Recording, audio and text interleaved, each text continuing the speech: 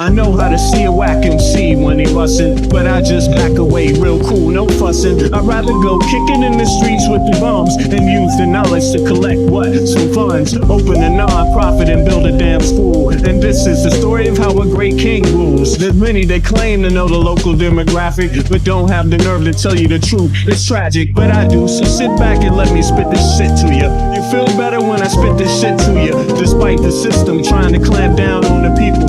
People will learn how to stand up to evil. Not evil that's across the globe, that's too far, but evil that lies in their own backyard. And fighting, it's not an option, they can't win. The government, it's not supposed to represent sin, but then again they do, and that's a problem. So let's go down and figure out how to solve them. It's not fun being a rapper that can't speak, but we do, yes, and plus we make fat beats. Yo, we smoke weed, break up trees. Listen, bringing fat beats, that is our mission. You wanted to see us, homeboy, shut up and listen. Thelonious and Big Bennett, brother, check the vision. Mentalities of different realities. Enter the Star Trek room when you hear the boom. I be the Walkman with the super bass. Automatic stop, yes, stereo cassette player. With the delayer, freaky lyrical sprayer. Extraterrestrial rhyme sayer. I be the poetical VIC / master of the ceremony. Genderoni, won't you come step with me? I'm on a historical journey, kinda like Sigourney. Implore me to represent the attorney that represents my niggas, go figure. It's the card, they call me Uncle Bigger. Niggas love your blunts, down your liquors. I be the parallel to the fiction. You're fixated on this brother's nature. Relaxed behavior, I might save your change. Flip it, rearrange the whole concept. Yo, it's good for all your brain. Insane, psychotic, neurotic, black onyx, and hooked on phonics, just atomic. Bees like a bonnet, cut with the Asiatic, they all up on it. Rhyme static with the sporadic type of skill. You wonder, is this nigga Vic really for real? It's still, but only necessary in the berry. I'm milk like dairy, they quite contrary. That's scary, but I'm a dog in the prairie. I scurry to grab my bones and just bury. Lyrical flurry, go get your secretary with impeccable diction. My style might vary, so get a hold of your own shit real fast. Fucking with us, we take it right out your ass. Prairie dogs chill while the other dogs howl. So too many dogs get sent to the pound. Back on the hill, me and my peeps just lounge. Prairie dogs, we keep it on the down. Splatter, don't like gun splatter. We try to climb the ladder, wicked men get better. They make it like splatter, but it really don't matter. Cause you know we coming back to our sons and our daughters. Father, him the one who protects ya, and the mother, she will never neglect ya. Through divine nature, the people respect ya, and in this way I deliver my lecture.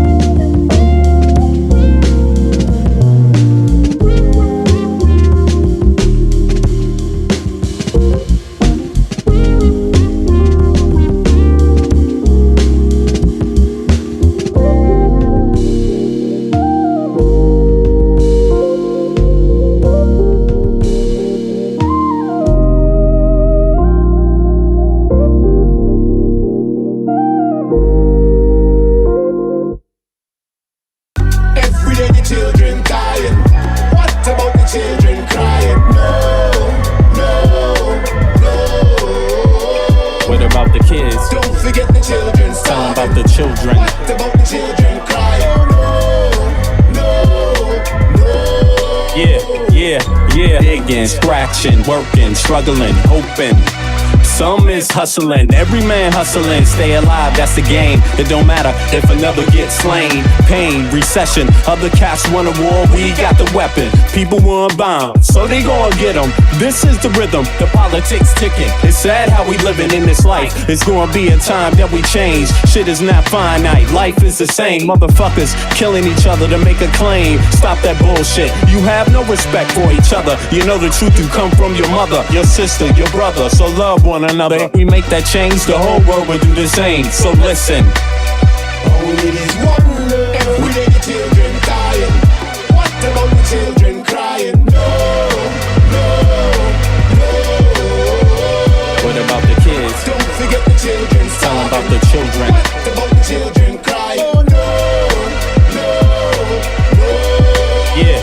someone. Yeah, tell me, when is the suffering gonna stop? I see time ticking, fuck your watch. There comes a time when man steps to the plate, but it won't matter if your mentality is fake.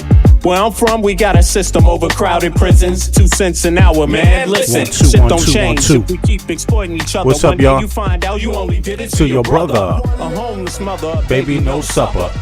How's everybody doing today? It is Saturday the 18th, July 0858 Central European Time. That makes it 0258 Eastern Standard Time in the Americas.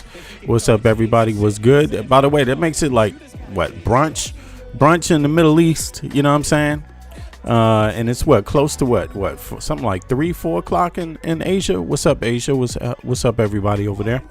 Hope everybody's doing well where things are well, and the places where things aren't well, I hope things get better. There's a lot of places like that, though. We don't often get a chance to discuss all the places where there's some horrific things going on. You know, Sudan is up in war. It's been in constant war, civil war, and it barely makes the news. Not to replace other places, other spaces, Ukraine, Palestine. You know, the Middle East is getting, Iraq, Iran, is getting heated, and the world has its hot spots, and the worst situations aren't even the ones that make it out there totally, and it really does depend on the politics. It comes on down to who's more valued as a human being and who's not. And believe this, there's one thing about being in civil strife, but there's another thing about being in civil strife and not even making the news. You know what I'm saying? So that tells you there's levels to conflict, and you just be lucky if your conflict is getting daily news. And the humanity situation is being covered daily. Be happy about that at the very least, if the rest is fucked up, because there are places. Congo, we ain't gonna hear nothing about that. You know what I'm saying? It's not happening. The news is not interested really, and it is politics. It's about not so much who's directly involved, because look, let's be honest, a lot of places don't want to always be involved in stuff. Maybe they don't want to be involved. Maybe if they're going to be involved, they will be confused as being part of the problem. I mean, politics is very complicated, and some people might want to just be there to pick up the pieces later after people are finished fighting. You see what I'm saying? And as long as they're not finished fighting, folks might sit back and watch, and do nothing, or do little, and little is not nothing, but it's still a little, But having said that, we got another conversation, because where we sit, we do have some power from our position, and where I'm sitting as an American citizen born and raised in Washington, D.C., born in Freedman's Hospital. By the way, if any of y'all know what that hospital was, that should be a qualifier, give you an indication of my age. And also, family on both sides goes back to the colonial period. But as a grown ass man, I live in Copenhagen, Denmark. I live in the great country of Denmark that actually gives a shit about its people. I mean, as long as people don't necessarily make, there are some things there where you could get caught in the gray areas and stuff. But generally speaking, Danes in Denmark gives a fuck about their people. The country I come from, I have to say our government does not fucking care. And I'm not joking when I say that. I'm old enough to be able to have experiences that go back to, I'm born in the 70s. So I know a lot, born and raised in Washington, D.C., traveled to many places in the country, have traveled outside of the country. So I've seen a lot, you know what I mean? And I know what it looks like in countries where people care about their people. And I know what it looks like where you don't. And the United States is a wealthy country, but it's a wealthy country that operates like it's something wrong with caring about your own fucking people. I mean, the government operates like there's something wrong with making sure everybody who is a citizen has access to high quality education. Everyone who is a citizen has access to high quality health care. Our government does not believe that should be the case, when every other Western government believes that should be the case for their people. Very simple. affordable housing rights. Even most of the Western world has housing rights. United States, man, you ain't got no motherfucking housing right. You find your ass out there just like a lot of people who have mental issues and things like that. You'll find your ass right out there on the goddamn street with people walking right by you while you beg for some pennies. You know, that's what the reality is in the U.S. And that's a function of our government. We have veterans on the street. Speaking of that, I had somebody that's claiming to be a veteran that came on one of my posts. You know, I don't understand how people talk. I don't believe the person was a veteran, but they were avoiding telling me what they were talking about, but, you know, insinuating a lot, not really getting to the bottom of it.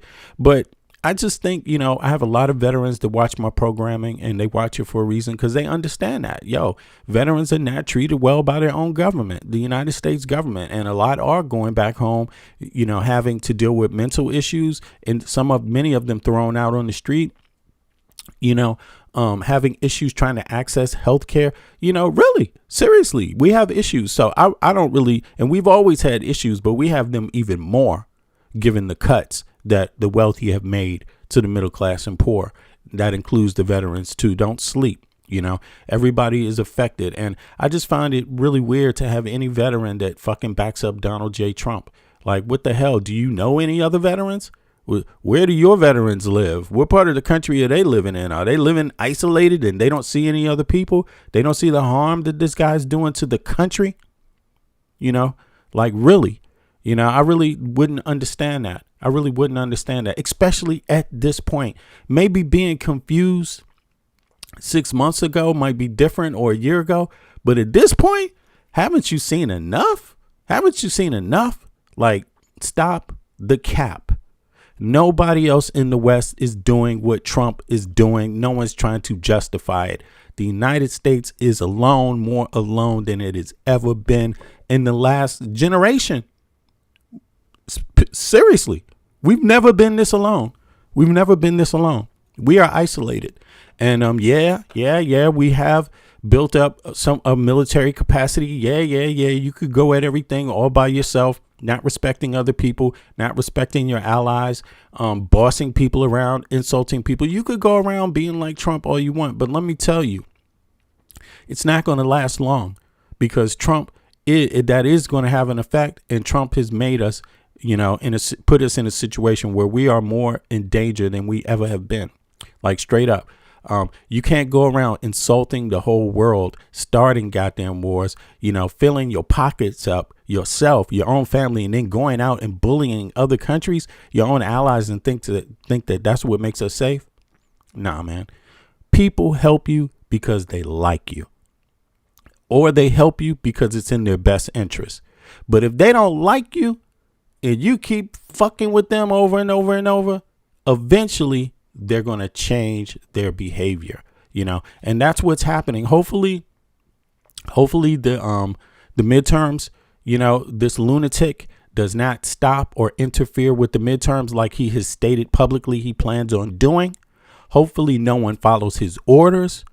But everything hinges on this midterm and American citizens having their right to vote be upheld, and people not intimidating them with guns, people not intimidating American citizens with signs, people not sending American citizens phony ass emails saying, oh, come and register over here, this is better, and then fucking over their registration form. This election hinges on people staying the fuck out of American citizens' way when it's time to register to vote and when it's time to vote. And that means you ICE people and you federal agents, stay the fuck out of people's ways. You have no right to interfere with the citizens' right to vote.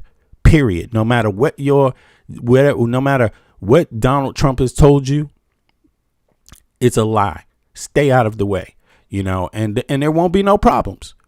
But you try another January 6th, you try to manipulate in other ways too, it's going to be a problem. It's going to be a problem. So there's no guarantee right now that everything is going to be all right for the United States of America, because we do have people implemented in the government that are hell bent on making sure things won't be all right. You know, Trump is alleged right, by the Pentagon to have Israeli spies all up on him everywhere he goes. J.D. Vance, Witkoff, everybody in that administration.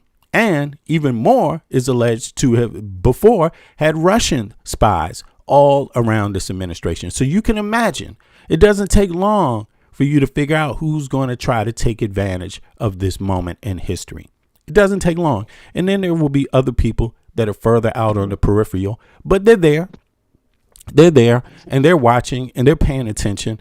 And so the only thing that is going to make America, that's going to give us a option, or a choice, a possibility of having things go over well is if all those Americans that didn't vote in the last election bring their ass out to vote. All those people that didn't vote in the last election, you need to register to vote. You need to call your board of elections and make sure you are registered to vote or registered in the state with your correct address, because if your address is wrong, they're going to try to stop that. They're going to try to stop anything. You're still a citizen if your address isn't correct that day, but they're going to try to stop you anyway. You see what I mean? They want low voter turnout because in their experience, crime works best when or corruption works best when there's low voter turnout. So I hope people go out there, young people, fuck the adults, go out there and register to vote. Don't worry about being excited about who they are, but register to vote and get ready and get engaged in the conversation. It's your country. You are the one that's going to have to pay the taxes that take care of the old. It's you. You will be taking care of the old your entire life until you get old, and it's through the tax system. So take advantage of this moment. Don't let our country fall. And yo, Michael, you there? There you go. I'm here. Yeah. Here. What's good, man? We had a chance to digest Trump's speech. There's been some time. So now everyone is chiming in. Yeah, go ahead. I'm going to leave a link. Yeah. And I just want you to hit that link. Mm-hmm. That link is what Trump used as voter interference and voter fraud. I want you to cover it because it shows how they interfered on his behalf and denigrated Biden. This is what he used in that same speech. Okay. Right? I'm going to leave it in the chat right now. Yeah, do that. Okay, no problem. I'm going to open it up. Yeah, things that we starting early, I see. Yeah, but people are anxious because now there's been the speech. Trump has made a speech and there's been some time for people to digest it. We didn't even have a chance to watch the whole damn thing because this man talks forever. You think I talk forever? Imagine if I was the president and every time I came out, I talked and I talked this long. Well, Trump talks long and it really doesn't have much to talk about. I mean, he takes up a lot of time. Let me see. Is it in? You didn't put it in the chat, bro. Put it in the main chat on the live feed. Yeah. Let me see. Let me double check and see how these videos are looking. Oh, they're frumpy dumpy. I mean, come on. People already got it bad and now they need a diarrhea, a goddamn epidemic. I mean, I don't know what else to expect. Man. But it's true. All right, let me get over here. Yeah, Michael, when you get it, let me see. Did he put it in the back? Michael, put it in the main chat on the YouTube. Put it in the Discord chat. YouTube, the link is too long. Okay. So let me see here. Let me see if I can see it in the Discord one. Let me see. You put it right here. Messages. All right. Let me see. I don't see it, bro. I don't see it. But okay. You put it in a private one. All right. Let me see if I can find you how to do this. Oh, there it is. I see it. I think I see it now. There it is. Is that you? Yeah. Okay. Let me open this up. 2 seconds. You said the link is too long. Yeah, the link is long, but I'm gonna try to copy it real quick. There it is. Oh, it's a Google Doc. All right, so let me just copy it. Boom. That Google Doc is what he referred to as evidence for voter interference in his last speech, right? And so it's just us backtracking and fact checking what he gave as evidence for voter interference, right? Hmm. And it directly points to Russian interference in his favor and against Biden. Okay. Yeah, well, that's what people have been saying exactly, and and that's what people said before too. And for some reason, Yes, he they shoots did, it down. right? But now we're gonna pull up the direct source that Yeah, he cited. He put this was on the White House page. yeah, yeah, So yeah. just so everyone knows, this direct source in PDF was on the White House page for voter interference and voter fraud, right? So that's why I wanted to cover it in particular, right? Yeah, yeah, no worries. Here, let's see here. Boom, boom, boom. It's right here. Let me go down and make sure it's available here. Okay. It should be up right here. Right here. All right. So let me pull this up now. All right. So this is the National. Can y'all see this? Yeah, this is the National Intelligence Council Assessment, NICA, NICA, right? Formerly released by the Office of the Director of Intelligence, right? ODNI, right? Office Director of National Intelligence. Okay. Concluded that no foreign actors altered or, oh, wait a second. Let me close this down too. Yeah. No foreign. Can y'all see this? Can you see this up on the YouTube? Let me just check 2 seconds. All right. Here we go. There we go. All right. So here we go. Concluded that no foreign actors altered any technical aspects of the 2020 U.S. presidential election, such as a vote tabulation or ballot casting. Exactly. Trump likes to speak in, in generalizations. But when it comes to voting, the vote tabulation, that's counting, or how people cast their votes, how people vote, that mechanism, mail-in ballots, going to the voting booth, voting. What do they call those? Dropping your thing off at a drop box. All that was fine, according to the Director of National Intelligence, right? Under Trump has appointed this person. However, the declassified report ICA 2020-00078D confirmed that several foreign adversaries, primarily Russia and Iran, engaged in extensive covert or overt influence operations to sway voter preferences, undermine public trust. And should I open this up? Or no, I should just keep reading. All right, I'm going to keep reading. We can go back to it. This is what Russia did. The intelligence community, and thanks, Michael, for putting this together, too.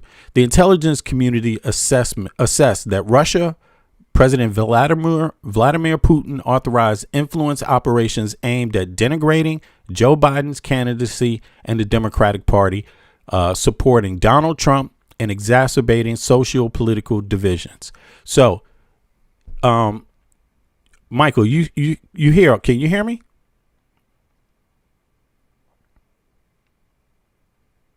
Okay, maybe he chimed out. Hop up in a second. I'm here, Oh, you can hear me? Yeah. Okay. Now, the Director of National Intelligence is a Trump appointee, right? Trump appointee for sure, and he is a former attorney of the Southern District of New York. Okay, exactly.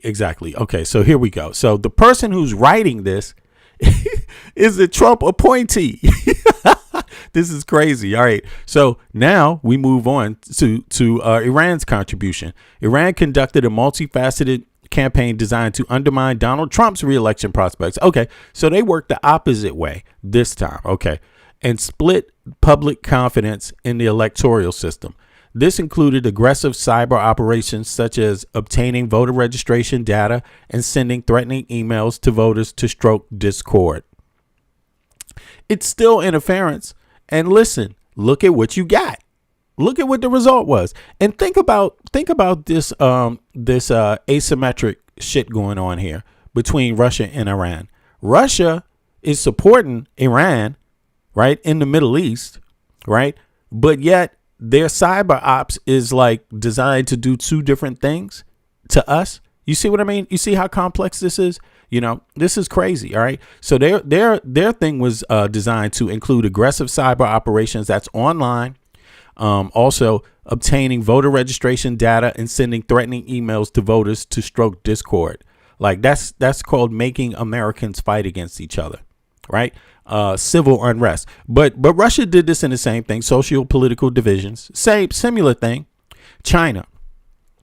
The intelligence community concluded that China did not deploy interference efforts to alter the election outcome. While Beijing maintained a general preference against Trump's reelection, it assessed that the risk of blowback from an election influence operation outweighed any potential benefits.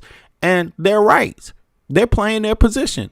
They don't have to engage in this kind of stuff to win. Not when Russia is going to do it for them, and not when Iran is going to do it for them. That's overkill. What's the point? You see what I mean? Yeah. And Russia, I mean, Iran should pay attention to this, because it's not China that got bombed by the U.S. It's not Russia that got bombed by the U.S. It's actually Iran. So Russia interfered. They didn't get bombed by the U.S. Iran interfered. They got bombed by the U.S., but only because of Israel. You know what I'm saying? Because Netanyahu wanted it, and China didn't get bombed at all, and they didn't interfere at all. And they're set to that helps their relations, to be honest. That makes them stronger on the international playing field. Very simple. Operational impacts, and it also sets up better relations with them and the next president too, to be honest. So China played its hand well, you could say.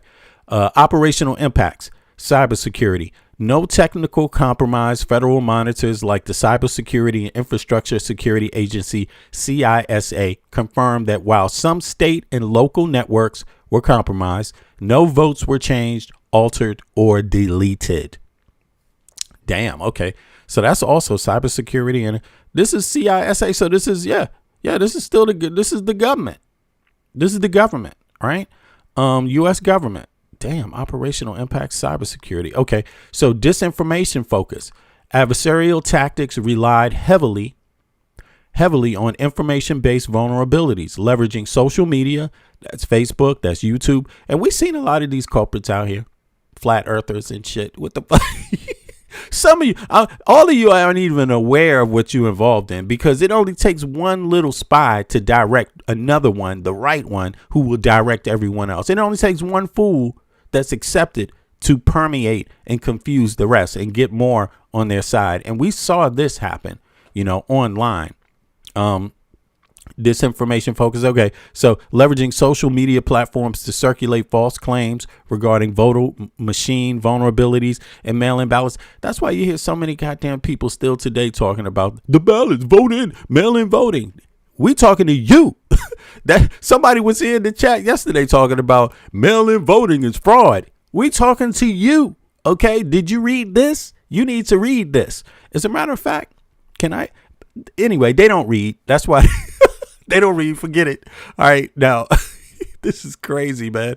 Damn. So now that you know, look, I don't want to hear nobody in the chat talking about mail-in ballots is fraud. Okay. And if anybody does come in the chat saying that, everyone else knows what to refer to. Say, have you read that article have you read that statement from the CISA lately? All right. Let's see here. Yeah, bro. There it is. There it is. Should I put these in the chat? Let me put these out there. 2 seconds. Let me put these in the chat. And then we can take a look at some legacy media. So bro, oh my God. Hold on. Are these links too big? Let me see if they too big for me to put in the chat. What's up, everybody? Let me see. Can I put them in there? That's one. All right. Let me go to the next one here. Yeah. Beautifully, put together by Michael from Brooklyn. What's up? Everybody say what's up to Michael from Brooklyn. Yeah, for doing this. My main contributor here, co-contributor. Let's see here. Also soon to be co-producing his own stuff too here. Let's see. And then there's one more article. Boom. Let me put that one also in there. Yes. I mean, for people that want to know, you can refer to this video. The timestamp is 30 minutes. Okay. So come 30 minutes in and you will see these links in the chat. All right. 30 minutes from the start of the video, you will see the link. Damn, 30 minutes flies fast, man. That's wild. All right. So let's get on to, and by the way, everybody get out there and register to vote. If I didn't say that already, get out there, register to vote. Go to vote.gov. This is where you go to. It says it right up top here, vote.gov, right? And you just go right down on the bottom and you pick your state. If you're not registered to vote, do it today.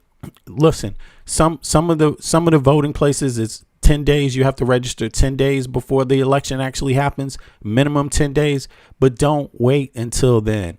The more these wealthy people, right, see, and these cons see that American citizens are actually voting and registering to voting, they will lose sleep. They understand. They get the polling back. They understand when there's the outcome or the what high voter turnout means. When they see high voter registration, they know they cannot sleep. They know their time is coming. So people just registering to vote is a way to get at them right now, you know, so they can't just sleep easy. Let them know every day up to this election that you are pissed off. And the only way they care that you're pissed off is when you vote, when you register to vote. If you're not registering to vote and you're not voting, they don't care what you think, because that's how the law works. Now, let's see here. Let me pull these up. Are we here? Yes. Now we here. Now let's get on with it. Legacy Media has had time now. Oh, right. Is this not it? Oh, no. This is the wrong one. Sorry. It's taking me a second to get everything rolling, y'all. I didn't format everything correctly when I started the stream, but yeah, you all, I hope you understand how that goes. Here we go. I'm almost there. Let's see here. Boom. Now we rolling. So, now that Trump has given his crazy ass speech, now Legacy Media is chiming in on it. I didn't get a chance to hear all the kooky spots because it was long yesterday. It took forever. And Trump is a slow speaker, right? So, and they do let him ramble for a fucking hour. I mean, goddamn. Why did they let him do that? Let him speak for 10 minutes and then take him off. You know, he should be able to have said all that stuff in 10 minutes and been gone. But no, you have to wait a long time for Trump to get it all out. But eventually, I think after a half an hour or 15 minutes, he really started getting in the groove of his lunacy and saying all the shit he wants to say, which is, of course, attacking Biden, attacking the election system, attacking anyone that doesn't agree with him, all the conspiracy theories. Again, he's the president. And he's saying that the deep state is still coming after him, right? He said that before when he was president. Now he's president again. He's got everyone he wanted appointed. You know, the Senate said, yes, approve Kash Patel, approve Pam Bondi, approve all these people. And he's still talking about the deep state. Who is he talking about? You see what I mean? The military is even following Israel's lead because Trump told them to. And he's still talking about the... If you don't understand that you are the deep state at this point, the moment when you tell the military, go protect Israel, and they're waiting for your call, and you tell them to protect Israel, and they go out there and protect Israel, and you think you're not the deep state, something is just not working anymore. So let's go to Legacy Media and see what they had to say. Let's go. Here we go. All right. Community in 2020 admitting that Donald Trump was using Vladimir Putin's talking points. The Russian government are advancing narratives with U.S. officials and other prominent persons as well online. These figures, says the documents released by Donald Trump, these figures are conspiring to intensify efforts as the election approaches to orchestrate a high-profile scandal implicating Joe Biden and the Democratic Party at the peak of the 2020 U.S. presidential election. This document released by Donald Trump to prove that U.S. elections in 2020 were rigged says their aim is to defeat former Vice President Joe Biden and to ensure President Trump's victory. The incompetence is staggering. It's overwhelming. He has this speech. The Republicans, for people that don't know, I know you know this. And anybody that supports that is a traitor to the United States of America. I mean, sorry, your elections are among your own people. If people want Joe Biden or they want Trump or they want Kamala Harris or they want Hillary Clinton, that's our motherfucking business. Or if they want Mondami, that's our business. That's nobody else's business. So anybody who supports them tampering with our elections, you are a treasonous too. Who the hell does that? Who the hell does that? I don't know of any Dane that would support some foreigners coming in and fucking with their elections. I don't know one Dane. I've never met one Dane that would agree that that's cool to do. In fact, they might disagree about a lot of shit, but with that, they ain't having it. You see what I'm saying? Why are Americans willing to have it? What does that say about our form of patriotism? When we're willing to side with Russia in interfering in our elections? Like, yo, that is so foul. Or anyone else, siding with anyone else, you know? But Trump literally asked them to. I mean, that's the crazy part about it. He was like, Russia, help us get Hillary's emails. Please, Russia, please help us. It's like, Republicans who the hell does that? Freaking out on the Hill all day. They did not want him to give this speech because they knew it would end just this way. With Americans concerned about how much gas costs, how much their rent costs, how much their health care costs, how much their health care costs, and how much their health care costs, the war going on in Iran. He does this speech anyway, and this is what happens. The only thing he proves is, well, let me read his words,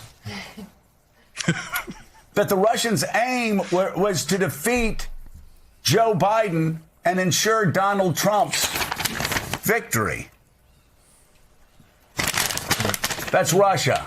That's Russia. And also, of course, that the Russians were using their time-tested theory of vote rigging in a Western democracy, which Donald Trump picked up and spouted out and accepted just hook, line, and sinker. So tell me about the speech last night. What did he accomplish? What did he not accomplish? And was he really just trying to lay the predicate for trying to rig the November election?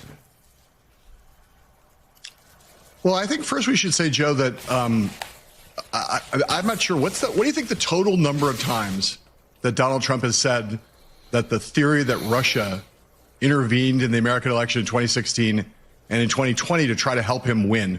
How many times do you think he said that that's a hoax over the last 10 years? Right. I mean, can you count that high? Right. Exactly. His own intelligence assessment community told him this is what happened, and he said it was a hoax. How many times?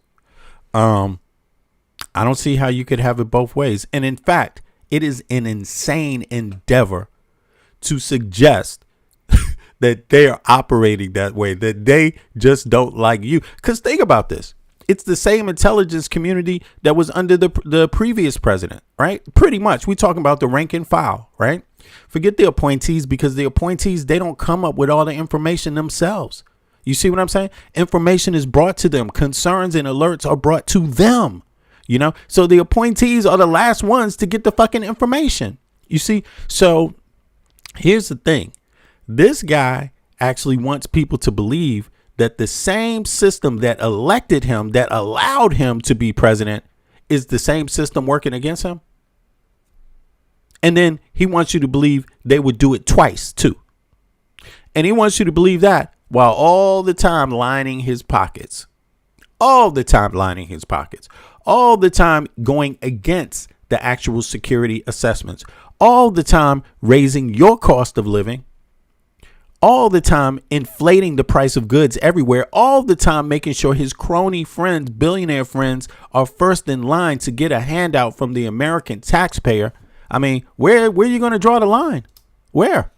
Can you count that high? No, I can't. And now he's declassified. Now he's classified a bunch of documents that basically prove that what Robert Mueller said in 2016, which was there was no collusion between the two of them, but also that the Russians had intervened in the election on Donald Trump's behalf, and that it just happened again in 2020. The Russians like Donald Trump. They want him to win. They're on his side. That's what these documents prove with respect to Russia. I think that, Joe, you pointed out the people on the Hill did not want him to give this speech for a variety of reasons. This is the last topic that any Republican who's in a contested election in America wants to be talking about right now. Election conspiracy theories, Donald Trump's monomania over something that happened now more than 5 years ago in 2020, as opposed to talking about the real lives of real people in 2026 and the future. So they don't even want this topic on the radar, let alone to have Donald Trump doing what he did last night, which was, scoring what I believe they call in the World Cup parlance an own goal on so many of these matters. And I do think that the key element of this speech is the assertion that, without evidence, that a number of foreign powers, principally China, but also Venezuela and others, have the ability, as if to kind of suggest that at will they could go into American voting systems, that the electronic counting systems are easily manipulable, and that the hostile foreign powers will be able to change votes, even though there's no evidence. It's so crazy because he's pretending like all the ideas of how they could be infiltrated haven't been taken into account. So first of all, the voting machines are offline.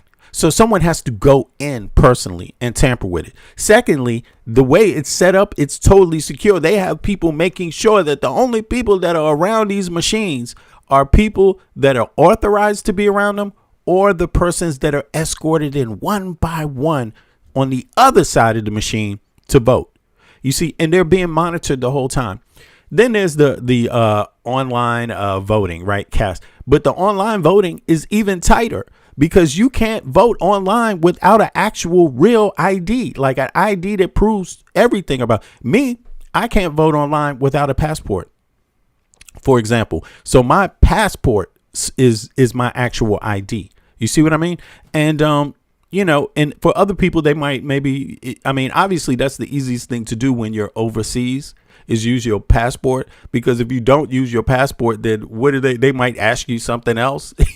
They might tell you to come with 2 pieces of ID if you don't, for some reason. You know what I'm saying? Like, so if you're overseas, that means you already have a passport. That's the easiest and quickest way. So you just electronically scan it and put it inside of your voting document, right? That's how it's done online, right?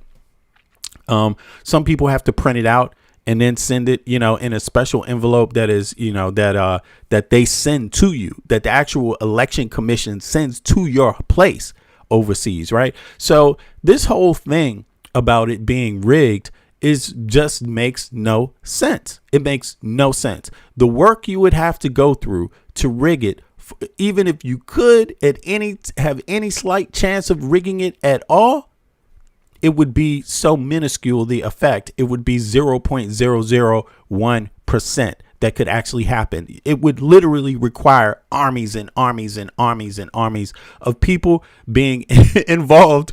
Also on the voting side, on the voting commission side, the electoral commission would have to all be in cahoots. Everyone, the citizens, come on. If it's that many people in cahoots, ain't it easier to just have them vote your ass out when they don't like you?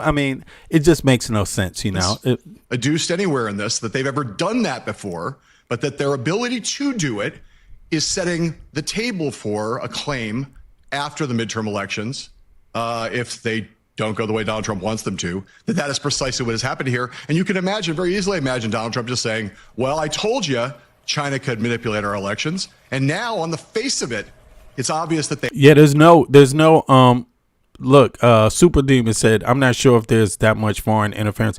No, there's not foreign interference in the U.S. elections. See, well, here's the thing. The intelligence community, right, under Trump and others, they've already stated that the mechanisms themselves, registering to vote, casting a vote, those are not affected. Those are basically impenetrable. Right. That's what they've stated. We heard this earlier played. The letter was written by them. I can read it again if you like. I also read it.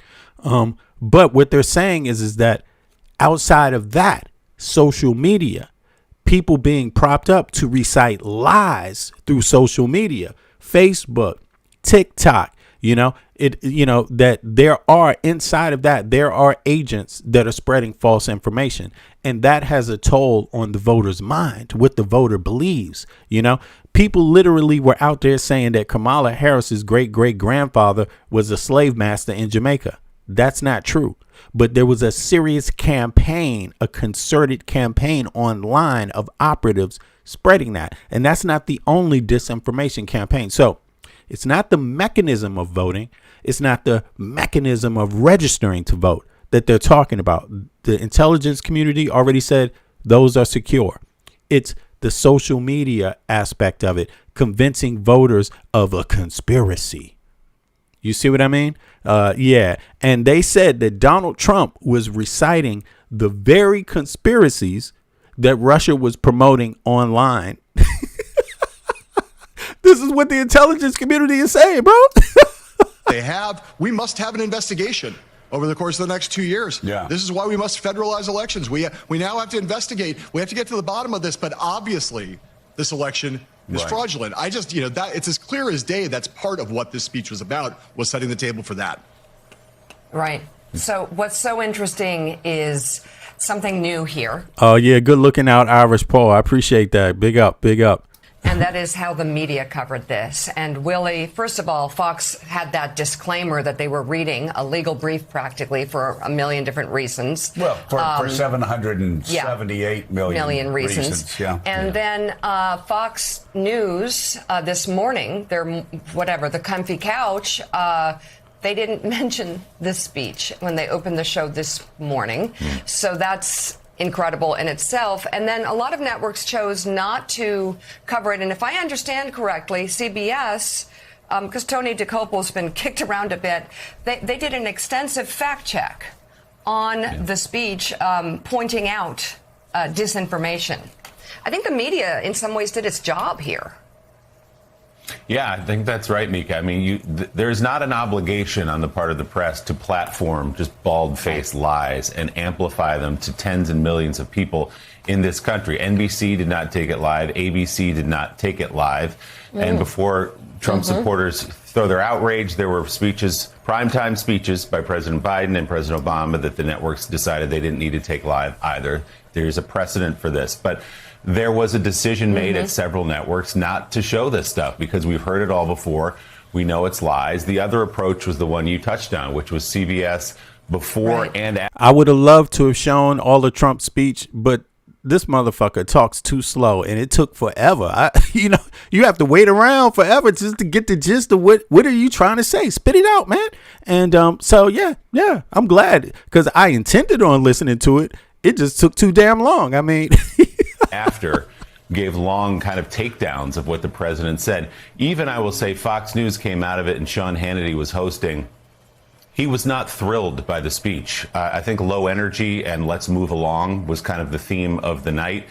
Quick wrap up of it, not sort of fanning the flames of the claims. Let's turn the corner and get to some other stories. So, and our MS Now and others, they dipped into it and then came out as soon as the lies started and debunked all of it. And even streaming platforms at NBC News did kind of the same thing there. So, I think that there was a decision made that we're not going to stand by or we're not going to participate in this further campaign by the president to lead up to something else, Sam Stein, which he kind of gave away at the end of the speech, which is, here are all these claims that, by the way, are not true, but I'm going to put them out there anyway.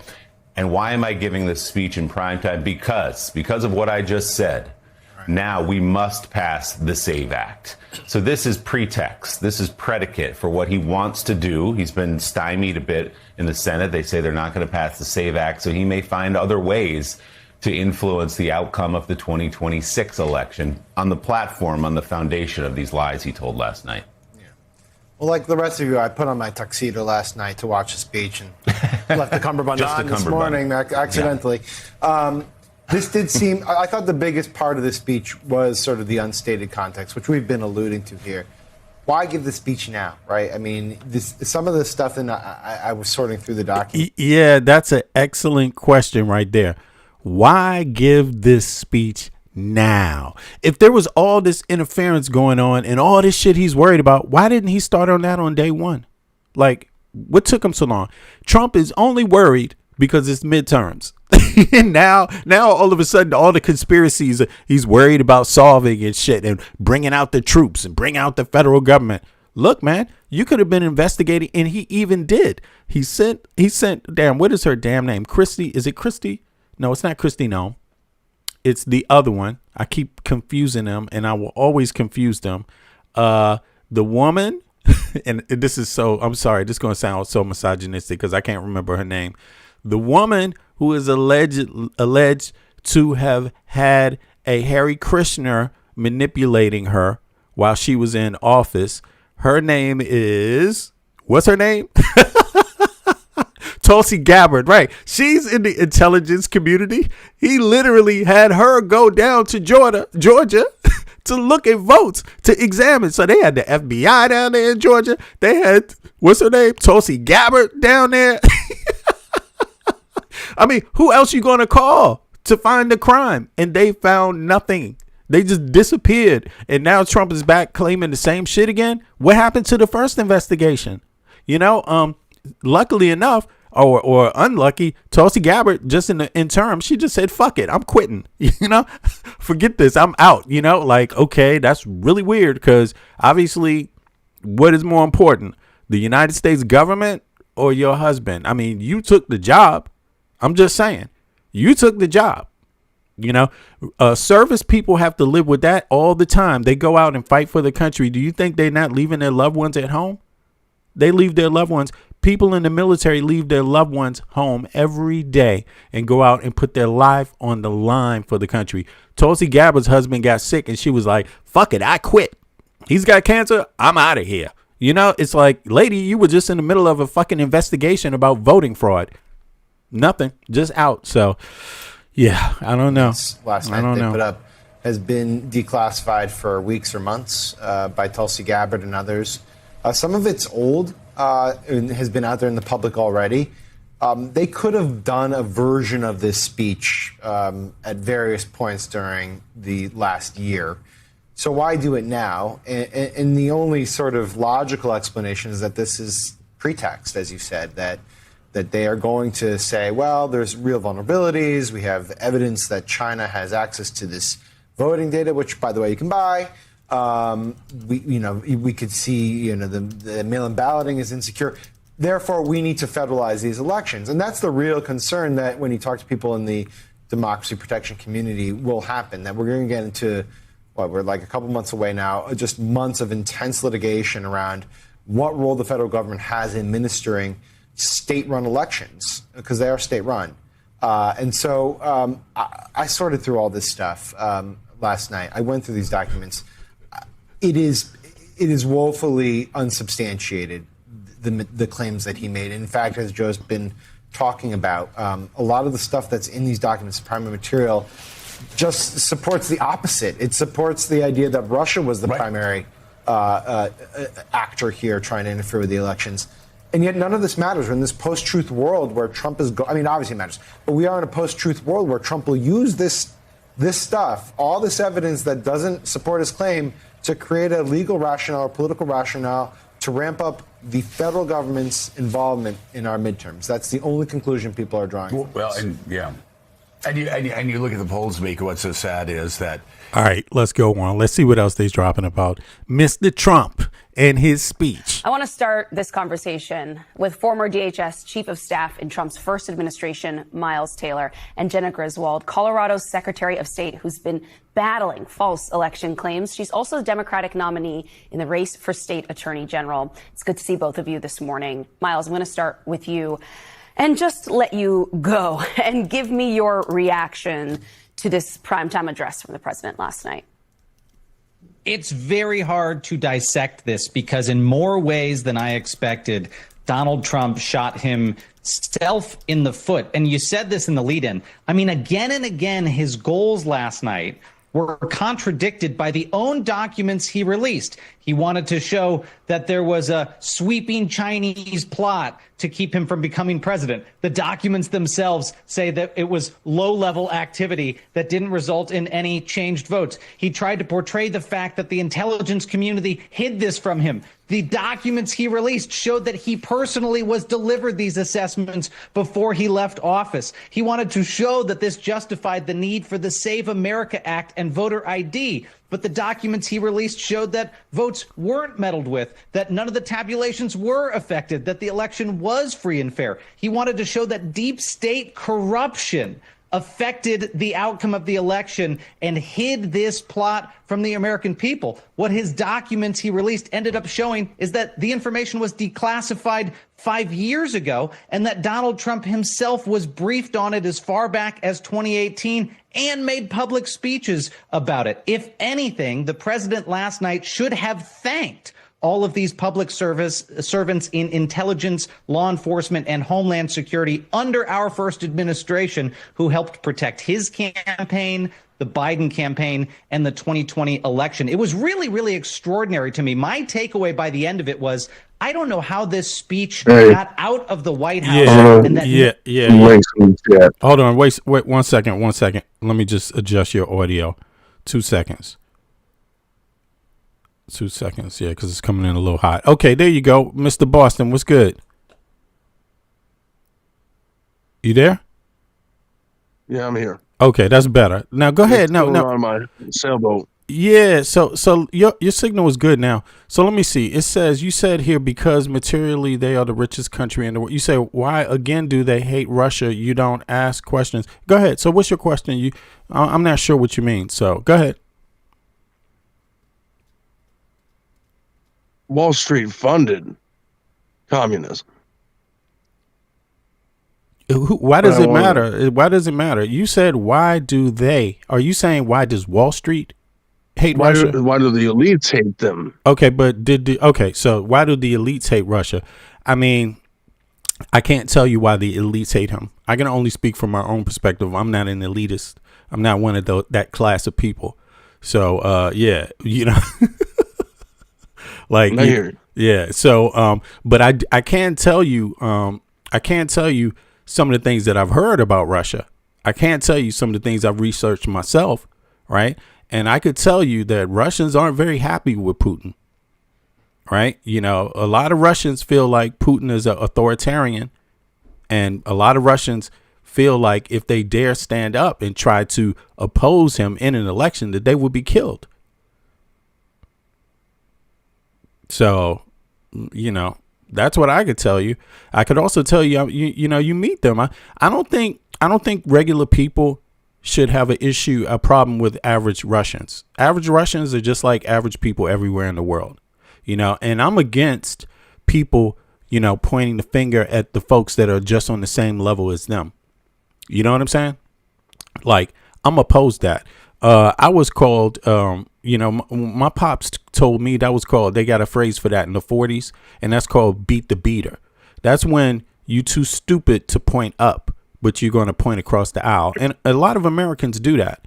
The middle class and the poor, they got them right in a handle right now where they're blaming each other and going against their own best interests, which is why you don't have universal health care. Which is why you don't educate Americans. You don't feel like all Americans should have the best education in the West and have the best opportunities in the West, because they have us going at each other. And I also don't feel like average people in the United States should be going at average people in Canada. Average people in the U.S. shouldn't be going at average Danes. We shouldn't be going at average Europeans. We shouldn't be going at average people anywhere. You know, so I do know there's an elite group in the United States of America. Why they hate Russia, I don't know. But I know one thing for sure, that, you know, what Russia does isn't necessarily on Americans' behalf, the average American. Their activity is not for us. Why do they hate Russia? It's because Russia beat fascism in our country. Like, after World War II, we joined World War II at the end of it, after the Nazis were already broken, you know, and really, I mean, don't get me wrong. I'm glad you hopped up, though. Don't get me wrong. I like where you're coming from. And Russia lost 22 million people fighting the Nazis. Okay, I'm not denying that Russia fought against the Nazis. I'm not Here's what denying it. happened. In 1842, Yeah.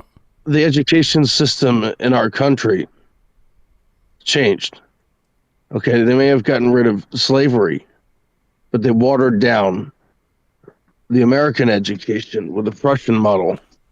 Look it up if you don't believe me. I'm gonna let you finish your statement first, but it's okay. Go ahead. I don't necessarily disagree with what you're saying. I just want to understand what you're saying. Okay. Mm-hmm. So they wanted factory workers, but they removed Common Core education and critical thinking and dialects from the American education system. True. I agree. They want to make workers that ask no questions. And they adopted the Prussian model, working for a wage, like chasing a carrot on a stick.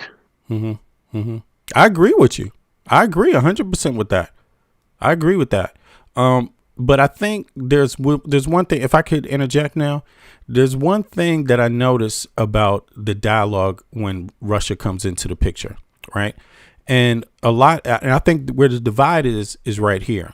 The divide is along the conversation about the Cold War, right? Because all of what you're saying actually took place before the Cold War, right? Which it's so. Correct. So I understand that, right? I understand that thinking. That's a different time frame, and I think a lot of it has to do with some misnomers that people put out there. And it's not just where are you from? Can I ask you what your ethnicity is? Just it's not necessary, but just so people understand. And Greek.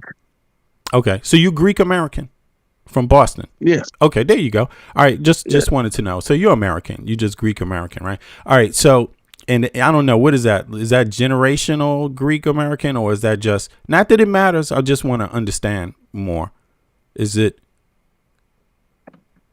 My like father is 100% Greek. All right, that's He was good. born in America. For me, I'm a type of American. I don't care. You're American. You're born there in the United States, and whatever, you're still American. So yeah, I'm just asking for some qualifiers, right? Yeah. Now, and sometimes when you talk about Russia, it depends on who you're talking to, what matters to them, and a lot of people they revert to maybe the Cold War, right? Because Russia was actually playing a role in changing the world. During, number one, a lot of countries gained their independence in Africa because of their contact with Russia, right? And people quote it often, right? My issue is this. When people believe that Russia is doing things for them instead of Russia is doing things for themselves, that's my only thing. And countries go through phases, so Russia has been through many phases. You see what I mean? So I hear a lot of, older than America. It's is over 5,800 years. Well, I don't know about 5,000. I don't know about 5,000, but no one could debate that all European countries are older than the United States of America. All, right? All Asian, China is older, right? Nobody can debate that. The United States is a new country. It's founded on a new specific history of events that happen, right? So they all have that in common about being older than the United States, right? But here's the thing. They were also an imperialistic nation, at one time. They also went out in the world and colonized people at one time, right? So I think it's important for people to navigate this and really understand the true history, what's playing out today. Western Europeans have had issues with Russia before. They didn't always have the issues, but they're very aware of ancient Russia and what they've done. China is very aware of ancient Russia and how it is expanded. Americans may not be aware of that. A lot of us in America, we don't even look at that history. So, we're not even concerned. We think that just because Russia played a role in the Cold War, that they're superheroes here to help us. Nah, they're not. They're another country that is a superpower that people should see as imperialists and understand they're interested only in their own goals. Just like people should look at our damn government a lot of times and say, wait a second, how are you operating on the global stage? You know what I mean? And do we do things for our own interests? How does China operate on the global stage? Are they here to save people? Or are they here for their own interest? You see what I mean? So that's my only issue about when people discuss Russia, is not to discuss them and make them different from anybody else. It's just to have a practical understanding of what we're dealing with. Yep. You know, you see what I mean? Like that's it. But go ahead. Let me give you the floor again. If you want an in-depth view of Russian history, there's a channel on YouTube. It's called Epic History, right? Mm-hmm. And you can get the history of Russia, and it goes back and through it and shows you in detail. Mm-hmm. Mm-hmm. Well, I would say this. Right. Let me give you. Oh, go ahead. Sorry, I thought you were finished there. Go ahead. You want to say something about that channel? And what else? You have like I'll put some links in the chat. Okay. To show you the connections between how capitalism funded not only Marx, Lenin, Stalin, and so on, and also Mao. Okay, they produced the stuff that the capitalists needed. So basically, the left hand washes the right. I don't necessarily disagree with that theory of the left hand washes the right at all. I don't know what particular things, when you talk about they produce things capitalists needed, they produce some things, and they have had a relationship. I mean, Russia has had a relationship with the West the entire time. Russia is one of the first to colonize parts of America. Russia was a mediator between European nations in the slave trade. They weren't fighting against it. They were a mediator between other groups that were selling slaves. You see what I mean? So, you know, I don't disagree with that. You know what I'm saying? I don't disagree with what you're saying. Russia signed the Berlin Conference, the same conference you hear everybody talking about. Western Europeans signed, and they split up Africa. Russia was a part of that too, and so was the United States. So you know, so I hear what you're saying. I just I don't want to spookify it though. You see what I mean? I want to make it practical and understandable for everyone to see how it affects our lives and what we're doing. It's not helpful for us to spookify Russia. That's for sure. You know what I mean? They're no different than a lot of other people. They're people. Russia are different people. They're not one people. They're different ethnicities of people brought together through colonization themselves. You see what I mean? So I just want to look at them on the lens through science as we do everybody else. You know, also, we shouldn't be out here with our chest pumping. You know, Americans, a lot of times we stick out our chest and say things that aren't really true. And look at the situation we're in right now. You see what I'm saying?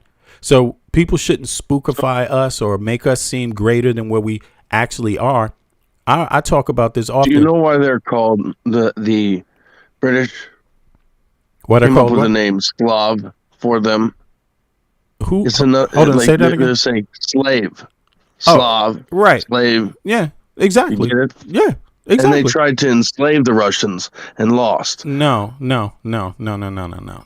See, that's a particular opinion you have, but one thing you got to do is you got to understand Russians. No, it's not a fact, because Russians are groups of different ethnic groups. So when you say Russians, they try to enslave the Russians, you have to say exactly what groups you're talking about. You see, that's the difference there, you know, and it's the same thing about talking about Americans. You know what I mean? We got to really be pointed in the things we're saying. Otherwise, we're going to spookify people. You know, we're going to get off track. Same thing with Russia. What do you mean by spookify? What I mean is by spookifying it, like turning it into something that it's not. Like when you say they tried to do the Russians. No, let's talk about who specifically, and then let's define who the right. Hold on. And Empire. You see what I'm saying? See, there you have it. There's my proof. And then also I'm talking about the other side. Who were the exact groups of Russians? You see, because they weren't one group. They're not the Russia. Russia is a new country. Russia expanded. Certain ethnicities of Russians expanded on others that are now called Russians, but they're not the same ethnic groups. You see what I'm saying? Russia was not big back when it began.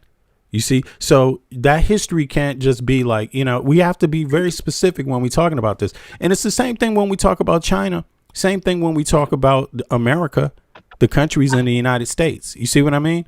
You go ahead. We have to remember. Oh, there you go, before Michael. Russia was USSR, right? Not China true. was also a greater China, right? World War II changed a lot of that, right? And so when we speak on Russia, Russia has a lot of different ethnicities, and other countries like Georgia, for example, right, that have Russian or USSR history, right? And so we don't want to see them as a monolith, but we understand that they do have influence in other countries, regardless of their politics, right? I think, They were you know, one of the only countries to resist the Mongols. Like, you think it's a new country, and like you act like Russia began during World War II. It's ignorant. no, I mean, USSR existed, right? And so that's Greater Russia. Let's refer to it as Greater Russia, right? But at the end of the day, there's a reason why these countries now exist, because they fought for their own independence under Greater Russia, right? And after World War II, they were allowed autonomy. So obviously recognizing the Russian influence, but also recognizing these countries as individual countries, right? Same thing with China, right? Understanding that China has influence in their history, but also understanding that these countries are independent sovereign nations on their own with Chinese influence, right? Russia had a czar.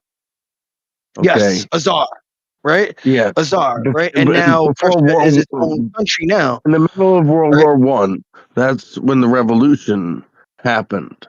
Okay. Yes, no one's denying that, right? But what we're talking about is Greater Russia is now not the Russia of today, right? The independent sovereign nation. We'd be disingenuous if we disregard the independent nations that strived for independence from Russia, even if they have Russian influence, right? The same thing with the Spanish, right? We can look at Latin America, for example. We have plenty of Latin American countries that were under Spain control, but now these are independent nations on their own, right? And so when we speak on these countries, yes, you acknowledge these countries as individual countries, but we also acknowledge the history behind it in terms of what their influence and what their heritage does come from, right? So I think it's obviously twofold, right? We're not going to be black and white. We have to understand the shades of gray that exist in between the black and white, right? Because when we don't do that, then we're not acknowledging the independent nations that have grown outside of Russian influence, Spanish influence, Chinese influence, right? And right now, in the current contemporary landscape of the political landscape, the U.S., Russia, and China are trying to create the greater selves of the past, right? So we do have to pay attention, because that's what it means to understand geopolitics. Right? Hey, let Understanding- me chime Karl in here. Marx Let me and chime in. Abraham Lincoln were pen pals. Let me chime in real quick, folks. You all are listening to Mr. Boston from the chat. He's of some Greek American descent, but he's American, right? And you're listening to Michael 100%. Michael from Brooklyn. Discuss this. Now I'm going to pull out. I'm listening. I'm just going to pull out to this because I want to give you guys a chance to discuss this. But I appreciate you hopping up, Boston, Mr. Boston. I appreciate that, man. I like the energy. So I'm gonna let you guys continue. Go ahead. Go ahead, Mr. Boston. Basically, Okay. Russia started in Kiev, and they elected a Danish man to lead them, and his name was King Rorik. He was a Viking. Of Viking descent, yep. The Kievan Rus, and his empire lasted for about 800 years.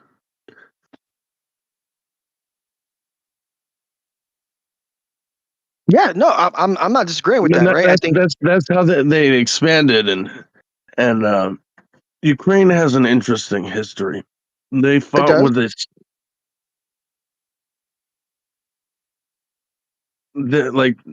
I believe they're Turkish, but like they call themselves Ashkenazi today. Ashkenazi is more Polish than Turkish, but go ahead. DNA wise, it's Turkish. Turkish of old, but their lineage does link back to Polish. The red the hair. largest Ashkenazi population currently resides in Poland, right? And so that essentially is after World War II, they populated the most and have their largest religion after World War II was Judaism. So they are considered one of the largest Jewish ethnic groups currently, and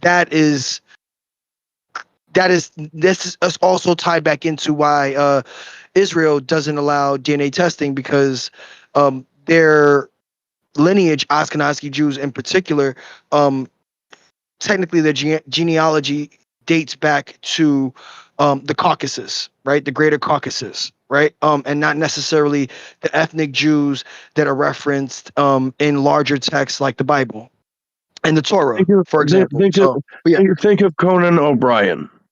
What would it reveal? Inbreeding. Inbreeding. But now we're crossing subjects, because Conan O'Brien is Irish and he is technically 99%. Hey man, Irish. come on, man. What's going on here, bro? There we go. Right, like what's going on, Conan man? Come on. He's Irish. Let's and keep he's it 99% Irish, and Irish have inbreeding that it essentially has to do with their outstanding trait, which is red hair. But that's not what we're speaking on. But exactly. Like we said, Come on. Let's keep it to just right, the people in the history, not the the other. Yeah. Let's just talk. Now, I heard something you mentioned the Cossacks, right?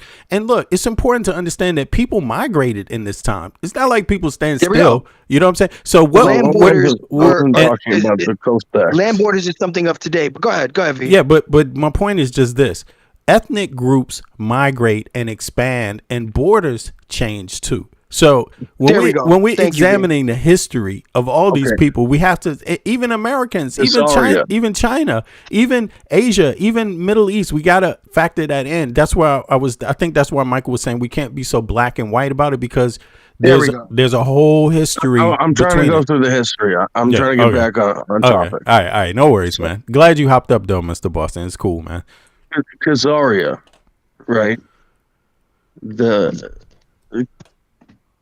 King Yaroslav II united all the tribes of the native people, because these people were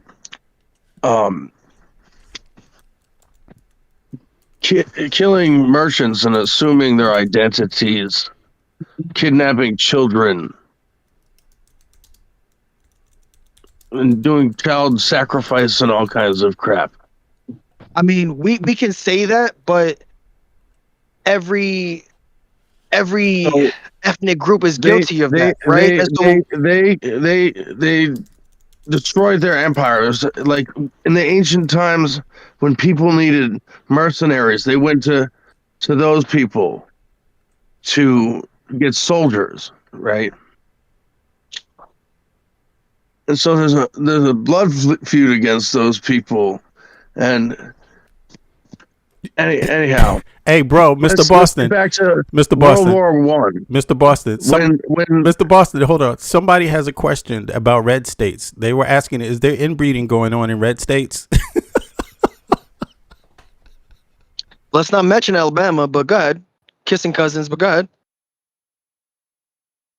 I don't fucking know. All right, man. We just joking. In Kentucky, they're allowed to marry like third cousins or some shit. I don't know. Rican, by the way. All right. Look. Fuck it, man. Come on now. Look, let's go back, please, guys. I'm gonna let you guys say your main points. Which you wanted to say? V. Navigate this conversation, because at the end of the day, the main topic is different ethnic groups. We talking about right? Trump. Fuck it. We talking about Trump's ass right now. What he's doing. All right, let's get back on. I thought you was going somewhere with this, Boston. Exactly. And so let's just get over that. Right? He's appealing to yesteryear. We live in contemporary terms. To reference past. We were talking ethnic group. He's more controlled by China than he is Russia. We were talking about what the U.S. intelligence community said about Russian interference on the elections. So let's bring it back to that. You don't agree with that? You don't agree with that, Mr. Boston? I don't. Okay. You know, the CIA was made by Wall Street. Alan Dulles, yeah. Well, the CIA is every politics to be called Rich People's Party camp. Regardless of the politics of the CIA, their main priority is American sovereignty. So yes, they've interfered with other countries, mainly Latin America, if we're going to get specific, but they wouldn't put out false information that can be literally fact checked.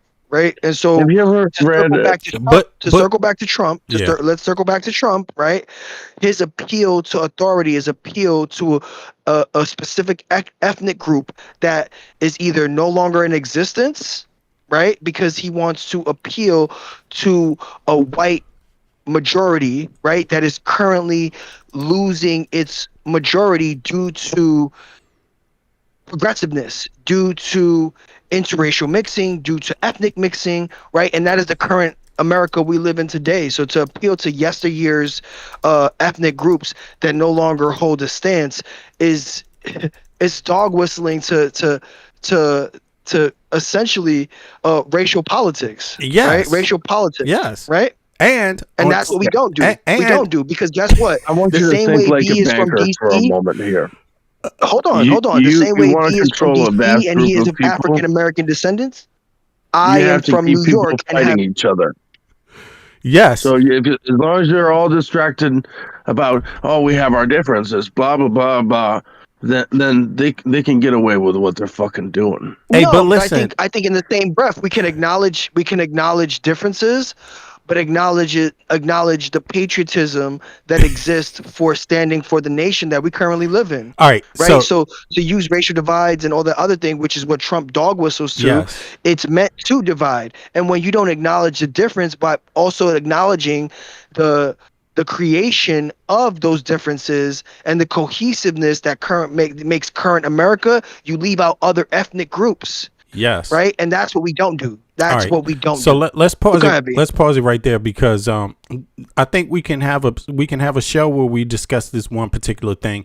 It's an interesting topic to take up, but let's continue on with the main topic of today, and that is what Trump's speech was about. And it's also more about, it's not only about Russian intelligence interfering in the elections, according to the Pentagon, but listen, I just wanted to say this, you know what I'm saying? Like, you shouldn't talk so much, about Irish people that way, man, because some people might talk about Greeks, bro. Like, come on, man.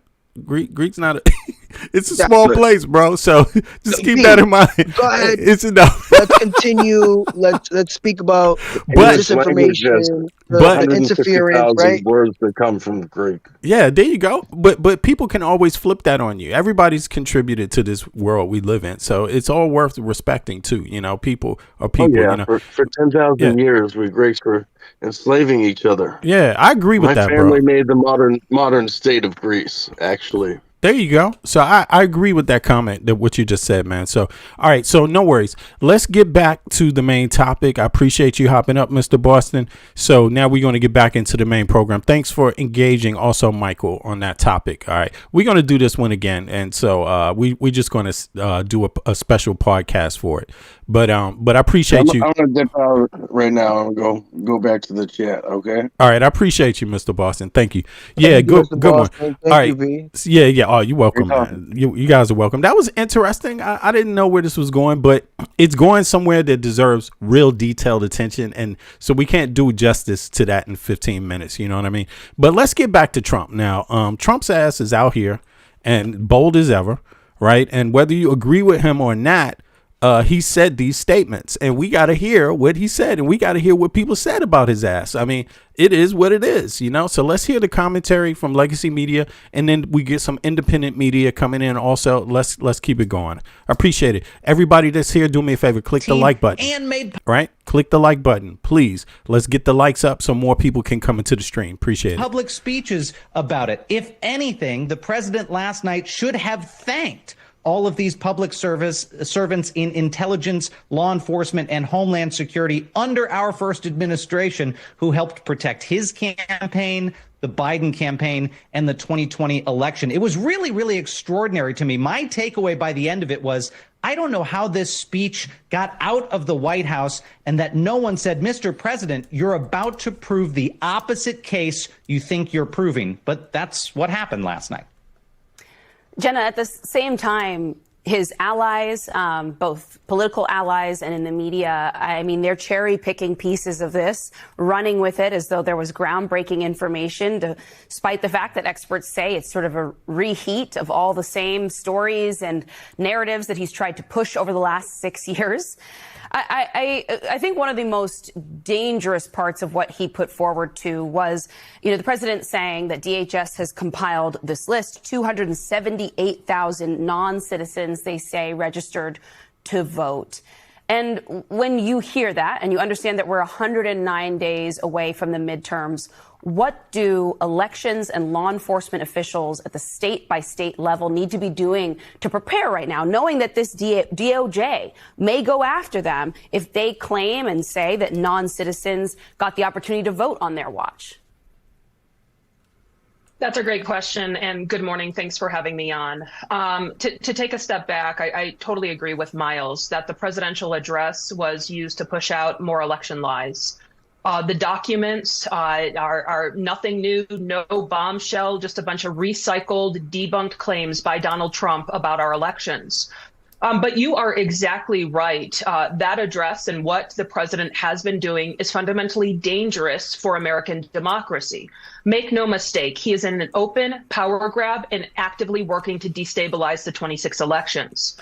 We have seen him weaponize every lever of the federal government, including now the presidential address, to try to inject chaos and doubt into the elections. And what states should be doing, what Colorado is doing, is building out contingencies for federal interference.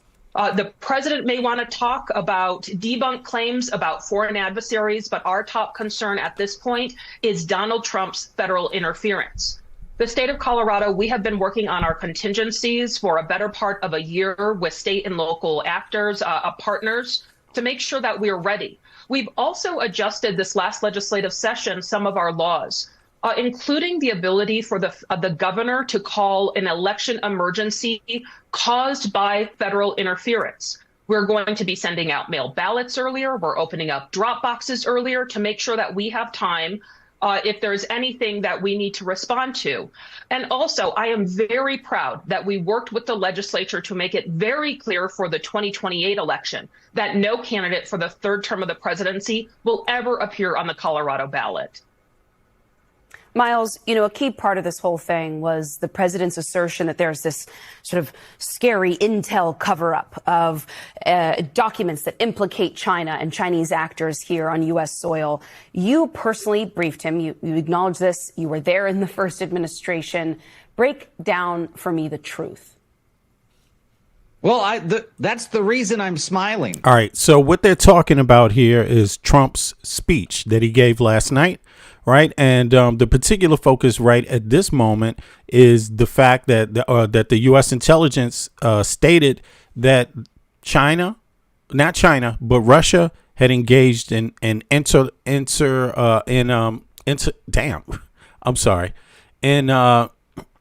votings. Right. I'm losing my words right now. Interfered in our voting, in our election. Right. And how they did it. The U.S.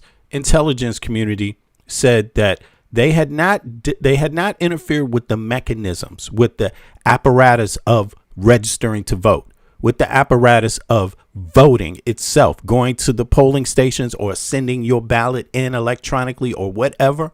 Not in that way. They stated that it was done through social media, through spreading lies, through confusing American citizens, ongoing campaigns, disinformation campaigns, essentially through mass social media. Right. And they're saying that Trump was aware of that. Right. But Trump underplayed it. He pretended almost like he didn't notice it and instead tried to make it seem like it's the intelligence community conspiring against him. Right. So that's what they're discussing right here. Is going to go a little further. Of course. Right. You can see here What is the claim? The claim is China manufactured illegal ballots to favor Biden, right? Now, relies on raw intelligence, DNI report, and released White House doc says no Chinese interference. Okay, that's the fact. Okay, we're talking about Trump's claims. So Trump claimed China interfered.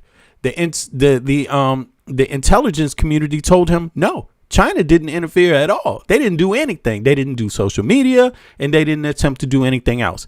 The intelligence community said Russia did the disinformation, and so did Iran for their own different reasons, which is interesting in itself because it shows you some asymmetric dynamics going on between Russia and China. Like they don't always add up together on the same side, although Russia likely supports Iran for its own reasons. China supports Iran for its own reasons, but they don't necessarily agree on all things now. So that's what this exposes. Claim. Trump makes another claim. China made the largest compromise of election data ever. Okay, the intelligence community, which is DNI, report shows China considered but did not deploy influence efforts. So again, the intelligence community, Trump's own appointee and staff disagrees with that totally. That's exactly the opposite message that they told Trump. And then there's the claim cover up of intel implicating China. They didn't cover up any intel. They said what their views were about China, and Trump got it. There's nothing else. So this is what they're discussing right now, and then there's more claims coming. So let's continue. Appreciate everybody for showing up. Actually, do me a favor, click the like button too. It's going to help a lot more people like yourself get involved in the conversation. Again, thanks for our guests too hopping up. And by the way, anybody can hop up today. Anybody can hop up. So I'm going to put the panel link in there. If you got Discord on your phone or on your computer, feel free to hop up and engage. I want to know your truth. You know, it may not be the same as my truth, but hop on up, because I think people will at least believe you when you hop up. You know what I'm saying? They will believe it's your truth, at least when you hop up. So appreciate that. All right, let's go on. The president of the United States went and made a claim on national television last night that is easily disproven by living human beings who he appointed to serve in his first administration. He suggested that the plot from the Chinese Communist Party to potentially interfere in U.S. elections was something kept from the president. I can tell you the truth was we couldn't get the president to pay attention to election issues. We were screaming to the White House.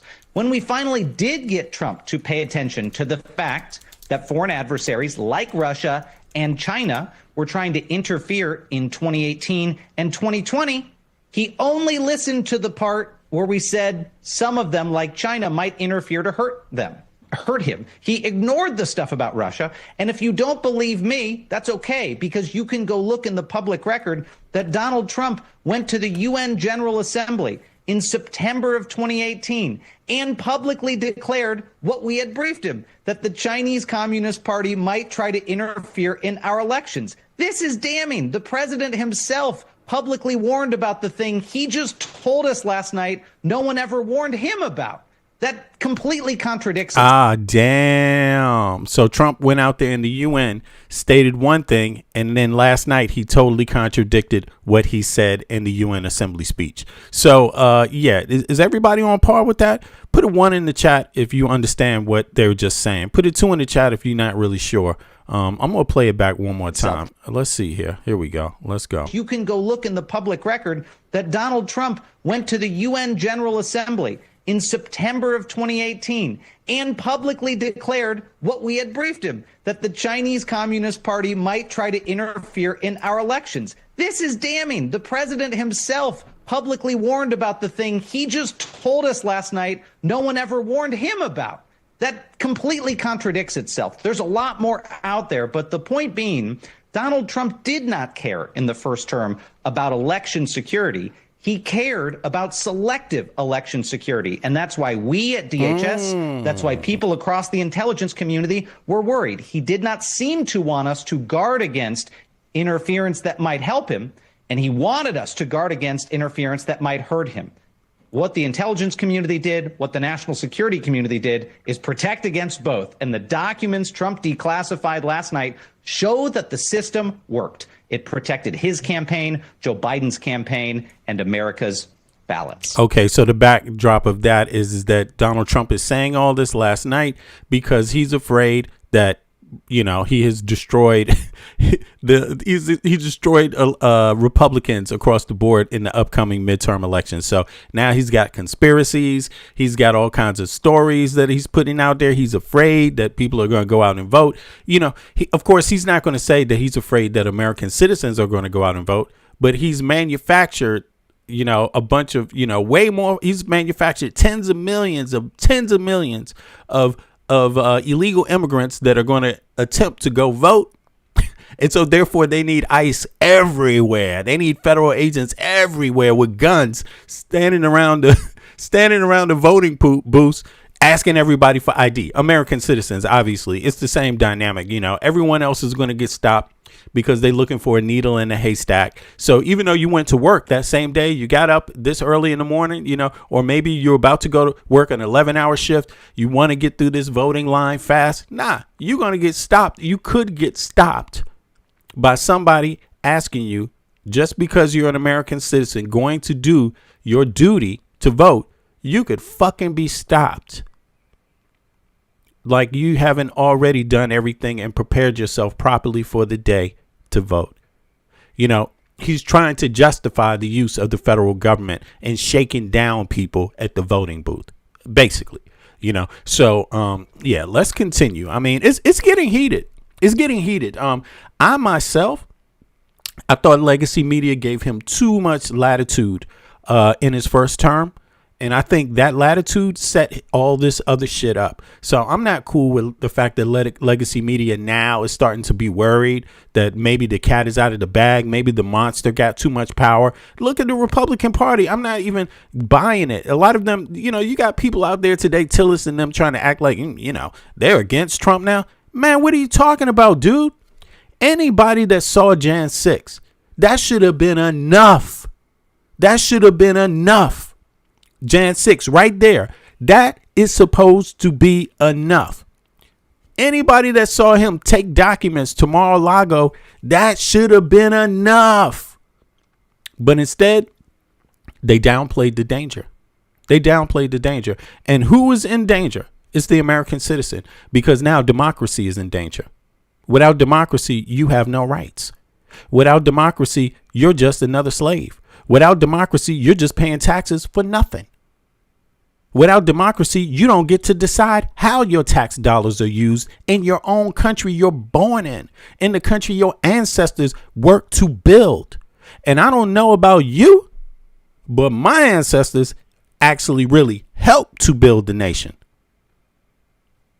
I don't advise anybody whose ancestors helped them build this nation at any time, whether it's from the colonial period to the foundings of the country, or whether it's to later on. Nope. You cannot change the deal now. You cannot change the deal now just because you don't like everything about the country. You know, the rules have to be applied the same. Everybody got to be given the same set of rules and the same chance at making it. And by the way, we need to look at what our government is doing outside of everyone having a fair chance. And we need to ask, what are our standards like? How do our standards match up in the Western world today? Do our standards in the United States match up to Western values anymore? Do they? How does our democracy match up to any other democracy in the Western world? How does our democracy match up to any other Western capitalistic democracy that exists today? How does it match up? And ask that question, because guess what? We have the answer here. The answer is out there. Legacy Media could tell you the answer if they want to. I'll tell you the answer since they have it. Michael, you want to tell them the answer? You might want to break that. I mean, we got 4 basic facts that we repeat every single time. I'll start off. Fact number one.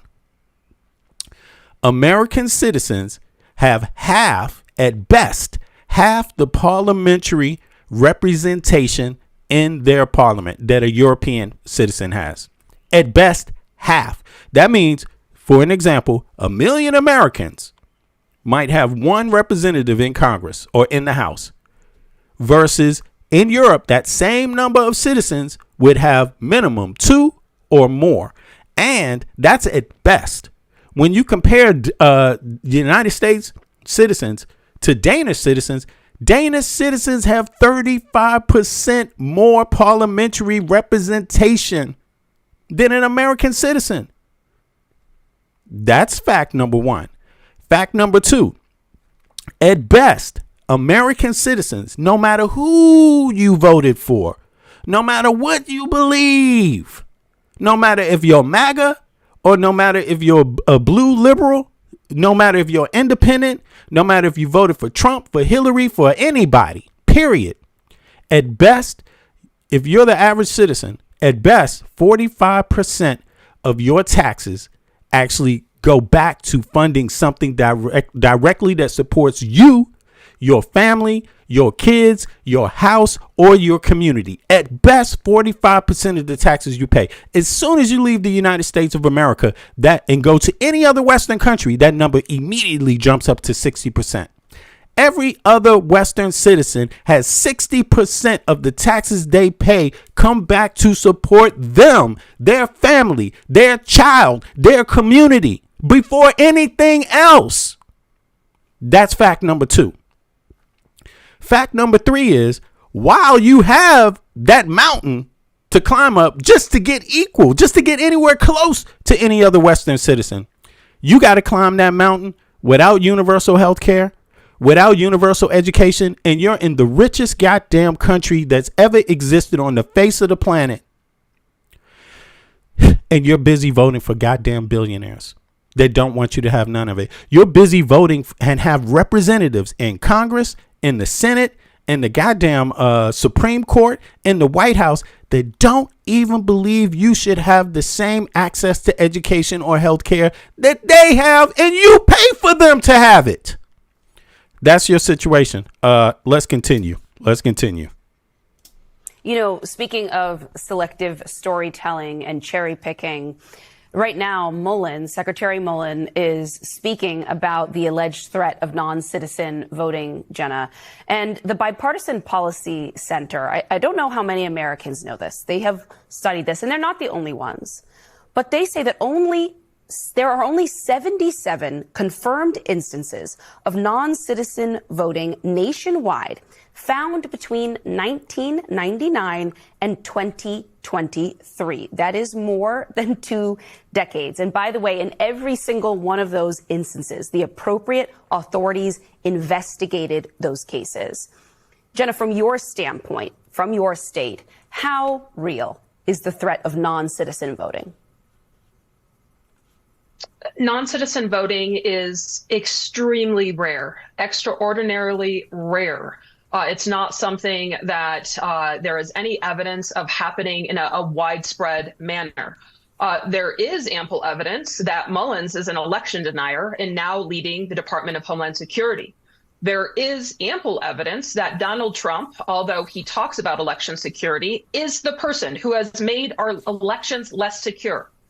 He took the helm in his second term. What does he do? Disbands the Department of Justice's work on foreign interference, disbands Department of Homeland Security's work on foreign disinformation.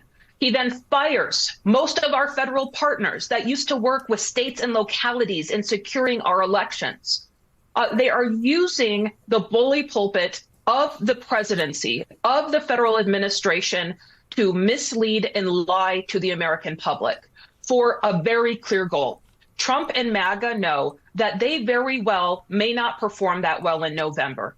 So they are laying the groundwork to try to reject the results. That is what this is all about. We've also seen Trump issue 2 unlawful executive orders on elections during his second term. Those have largely been stopped. They're suing states all across the country to try to get access to sensitive voter data. They are largely losing. They've lost every case so far.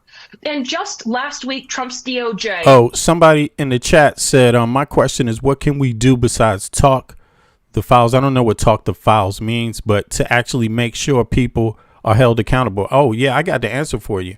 No question. That's an excellent question. And I'm gonna tell you, if you're not doing this, you're not doing anything. Pretty much anything else you do that is great, that is a great idea, like get a gun license, have a weapon to protect your home, get some training to protect your home from lunatics. So January 6th can't just happen at your house because somebody doesn't like who won the election anymore. Whatever those other things you're doing, stacking up your beans in your house, getting your water ready for when the goddamn government falls apart because Trump has destroyed it. All that other shit that you're doing.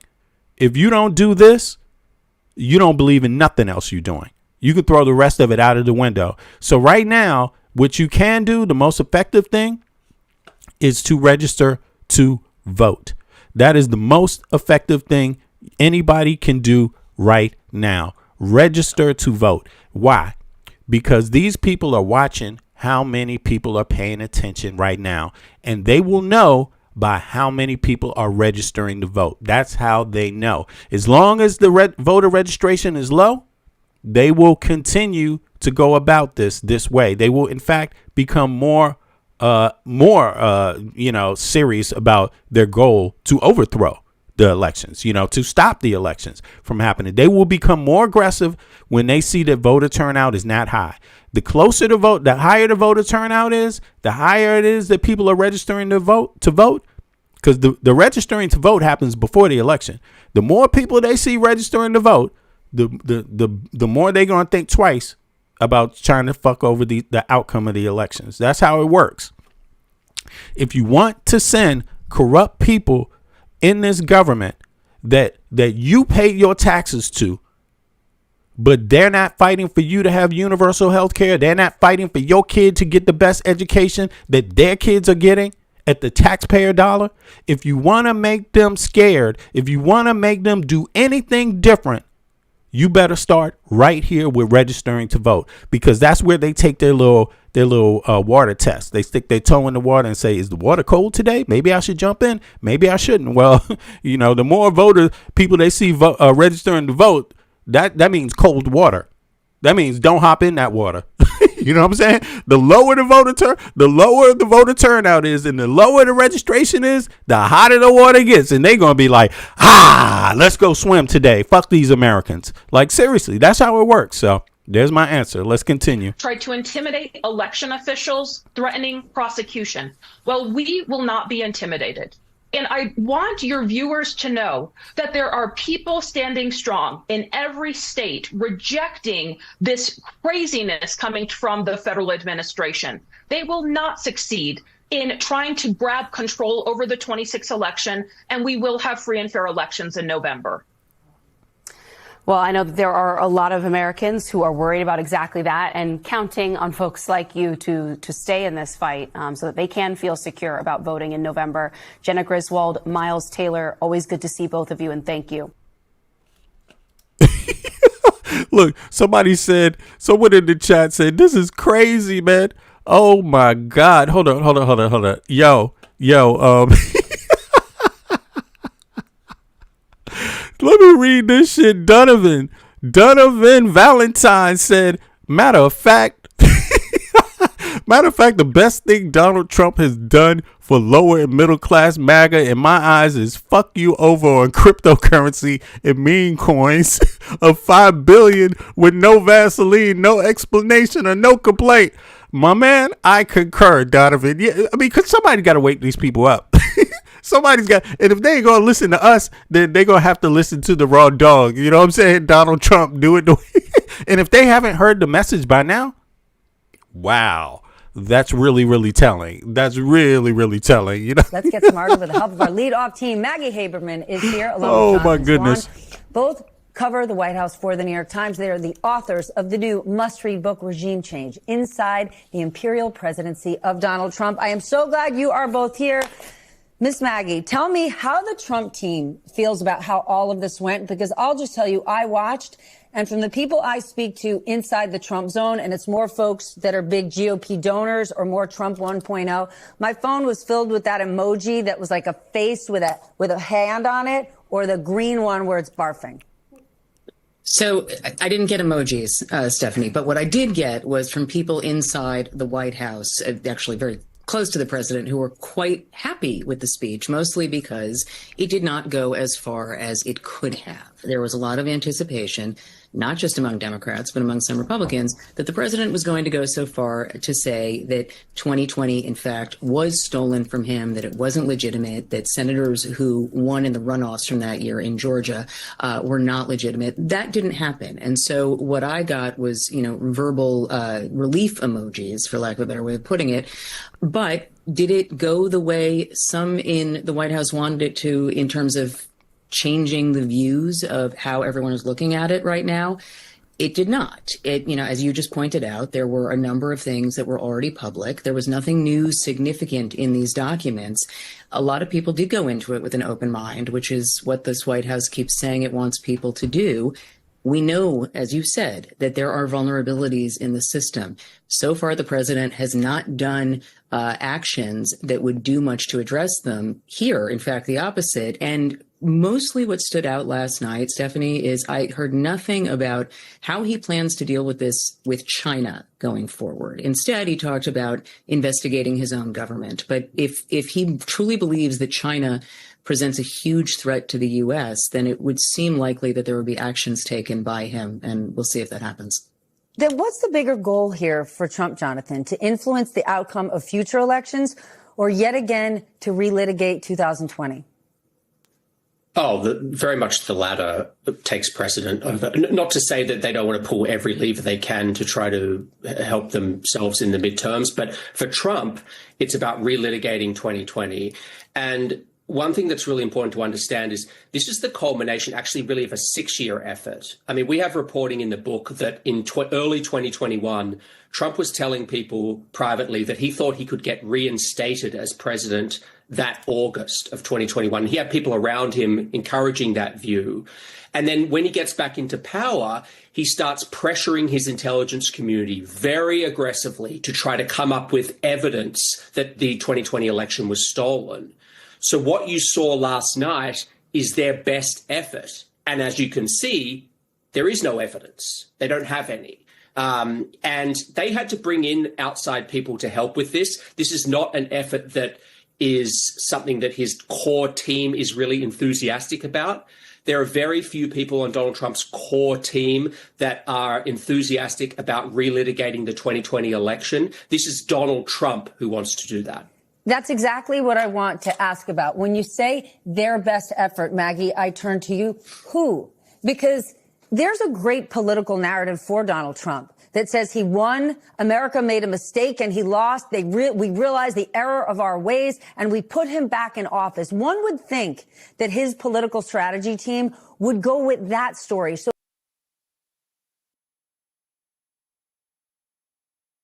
it's called Stockholm Syndrome. It's called Stockholm Syndrome. That's exactly what they're suggesting and shit. Like, if you hear those words, if you hear his words, it's only Stockholm Syndrome. It's only great political narrative for Donald Trump that says he won, America made a mistake, and he lost. We realized the error of our ways, and we put him back in office. One would think that his political strategy team would go with that story. So who exactly is pushing this? Because even last night's speech, he did not say anything new. Big pimping, big pimping. Well, there are primarily people who are outside the government, but there are some who are in, who are encouraging this, who share his view. Among the people, and you can look at his Twitter feed to understand it, John Solomon, who is leading this task force, this transparency task force that was never quite formally announced, although we broke the story that it was happening and that Solomon was leading it several weeks ago. They are looking to try to affirm this. That is what the point of these documents are. Bill Pulte, the head of he's now the director of national intelligence on an interim basis, temporary basis. He is very in favor of finding, according to all of our reporting, what the president is interested in. And in fact, we have very deep reporting in the book about just how Pulte managed to get so close to the president, just how he managed to tell the president that, he believed that the the president's perceived enemies should be prosecuted, how good he was at making a case to the president that he could get things done fast. Primarily, though, as Jonathan said, this is not coming from Trump's core team. This is from people outside the government, some of Trump's top allies outside the government, like Steve Bannon, like a number of others. Most of Trump's core team, as Jonathan said again, don't think this is smart strategy. Smart strategy is talking about what voters are interested, and most of them are not interested in talking about 2020 again. And when you say they're bringing in people from the outside, who's paying them to do this? Is this effort being backed by taxpayer dollars? Maggie? Well, John Solomon is working supposedly without a salary. He's a special government employee, and he also runs a news website that he is said to have stepped back from, although he seems to be appearing in videos on it. But yes, taxpayer dollars are going to this because members of the intelligence community are working on it. I don't think that there are other people who are involved in funding this. This absolutely is requiring a fair number of resources. And I would just also note a number of news outlet resources went, regardless of whether the speech was aired live or not. Major news outlets did go through looking at these documents. Everyone that I know of spent a lot of time yesterday pouring through them. They simply don't say what the president said they do in his speech. And the reason we know they don't say that is that government officials who briefed reporters beforehand did not go as far as the president. Then let me just ask you about a couple of those news outlets, Jonathan. In his speech, the president attacked ABC and NBC for not airing it live. And right there, he threatened their broadcast licenses. Right. Do you expect him or Brendan Carr to seriously pursue this? Well, Trump certainly wants that to happen. And it's again, this is not coming out of nowhere. This is the culmination of 14 months now, more than that, actually, of Trump pressuring his government. Let me hear one more time. He said, who were the outlets? Let's see here. Jonathan, in his speech, the president attacked ABC and NBC for not airing it live. Okay, ABC and NBC. Now, just for general purposes, I want to know from the chat, right? Because the chat is open, so I'm hoping everybody in the chat, answers this question. And how we do it is you answer one or you answer two, just so everybody else gets a quick answer, and we get a chance to qualify everybody, the other statements made by people too, based on this basic one. And it doesn't mean much really, but I still want to know how many people feel that it's just perfectly fine for the reasons that ABC and NBC said. It's perfectly fine that they didn't air it. Put a 1 in the chat if you think it's perfectly fine. Put a 2 in the chat if you think they should have aired it, or that, and put a 3 in the chat if you think it's not within their rights to not air it. That, so 1 would be that it's okay that they, didn't air it. 2 would be they should have aired it. It's better to air it, even if you don't agree. And 3 is it's like criminal. They should be punished because they didn't air it. I'm just curious about that, what people think. My view is like, Trump puts people in a difficult situation. He believes in reciting what his own intelligence community calls disinformation. He believes in reciting falsehoods. That is dangerous when coming from the presidency. I don't care who you are. You're not supposed to be comfortable outright reciting something that is not true, right? Specifically, if your own intelligence community is giving you other information and you got the information, and who are you, Trump? You I Spy now, Trump? You know what's going on? You the one out there collecting the data and shit. The president is literally supposed to rely on his spies. He's literally supposed to rely on his intelligence community. You're funding them. To the billions of dollars. He's funding the Pentagon. He went out there himself and is like, you better give us this money, goddammit. And then when they bring you the information back, you don't believe them? I don't know. So I think dealing with Trump, he's created some extraordinary situations where that gives a lot of people, me, I didn't air all that shit. First of all, I wanted to, just to be able to criticize some of the shit if he's lying. But I'm sorry, I don't have all goddamn day to listen to nonsense. And Trump took too goddamn long to just spit it out. So I said, fuck it, maybe a quarter away through 15, 20 minutes in, I was like, forget it. Legacy Media will be back with the main critiques and they will have their little clips ready and blah, blah, blah. Let's just go to that. Yeah, because the dude talks too long, man. And, forget it. He's already taken up a lot of space. Yeah, Trump takes up a lot of space, man. I prefer a president that's his decorum is a little more just, minimalistic. You see what I mean? Play the back, man. Play the back. Let everybody else play the front. You get back there, and if you need to step in, then you hop out there. You know what I'm saying? And do that. Do your job. Stop trying to do everybody else's job for them. Stop trying to tell everybody else what the job is. We're on automatic pilot, the United States of America. We know what the fuck a goddamn secretary of whatever is for. We know what the head of the DIH is for. We know what these appointees are for. We don't need the president telling them what to do. Suggest who you want and shut the hell up and play the back. But that's not what Trump does.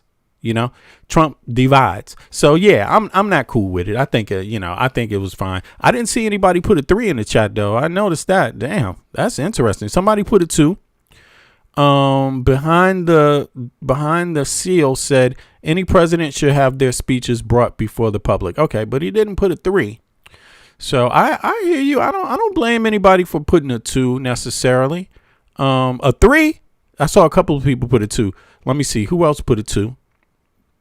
That was just behind the scene. That was behind the seal. Anybody else put a 2? Let me see. Nobody else put a 2. Okay. Yeah, nobody else put a 2 that I could see. Right. Yeah. And nobody put a 3. So yeah. There you have it. Yeah. So anyway, we're viewing it now. That's the thing. We're not really viewing his shit now, but you can go to you want me to put the link in there? I have the link. You could go view his old speech. It was on, guess who it was on though? It was on AP, Associated Press. You can watch the whole thing on Associated Press if you want. You can watch the rerun.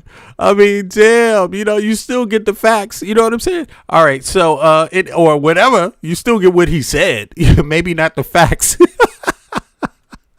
But in any case, there's more critique. And now we're going to go through some of the legacy media. I mean, not legacy. Some of the independent critique here. So let's see what's going on, what's been offered. This one is Adam Mockler. Going to happen tonight. Big up to everybody joining us too. Do me a favor, click the like button if you haven't. Click the like button. It's going to help more people like yourself find the stream and join the conversation.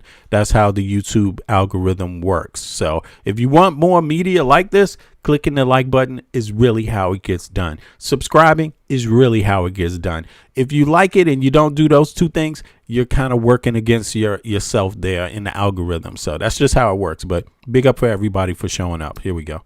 Let's see here. The world's most famous sore loser will deliver a primetime presidential sour grapes address to pursue his 6-year-old grievances about the 2020 election, while his war in the Middle East spirals out of control and the cost of living continues to rise for Americans. So somebody was already dissing this speech before it even happened. Damn! Across the country. Let me hear his critique already. He's like, he got a spoiler alert, y'all. Here's what's going to happen tonight. The world's most famous sore loser will deliver a primetime presidential sour grapes address to pursue his 6-year-old grievances about the 2020 election, while his war in the Middle East spirals out of control and the cost of living continues to rise for Americans across the country.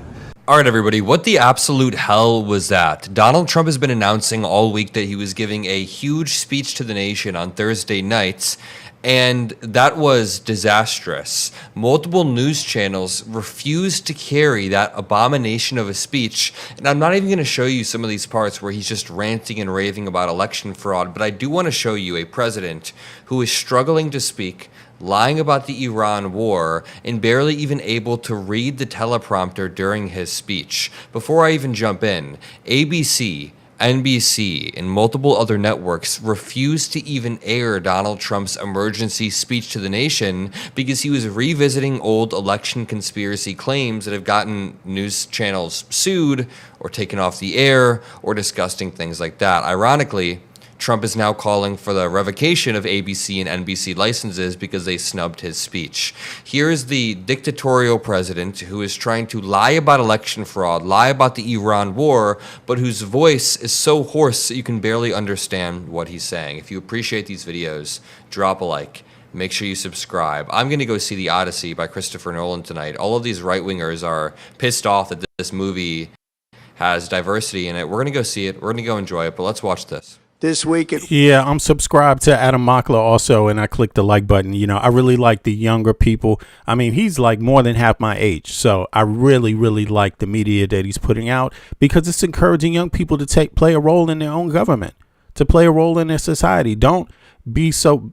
it's understandable to feel beaten down or feel like the government doesn't give a goddamn. Lord knows, I feel like a lot of Americans, older Americans like myself, I'm in my 50s. A lot of us feel like the government has just lost their goddamn mind and really has never really prioritized the citizens first, right? We're not talking about Trump's talking points. We're just talking about in general. We're behind the rest of the Western world when it comes to prioritizing our citizens, right? You know, just in a fair way. Just in terms of education, healthcare, fair housing, and a fair wage. Simple shit. Shit that allows you to survive as the citizen, pass on your seed, your children, so they have a fair chance in society too, so that someone else doesn't come and replace you.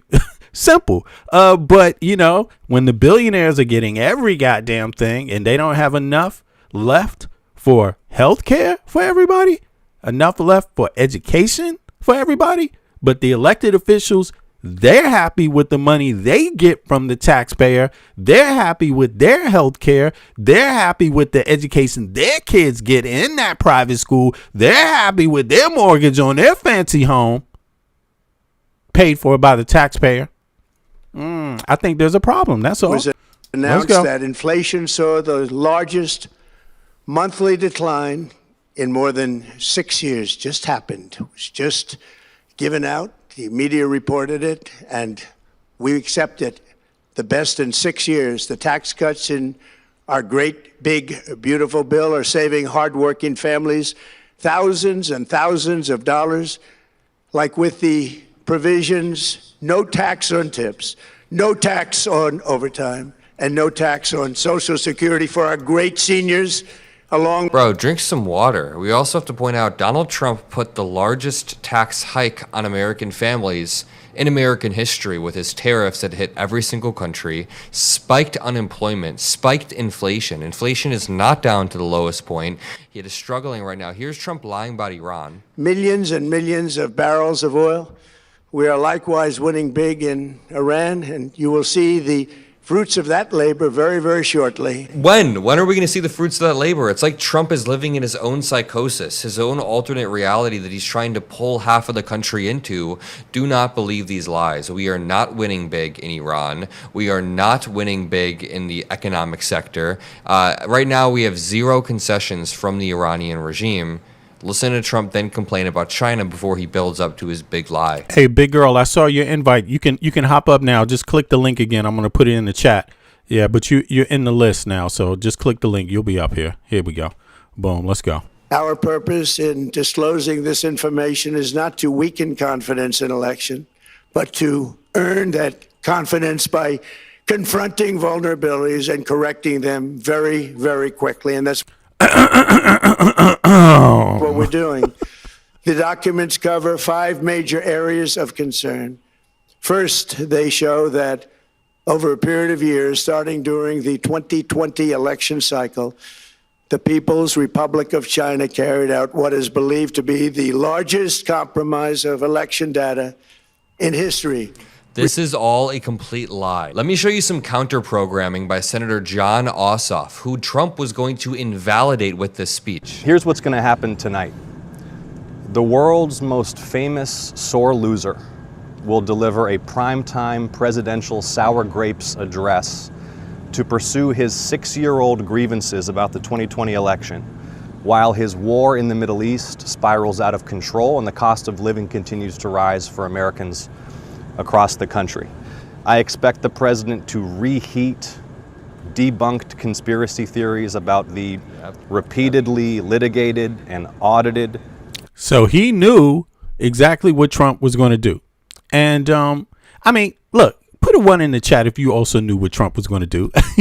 I knew what Trump was going to do. I announced it yesterday before the shit happened. I mean, my whole stream is dedicated. Trump is going to do January 6th style rhetoric. I mean, what the fuck? Who didn't know Trump was going to do this? I mean, come on. You know, it's totally obvious. But when politicians start saying it, then that means it's in, and it turns out to be that way.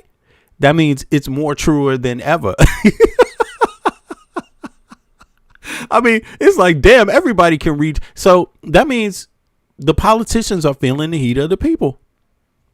That means they realize the people are having no faith left, period. Like there's a total disconnect with the leadership of the country and what the people actually want, because politicians don't just speak up if their constituency isn't putting heat on them.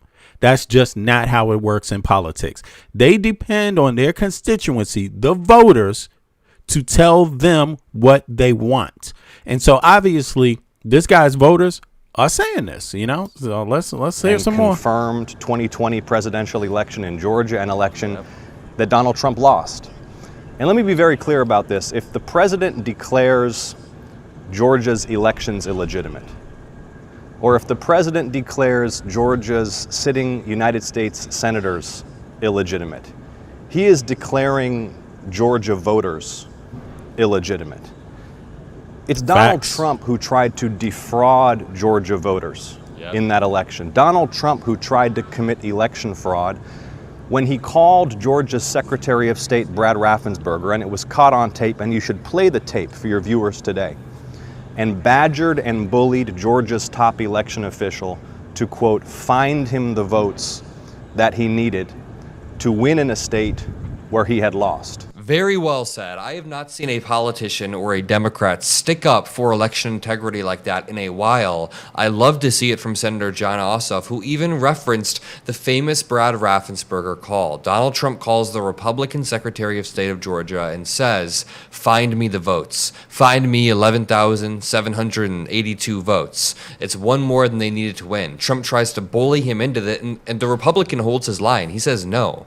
Now Trump is reheating those same conspiracies. Take a listen to this, and we'll go back to Senator Ossoff. I think everyone's muted. Hundreds of thousands of non. Yo, Eric, what's up? What's up? I think everyone's muted, and no, she's not muted. Nobody's muted. Big girl, she's got to accept the invitation I sent her. Big girl, look in your notifications in Discord. You'll see the invite. Don't worry. Accept the invitation. Huh? Yeah, exactly. She's got to accept the invitation. I saw her, but go ahead. You want to say something about this, Eric? What's going on, man? What's going on? What's happening? Hey guys, how's it going? Yeah, man. I'm glad you hopped up. I'm just trying to lower my volume. Don't worry about that. I'll take care of it. Go ahead and speak. Yep. Yeah, he just sounded like your deranged old uncle going off on things that didn't really relate to anything. He didn't have any specifics. He didn't have any details. I was surprised that he actually didn't have any names about any of the Chinese people that he's accusing. And I think that's for a reason. But I feel like he's going after the Chinese because they're such a distant, nebulous thing. It's like, how can we even verify, either way what he's talking about? Right. Yeah, that's true. I agree with you 100%. He's not on par with details at all. It's almost like he doesn't even know who he's talking about. He's just saying it because someone wrote it down for him to say? There you go. Right. Yeah. It's on purpose. It is on purpose. He is non-descriptive on purpose, right? It is to lead people. It's called in logical fallacies, it's called begging the question, where you lead someone to an outcome that you want them to believe in, right? He begs the question, hey, if I say this, what is the next logical or illogical conclusion that you would come to if I say this? And that's the gambit, right? And so he says it to say, hey, look, China, but then now we see China as, we've always seen China as an enemy, right? So it's just like, oh, let's just blame it on the enemy. But let's get back to Democrats and how they don't do this and how this happened under Democratic purview. And this had nothing to do with me somehow, but elections are rigged, right? As if, and that's why purposely I asked V to pull up that PDF, because that PDF is what he used as evidence, but that evidence shows that it was in his favor. Right? That disinformation, that interference was in his favor, right? Yes, but that's what he's not going to say, right? Yeah, Vladimir Putin actually admitted in a speech that that he tried to help Trump win in 2016 because it was in Russia's best interest. There we go, right? And then we'll go a step further, right? Who had the first interview for Vladimir Putin, right? Who was a grifter, right? Dropped from mainstream media, Fox News, and now runs an independent media. Yeah, and then you have his former campaign manager, Brad Parscale, who's now with the Salem Network, and it's rumored that they're actually giving out, you've heard about the $7,000 from Israel, that they're actually giving folks as much as $4,000 for any kind of positive tweet that blows up or goes viral, just for something like that. Man, you're right. You're right. And we haven't even talked about that yet, right? And when I asked that question, right? I asked that question for a reason, because the first person to interview Vladimir Putin was someone who is pro-Trump, but now isn't pro-Trump, and that's Tucker Carlson. Tucker Carlson, yeah. What an asshole. Tucker Carlson, right? What an asshole, Tucker man. Carlson, right? Someone who was advocating for Trump, still advocates for the Republican Party, right? Advocates what he whatever's actively left. Promoted. Exactly, right? Actively promoted Russian propaganda talking points by hosting Putin. He went to Russia to have this interview, right? But yet we'll have, and this is how you can understand, obviously no disrespect to whoever comes up, but that's where Mr. Boston was coming from, right? He was coming from the perspective of Russia is okay, Russia is right. No, Russia's not okay. Russia is not right. Right? And the reason they got why a lot is of problems, because, bro. They got a lot of problems. Yeah. Well, aside from the problems, they are fucking the main with people. Propaganda point. They're the main. They are the fathers of propaganda. Yes. You can Google it. And it's not Who even are the fathers, bro. Who's the father of propaganda? It is Russia. Yeah, and it's not even the Russian people. That's the thing about it. It's not your average rank and file Russian person, but their goddamn government is like, they may not be the best at a whole lot of shit, but disinformation is their lane. It's their lane. Exactly. Yeah. And then right after this, you had Stephen Miller came on and basically did his Joseph Goebbels impersonation. And I think he kind of flamed out at the end there because it just didn't seem to have much substance to what he was saying. Well, all right. Well, listen, I don't want to go backwards, because we're going to have another conversation about Russia and their role in the world and this kind of thing. And, but listen, this thing with Trump and Russian interference, right? Let me just hear from the chat. Put a 1 in the chat if you believe that Russia has a highly capable disinformation network that works hand in hand with their military. Put a 2 in the chat if you just think that's propaganda. All right, that's what I'm curious about knowing. Because I don't see myself. I don't see how people don't understand it. There's a lot of dynamics that appear in history. I mean, that people don't necessarily want to claim for Russia because a lot of times we view them as an alternative to Western power. Right. But even as Mr. Boston, he seemed to understand that, wait a second, they were working with Westerners, too, regarding a lot of things before the Cold War. You see what I mean? So I think they're very successful today at covering up their history, and they use a lot of propaganda to do it. But I think in terms of the election, it's very simple. Our security agents are pretty much being very accurate when they say what Russia's goals are and presenting it to the American people. Today, when you go on the internet, you go on social media, do you all think that you're going, even here, my chat is open. I leave my chat open. Don't you feel like sometimes there's bots that come in here? Don't you feel like sometimes there's people that spread just the same copy paste talking points, because I feel it. And I've been feeling it since like 2016 on Facebook when Hillary was trying to run. Now, I didn't vote for Hillary Clinton, but it wasn't because of the things that was being said online. I'm just very conservative. So I'm not going to vote for someone whose family member, which in this case, her husband, was already the president. That's it. That's all it was for me. Simple and plain. I'm not into dynasties as an American citizen. I'm not into dynasties. Trump actually ended up winning that election. I'm from DC. So, me voting on that, DC still gave their electoral votes to Hillary. I understood that was going to be the case anyway. Big girls in the chat. Big girls in the chat. Okay. Big girl, you here? Yeah, I'm here. Okay. I figured it out. Oh, Okay. God. Let me help you with the audio real quick. Okay, go ahead, big girl. What are you thinking about this dynamic with the disinformation and also with Trump, his speech in general?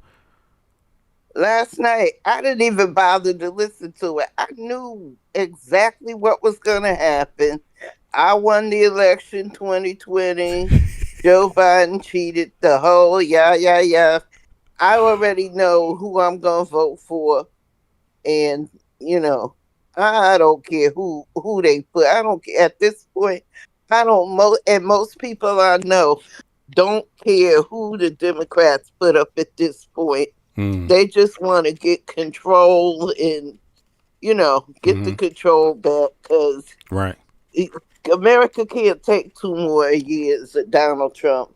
I mean, it's rough over here. We'll take Graham Plattner at this point. Exactly. At this point, I feel I could go and run the country just as efficient as it's being run. I mean, I've followed history. I followed history since I was in grade school, and I've always loved politics and stuff like that. This is the most incompetent administration America has ever had, because I've been reading up on other, going back and looking at other presidents and what they said. And everybody thought Herbert Hoover was bad, but he makes Herbert Hoover look like a saint. I mean, he is just total. And Russia has always did sneaky stuff. So, yeah, they probably are. I don't know too much about that part, but I'm quite sure. And didn't the Mueller reports basically say Russia interfered? They said, well, first of all, we know this. They're not even trying to hide it. The Trump administration is not trying to hide any Russian associations within his, when he was running for office. They were in his election committee, right? And inside of his cabinet, he's got some Russian folks that are highly influential in the active cabinet right now. I think what's happened is that the media is afraid to talk about stuff with Trump at this moment, because they will be identified. They're very regulated, very controlled, but the truth can't be hidden. Trump has made it open and okay to be dealing with Russia right now. That's what Trump has been doing. And he's been doing it against our own security, our intelligence community's advice, at every turn. So that never changed from the Trump administration to this administration right now. So I just think it's you just have to understand. Well, my belief is this: Trump has been infected by Epstein. He's one of the people in the Epstein files. Epstein was in the United States. This is my view. Epstein was in the United States to collect information to blackmail politicians, congressional members, presidents, whoever was willing to have their dick hanging out there, pretty much. Whoever was, Supreme Court justices. I believe every single thing that anybody ever said about Trump, I believe it's all true, from Sasha Riley to any of the women that made these claims about Trump. And I believe Epstein got that information, and I believe Epstein sold that information or bargained it for his own interests with Russia and Israel. And I believe Trump behaves exactly like that theory. Nothing different from that theory at all, But go ahead. Has Trump disproven it? No, he hasn't disproven any of it. He's hiding the files. He's like, there we go. They're like, we would ask for someone to disprove it. Yeah. Right. Yeah. We would ask for someone to defend themselves. Yeah. Right. When we look at Biden, when we look at Obama, when we look at Kamala, this is what the right asked for. Right. This is the narrative that they push. Right. But when it comes to Trump, it becomes oxymoronic and hypocritical. Right. Yeah. And so even the source, and that's the reason why even something like today's stream, right? That's the reason why I asked you to pull up that PDF. That is on the whitehouse.gov. Yeah. That is what he uses. That's what he used and referenced. That is a literal document he referenced. That's why it was in the form of a PDF. That is what he referenced as interference against him when the literal facts show that it was promoting him, right? That just goes to show the level of hypocrisy and how much he thinks of his constituents and the people who believe in him, that they would be that dumb to just believe his narrative versus reading an actual PDF file that shows the opposite. Exactly. And bro, and here's the thing. It's like Russia is they're there bigging him up. The same exact talking points that he speaks are the talking points that his own intelligence agency says they're spreading on the internet. I mean, come on. What the hell? What else is there to it? I just, man, bro, I'm just at a loss anymore for people that don't understand it or see it or want to even deal with it. I think it's really complicated too, because the more people talk about it and then just don't act on it, it's even more telling. You know what I mean? Like, it just kind of, it means that people got Stockholm syndrome, don't believe what the information they're hearing, and really maybe are just have gotten used to hearing this stuff without anybody doing anything. So when you don't act on information, eventually the public kind of gets numb to it, And I think that's kind of what's happening now. Hopefully people aren't getting numb when it comes time to vote, right? And register to vote. Hopefully it's not having that effect. But you never know, bro, because the government's role is to act on the things that it discovers. And what kind of government do we have when they put the stuff out there and then they don't act, or I think that's the problem with the Americans right now. Oh, go ahead, big girl. Go ahead. No, I was going to say, because with the election with Hillary Clinton, yeah, Hillary won the popular vote. Yeah, she did. She lost the vote by the Electoral College. He bought the Electoral College off. He did something. So can that happen again? Because from the feeling I'm getting from people, like people in general, like myself, just ordinary people, everybody, Republican, whatever they believe in, they are sick of Trump. They want him out. So if he can, do you think he's going to buy? That's what I'm thinking. He's going to try to buy the Electoral College, or you don't think it'll work this time. And he's done so much. A lot of what he's done is kind of, it's part of the topic, but it's kind of off. But can half of this stuff that he's done, can it be reversed? Nobody can give me that answer, whether they can reverse some of these, call these things? Executive orders. We can reverse it. But it's up to the American people. The American people have to be the base of where this country is going to go. And if the American people do not scream and contact their elected officials and be very vocal about what they expect life to be like with their tax dollars, then they're not. And I think that's really the role where we got to step up. Trump is the president because pretty much 90 million Americans didn't vote, right? I mean, that's really what's happening in our country. We have a lot of Americans that for one reason or another do not register to vote. And that's a problem, because when you look at the rights that other people in different Western countries have, all other Western countries, they have rights we don't have, and they also have way higher voter turnout.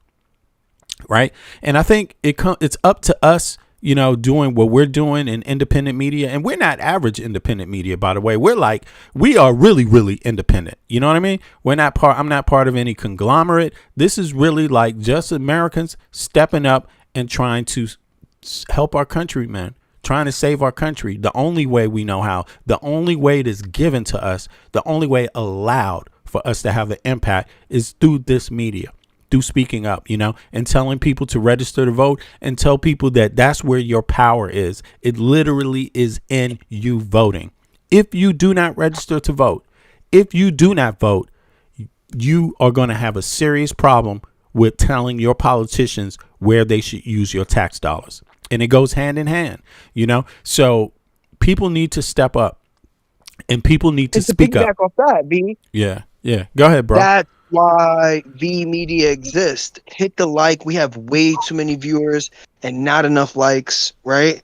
And it helps the algorithm spread and get like-minded people to hear this message, right? Something that we've been speaking on for months. This is not something that we started today, right? This is something that we have been activist for the longest. We've been progressive for the longest. We've been calling this out for the longest, right? Facts, bro. Some of our prior lives don't have enough views, and unfortunately, obviously, we're forced to reiterate what that looks like, right? We're forced to continue to repeat that message when at the end of the day, we have been preaching it. This is not something that we started yesterday or V started yesterday, right?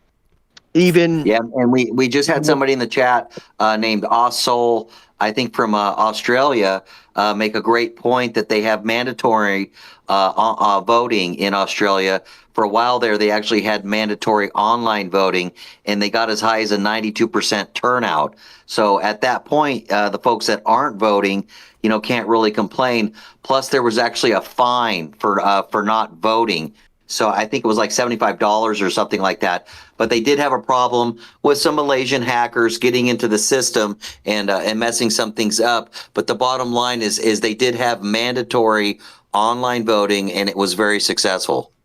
Yeah, I mean, there's a correlation, and it's okay. I think, Michael, with reiterating the facts. A lot of people don't hear the old lives. How long we've been saying some very profound factual things that really speak to the core of the state of the United States. And it's not dissing. None of it's dissing Americans. It's all designed to say, hey, look, let us stand up for what we really are, and let us stand up for what we really represent. And as long as, the disinformation is out there, we won't know where our power base is, what makes us powerful. So, and we try to reiterate those facts over and over. It's not that we're better than other people. No, there's nothing in our genes that makes us better than anybody else. The reason why we have power is, number one, we are 350 million people all paying taxes into the same pool. That's what gives us an advantage on the global stage. There's only one bigger. After World War II, we got even more powerful internationally. That helped our country leaps and bounds. But without that core base of people, none of that would have happened. None of that would have been possible. You see, so we have to understand that it took every single American contributing to it. Look at Europe. Today, the EU, they've come together since World War II, and they have 450 million people paying into the same pool, right? That means that Europe is the second largest economy in the world, China, only rivaled by China, but 450 million people being rivaled by China, who has 1 billion. What does that tell you about the average value of the average Chinese person versus the average European person. You see what I'm saying? Not to say all the other connections we have in NATO. So yeah, we're powerful. We're not better, but we have a big amount of people paying into the same pool. If we have a big amount of people paying into the same pool, why is our life expectancy less than other Europeans? Why is that? Why is it our families are having a hard time being able to access health care when every European has it? Why is that? If we're the most powerful country on earth, why aren't our children, our citizens, having an easier time accessing higher education? Why is that? And even childcare. Why is that? Why? When we have our population has grown, has tripled damn near since 1920. It's tripled in size. Why are our amount of representatives capped at the same number since 1920 when our citizen population has tripled damn near? Why? Why do we have less parliamentary representation than all other Western people? Why? Those are the key things. Why is it that only 45% of the taxes we pay go directly back to things that we benefit from as citizens directly? Us, our kids, our homes, our communities. Why is that? And why, when you leave outside of the U.S., why does that number jump up to 60%? Those are the things we're supposed to be looking at as American citizens. Those are the core things that affect our daily lives. We got to ask critical questions or we're not going to get any change. And we need independent media to pose those questions and to put the information out there so that we don't lose again in this upcoming election. We can't waste an election. We don't have one more election to waste on bullshit. This is it. I feel if we don't win this midterm, it's over. Because another 2 years of him, it will be over. But my feeling is that America, we have progressed and got so involved with being ahead, with being the greatest country. We've progressed, but we've lost track as a people. We've lost track of the things that count.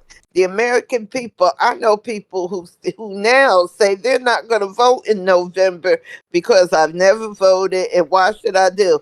Each party lies. As I was woke up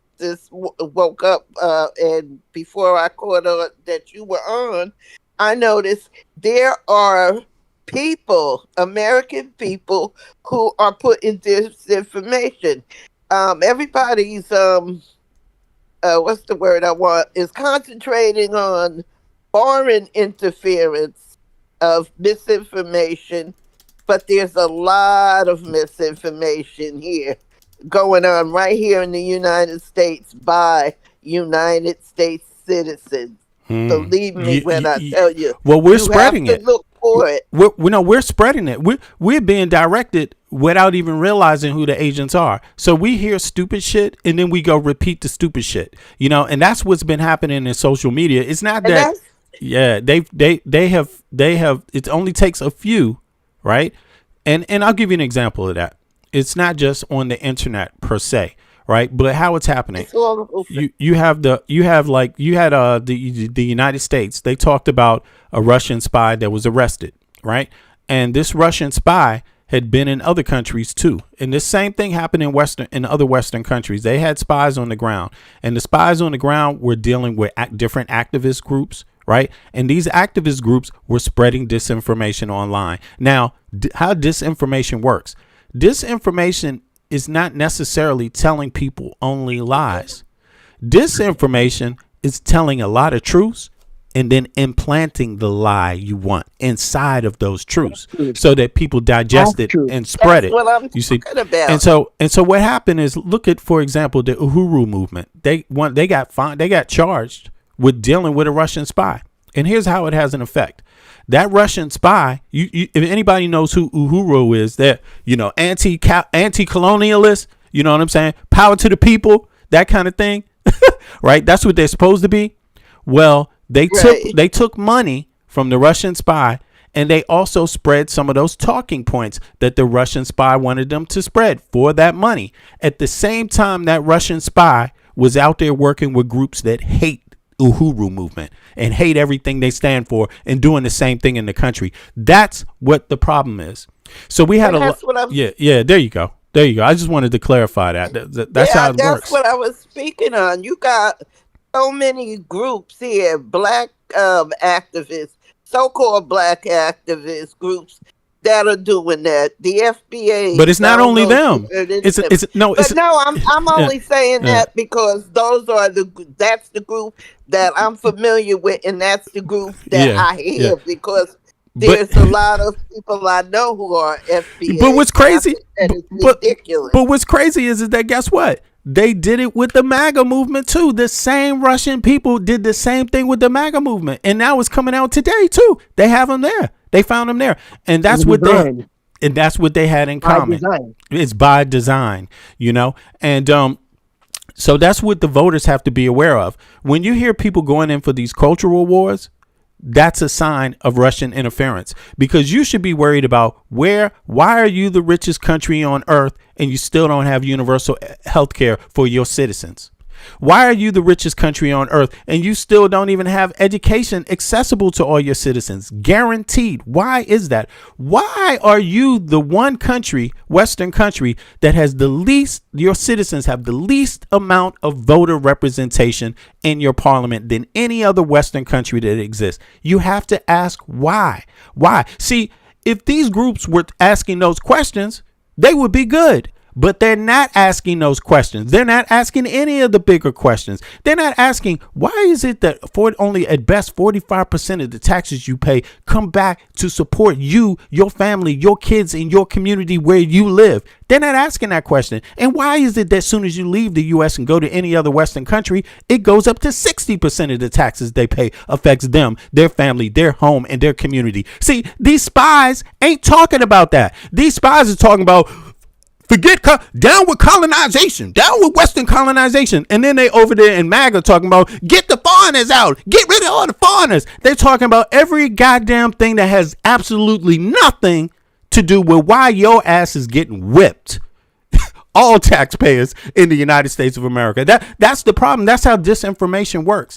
And it works like that on the ground. And it works like that at the voting, on social media, when people are, digesting all the information out there, deciding what the important issues are to talk about.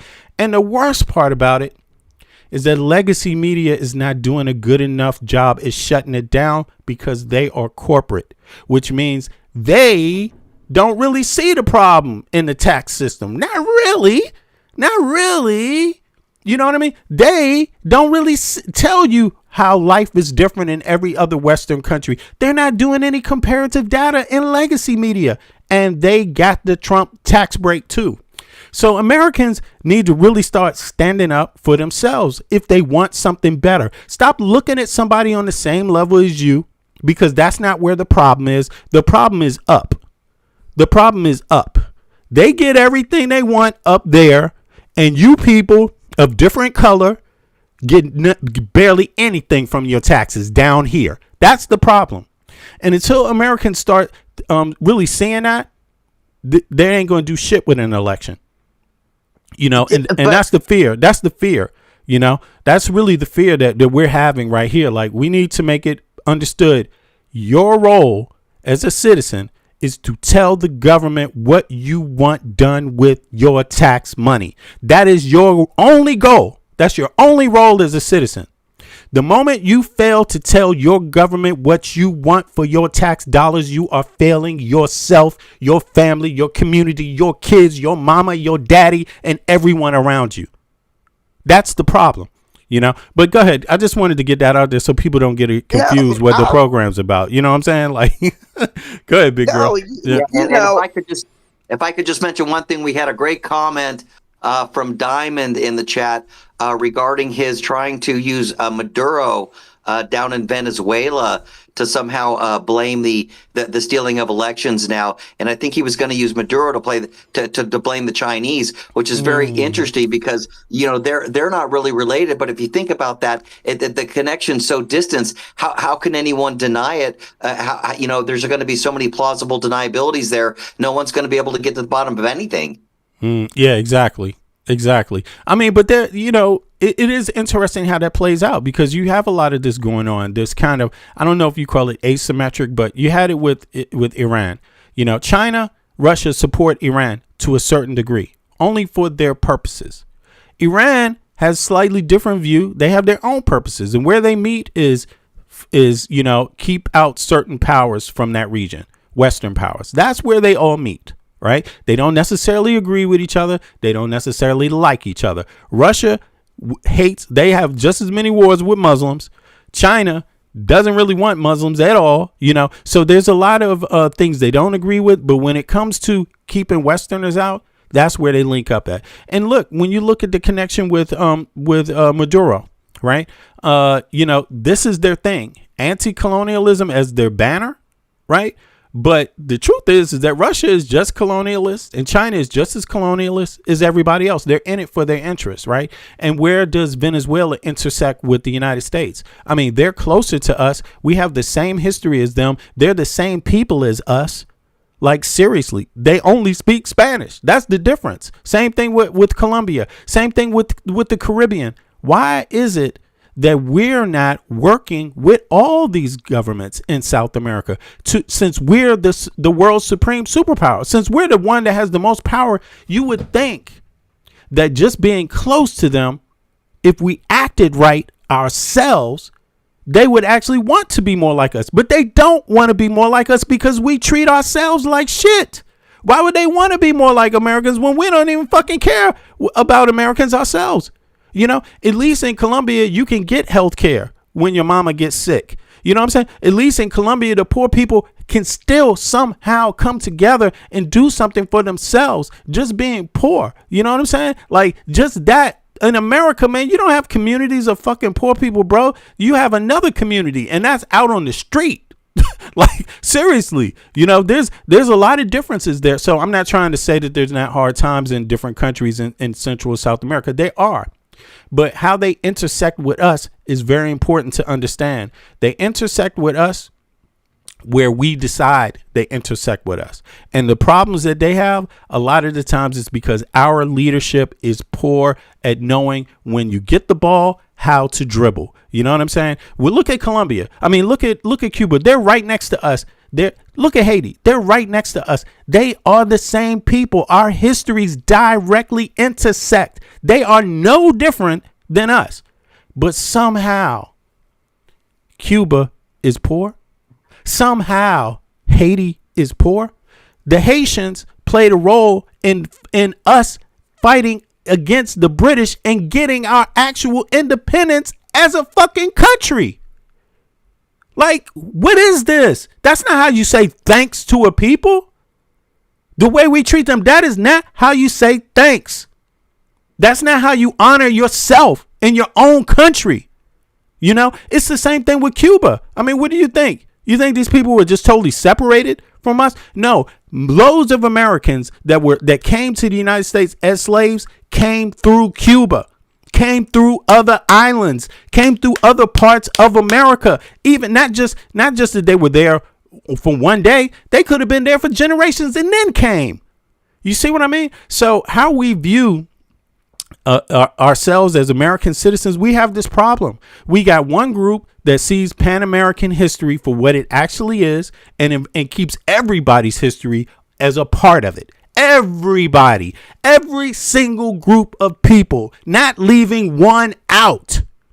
Not leaving out the colonialists, not leaving out the natives, not leaving out different aspects of the colonials, not leaving out different aspects of the natives, not leaving out anything, period. And then we have another group that wants to live in a fictional land.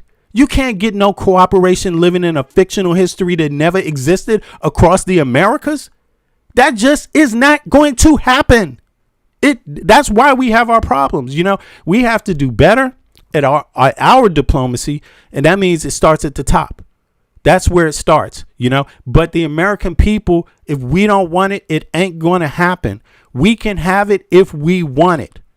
We have more power than a lot of us think. Why do you think we're one of the countries where everybody has the right to have a fucking gun in the Constitution? You think every Western country people have that right? No, it's there to make sure that when our government goes fucking tyrannical, that we have one option left. And if they don't respect our vote, we have one option left that really nobody else in the West has. But if we don't take our vote seriously, and we don't even know why we have the right to bear arms, what good is it? What good is it then? It ain't worth nothing. You see, and that's what we're seeing now. It's worth nothing. Carrying that American passport around, saying you American, let me tell you, boy, you better go back in and check yourself. Because right now we are the laughing fucking stock, and it hurts me to say that. I'm not saying it out of hate. I'm only saying it out of love. Like, yo, you got to know when you've been checked, and you got to know why you've been checked, and you need to know what you're going to do to fix it. These days when Americans travel, they take a I was born in Canada button. Yo, man, I'm like, man. Yeah. Why not? I mean, you can't be proud if you don't know what to be proud in. How can you be a patriot when you don't know what to be a patriot about? What if you don't know what makes you great, your country great, and you don't even respect the people that made it great, then what is it really? You see, other countries, they actually respect their history. That's what makes them great. That's what makes them great. You see what I mean? Danes, they can have different political parties, but they know they're Danes. They know there's a limit to how much a Dane will fight another Dane. There's a limit. And the limit is at healthcare for all Danes. The limit is at education for all Danes. The limit is at workers' rights for all Danes. That's where the limit is. It doesn't matter if you right wing or left wing or whatever wing you're coming from. That's the limit. Don't fuck with that. You know what I'm saying? But that's not the limit in the United States. In the United States, you can sit there and say, man, fuck these other Americans, man. We hope they fucking die on the street. We don't want their mothers to have health care. We don't want their mothers to be able to have a healthy birth in the hospital. We don't want their kids to be guaranteed the right to education. We don't even want a working family, a family with two parents, to even be able to afford a fucking home to live in. That's way different than any other Western country. And if us Americans are not going to use our vote to specifically address those things, we're not doing nothing with no vote at all, period. So I really hope legacy media, they do follow when people push back. I really hope independent media starts, really going there and just breaking down the core facts of what we need to survive in our goddamn country while being taxpayers. We're no different than anybody else in the West. We need the same shit. Okay? We need the same shit they need over there to survive. They're not different than us. You see what I mean? Like, they're the same as us. They need a living wage. They need fair housing. They need access to education so that their poor kids can also live the American dream if they work for it, if they go to school, and also healthcare so that they don't fall out on the goddamn street and die just because they don't have enough money to get a fucking doctor, even though their tax dollars is going to pay for other people's healthcare. We need the basics straightened out. Then everything else will get better. We don't need to be having these culture wars, because the culture wars are the dumbest thing. If you're a straight heterosexual man, why the fuck are you worried about a man in a dress? How many of them anyway do exist? Goddamn. If you're a man, why are you worried about telling a woman what she can do with her body? God damn it. Slavery is over. Let them do what the fuck they want to do with their body. They know better than you what their body's going through. Stay out of their doctor's business. And a woman needs to stay out of a man's doctor visit. If you want to go get a vasectomy, a woman should stay the fuck out of your business, man. You know what I'm saying? Like, what is this? And if a person says, hey, man, this is how I feel. I'm not born in the body I have. I never felt right. I don't look like. This is not your business. That's their own personal business. Why are you worried about it?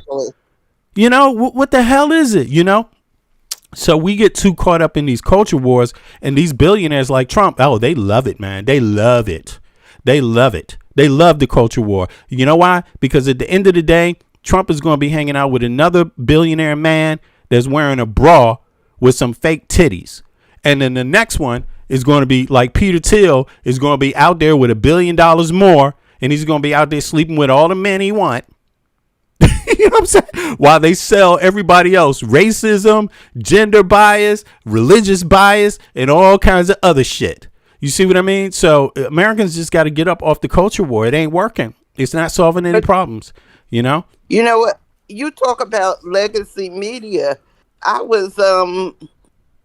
just say something real quick. I remember when I was very young, when Joe McCarthy was out, and he had the Red Scare. They called it the Red Scare. Everybody was scared. They bowed down to him. And news, Edward R. Murrow, that's when the news media, TV media was really good. Edward R. Murrow, Walter Cronkite, and all of them were there. So they started fighting back. And that's what's happening with Donald Trump. You asked the question, should NBC and ABC have aired Donald Trump's conference, what news conference, whatever that was last night? No, by law, they do not have to give, no TV station has to give the president any airtime. They do it out of a courtesy. The only time they have to, by law, give him airtime is like when World War II, when right. Roosevelt went on, it was Pearl Harbor was attacked. But that's the only time. And I've noticed too, ABC paid Trump off to keep quiet or whatever they thought he was going to do to them. But now I read where they regret it, and now they're fighting back. They're starting to fact check him. They're starting to do everything. I think this is, if people get out and vote, this is the downfall of Trump. I actually think he will be impeached this time, but people have to get out and vote. And this is something I want to ask. I don't know, because nobody can give me this.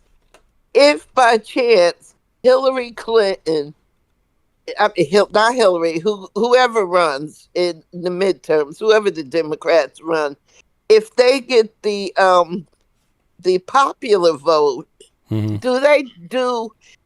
I have to be honest, this will be my first midterm I've ever voted in. I never saw midterms that's really important. Oh shit, they're more important. They're more important. They are more important. The only group that has more power, basically, that has the power, the most power, is in the House Representatives, the Congress, and in the Senate. Those two groups working in tandem, they can control everything else. They don't need the president. They can pass any law they want without a president. They don't need a president's signature, but only if they have enough representatives that agree. They have to have 2/3 of the parliament. Well, that's what they just did. Yeah. They passed that housing bill without Trump's signature. He's mad and he wants to say that. It has to go back. So it is still in the process, I believe. Yo, Michael, you want to chime in on that, on the process on that? Well, when it comes to that, the bill will be passed. It has a supermajority. Yeah. Trump can't veto it, right? Because he would be able to veto it if it was a non-majority. They will pass the housing bill, and that goes to show that Congress can do that when they're aligned. And to circle back to, it's still waiting to go back though, right? They haven't confirmed it yet. Yeah. So this has one more vote in the House, I think. Yeah. It will pass. Right. It will pass. Right, from what we've seen, it will pass. It has a supermajority. There is Trump cannot veto it. It will pass. Essentially, it will pass. Right.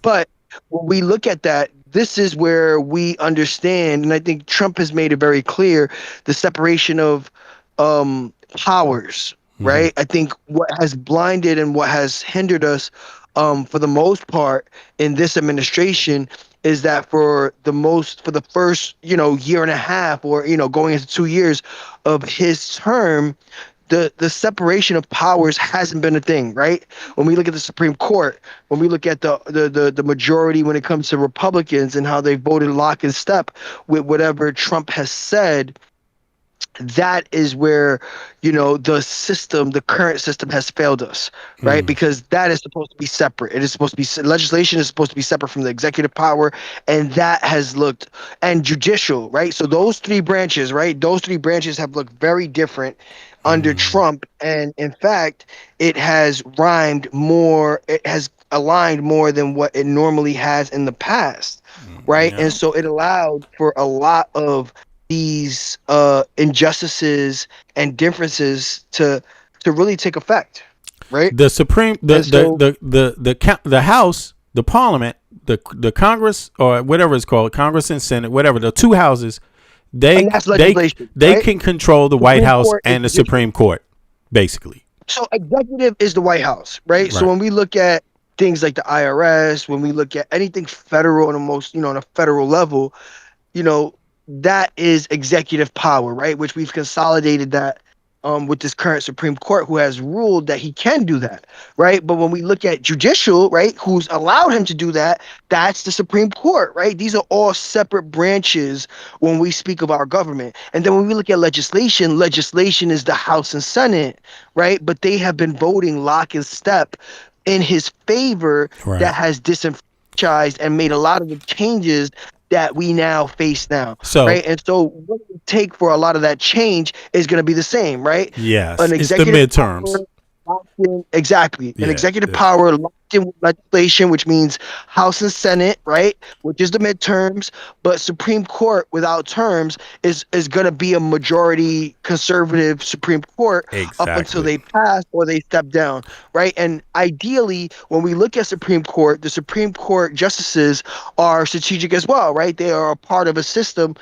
Even if they're separate branches, they're not going to step down unless they're under the power of a conservative president who is going to now vote in another conservative judge in the Supreme Court. But again, if there's going to be changes to the Supreme Court and how they operate and how they function, the Congress, the House, the Parliament, the Senate and the House, or Senate and it's them that decide that through law.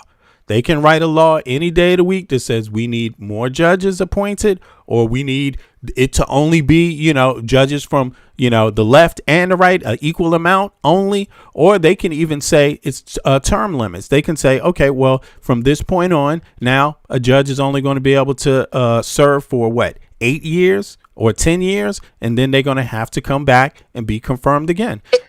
They can make a lot of changes.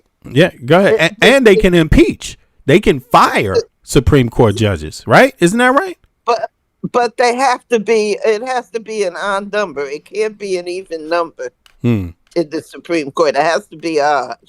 Okay. It can't be 8. But who says that though? But who says that? But if you could, how would you break a tie? No, but if you have 8, but people, they all 8 Democrats. But that's not Democratic point of view, right? But I'm just saying, constitutional law is constitutional law. And who makes constitutional law? It's the House. So they can do. We're getting into another little conversation, but it still has to have an odd number. No, who said that? It won't Why? work. No. It doesn't seem like it would work. I don't think it's that it won't work. I don't think it's that it won't work. I think the problem is that it's fucking working wrong. Like, we don't want it to work if they're gonna work like that. If they're gonna keep on, if they're gonna keep on, they say 6-4. That's what I'm saying. I don't want the shit to work. Stop working. Stop working. Or something like that. It's a yes or no, right? So it will by default have to be an even, but with term limits that will change with the current administration, right? So if we have, let's say a Republican, president, if we have a Democratic president, now they will be able to influence who gets voted in, right? Because they're going to nominate who gets voted in, right? They're going to nominate and put forth to the Congress who they want to be the next Supreme Court, right? And that's where the separation of powers come into play, right? Because depending on the majority, whether that's Democrats or Republican in that Congress, now they'll get to vote in favor of either a Democratic or a liberal judge or a conservative judge. And all we can hope for is term limits, right? Because we're going to hope that that's not a lifetime judge serving, right? And that should change because that's reflective of the current voter environment, right? When you vote a president in, whether that is a Republican or whether that's a Democrat, now they should, depending on how those term limit falls, now have the influence to be able to put forth a judge, whether that is conservative or whether that is, whether that's conservative or liberal, right? Depending on the people's vote. That's why voting is important. That's why the more local it becomes, right? Now, midterms matter more, right? Because now you're going to be able to vote in, and later on, obviously, these midterms are going to last and within 2 years. And impeach. Exactly. So right. you can the powers come into play. Yeah, exactly. Right? Go ahead. So yes, it's always going to be uneven, but if in combination with term limits, it makes sense because you're always going to have that ever-changing progressive government, right? Progressive. But you know what? I don't think this even thing, I don't think it really matters, to be honest with you, because I think what it comes down to is how the people are feeling. Even though this court is uneven, theoretically, there's 6 Republicans and 4 Democrats. The fact that the people are outraged is putting so much pressure on the court. And the fact that the president is such a lunatic, they're still not agreeing 100%, but they did play a role in the problem. But what I was going to say is that, and then Big Girl, you can go ahead and say what you were going to say, is that at the end of the day, it's the House. The Parliament in the United States has more power, check and balance power, than anyone else. Why? Because they can check the White House, they can check the Supreme Court, they can check the agencies, they can do it all, right? But the American people have to vote for people that believe in certain values. The first thing you got to believe in is that, damn, taxation without representation is a fucking crime. The less amount of representation you have with your taxes, the closer you actually are to servitude. In a democratic society, you have to understand that.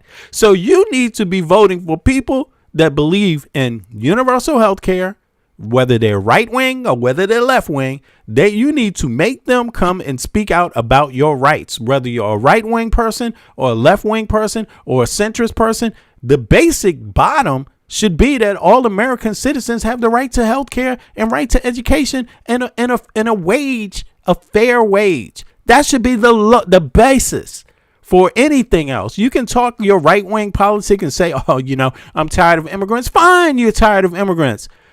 But that shouldn't be at the expense of everyone who is a citizen having a fair wage. Fine, you're unhappy with men in dresses. But that shouldn't mean that women don't have the right to control their relationship with their own doctor and their body. Like, why does your tax dollars helping you, who you are, have to do with what you don't like about somebody else when it's none of their business how you live? Like, nobody. That's why legislation matters the most out of all the 3 branches, right? Yeah, it does. It's the legislation. They have the power to write the laws, and right now, I think our issue is we had a lot of American citizens that don't know the power they have. And so they settled for things that don't matter instead of demanding what matters to them. They got fooled. They think that caring about immigrants taking over means they don't need health care. They thought caring about immigrants taking over, being scared of immigrants means American citizens shouldn't have a fair wage. If you're a citizen, doesn't that give you an advantage over an immigrant any goddamn way? It does in Denmark. It does in Europe. What the fuck? What's going on here? Okay, it's not like immigrants are taking over the top positions in every goddamn business, every corporation in the country. That's not what's happening. You know what I'm saying? Like, they're taking their spaces up that are empty, that are not being filled. That's what immigrants do. But secondly, I know this because I'm an immigrant. Okay, but here's the thing: you shouldn't think that fighting against immigrants means that your son, just because your son in your middle class family shouldn't have the right to go to any technical school or any university he passed the test on. It shouldn't mean that. But what's being sold in the United States from the right wing is that caring about immigrants supersedes all your other rights. So if you're going to vote for somebody that cares about stopping immigrants, the same time you're going to vote to have an unfair wage, you're going to accept the unfair wage because you're worried about, you're going to vote for the immigrants, and the same person voting to keep the immigrants out doesn't care if you have health care. The same person that's talking about voting the immigrants out, or the man in the dress, doesn't care if you have access to education or a fair wage. The same person talking about all this cultural shit, man, they don't give a goddamn about anybody who's Christian. Being married, a man and a woman, they're not doing anything for those people's families. A man and a woman and a child, they're not doing shit to help your family if you're middle class or poor. That's the problem. So American citizens have to stop wasting their goddamn vote.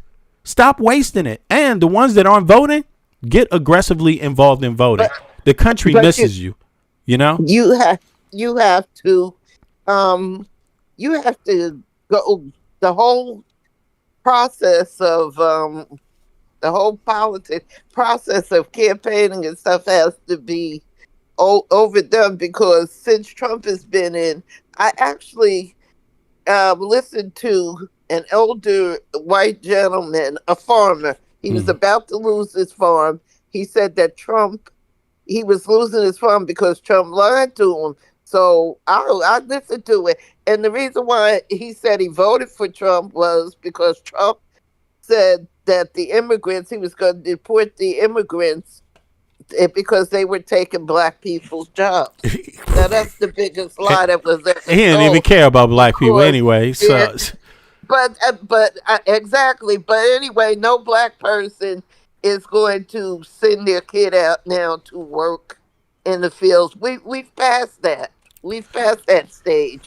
Nothing wrong with just so we're clear, before you finish that sentence, big girl, black unemployment is at an all-time high right now under Trump. But go ahead.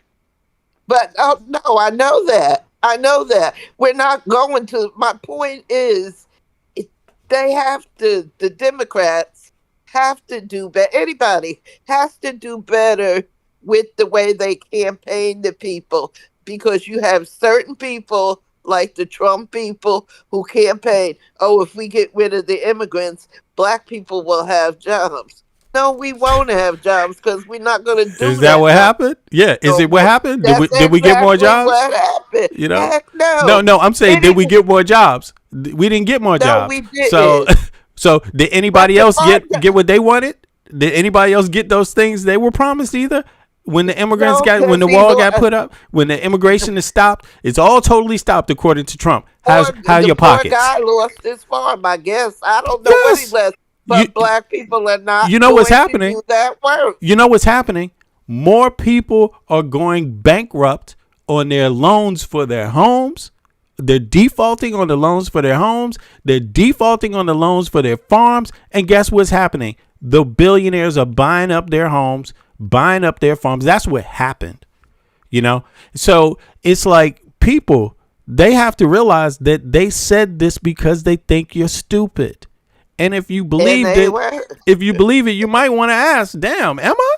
You know what I'm saying? Just ask, am I stupid? I felt sorry for the guy. I felt sorry. You're so right. He actually voted for Trump because he thought he was helping to give black people jobs. So many people thought that. So many people believed him, man. Ridiculous. Understand that was a part of his campaign, having populist talking points on both the left and right to appeal to the middle class and the lower class and have that vote, but that is not the reality, because what the reality is neo-libertarianism, and that is what we're experiencing right now in America.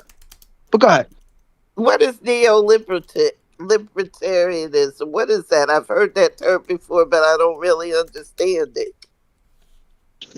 It's essentially unchecked capitalism, right? Unchecked free markets, privatization of everything, with the richest getting richer and the poor getting poorer. When we speak on an economic level, it's called the K-shape, right? So anyone in the middle and anyone in the lower are continue to devalue what their worth is, and anyone in the upper and the wealthiest will continue to gain the most money they possibly can due to economic factors that benefit them. Similar to the prime example is the Big Beautiful Bill. Right? The Big Beautiful Bill incentivizes major tax cuts. And when we look at tax cuts, even if we were to give tax cuts for both middle and lower and include the upper, the lower and the middle make so little that those tax cuts don't mean much, but those tax cuts mean so much more to the wealthiest, right? If I make, let's say $50,000, but in taxes, with those tax cuts, I save $5,000 to $10,000. If I'm wealthy and I'm worth millions, I save hundreds of thousands, if not millions of dollars, and that allows me to acquire more assets that builds my wealth. And so that's what neo-libertarianism is in a nutshell, right? Unchecked capitalism. Right? And unchecked capitalism allows for the wealthiest to continue to build on their wealth, and it disproportionately allows for middle and lower class to assume that they are a part of that idea of gaining the most when they're not. Right? When they're saving a little bit, but allowing the rich to have the most. Hold on. Let me see something. Somebody just hopped up. Who was this? Who just hopped up? Somebody was just speaking. Was that you, Eric? Yeah, that's me. Oh, okay. Hold on. All right. Yeah, what did you want to say? I was just verifying the Milton Friedman was a big pusher of neoliberalism and just having absolutely no regulations. Right. There you go. No regulations. No social checkpoints that allow for equality and lack of wealth disparity.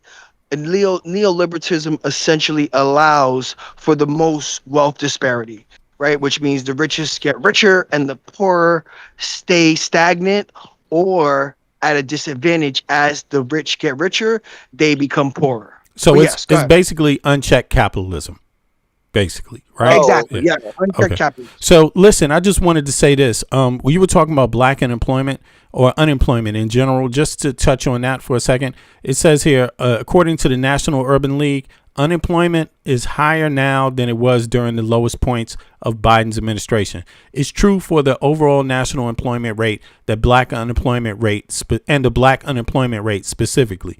Here's how the numbers look compared according to the Bureau of Labor and Statistics. Overall national unemployment rate under Biden, the national unemployment rate reached a historic 50-year low of 3.4 in early 2023 and hovered between 3.5 and 4.0 for much of his term. Current unemployment rate. The overall U.S. unemployment rate sits at 4.2. While this is still considered relatively stable, right? It is noticeably higher than the lows seen during the Biden administration. So it's higher now than it was under Biden. Now, black unemployment. Yeah, black unemployment is different now. It's more. Okay, black unemployment under Biden, black unemployment rate hit at an all-time historic low of 4.8 in April 2023. The current rate of black unemployment fluctuates between 6.6 and 7.3 depending on the month. And that data is from the Federal Reserve and the Bureau of Labor and Statistics. Okay, so just for people to know. Now, go ahead. Let's get back on this. Should we hear some more? You want to say a few other things, and let's hear, or you want to hear some more from independent media and the likes? Let's hear some more. Okay, let's hear some more. Let's see here what Adam got to say, and then let's see what Luke Beasley was up to. Let's hear. Citizens and dead people are listed and active on the voter rolls, and yet we still have elections with no voter Yeah, ID. and if I could just mention one thing, V. Yeah, go ahead. Yeah, we have some pretty derogatory comments about Hillary in 2016, and you have to remember when it came to Hillary Clinton, she was actually exonerated 4 times, and that's more than any American in the history of the United States. So when I see people picking on her, it kind of does bother me a little bit. It's because misogyny. we had that case. Yeah. In 2016, where Brett Baer, the main face of Fox News, came out and said that Hillary was going to be indicted. Now, remember, she had just been investigated twice over her emails, not once, but twice by James Comey. And in both cases, she was exonerated. So here, a month before the election, Brett Baer comes out and says she's going to be indicted.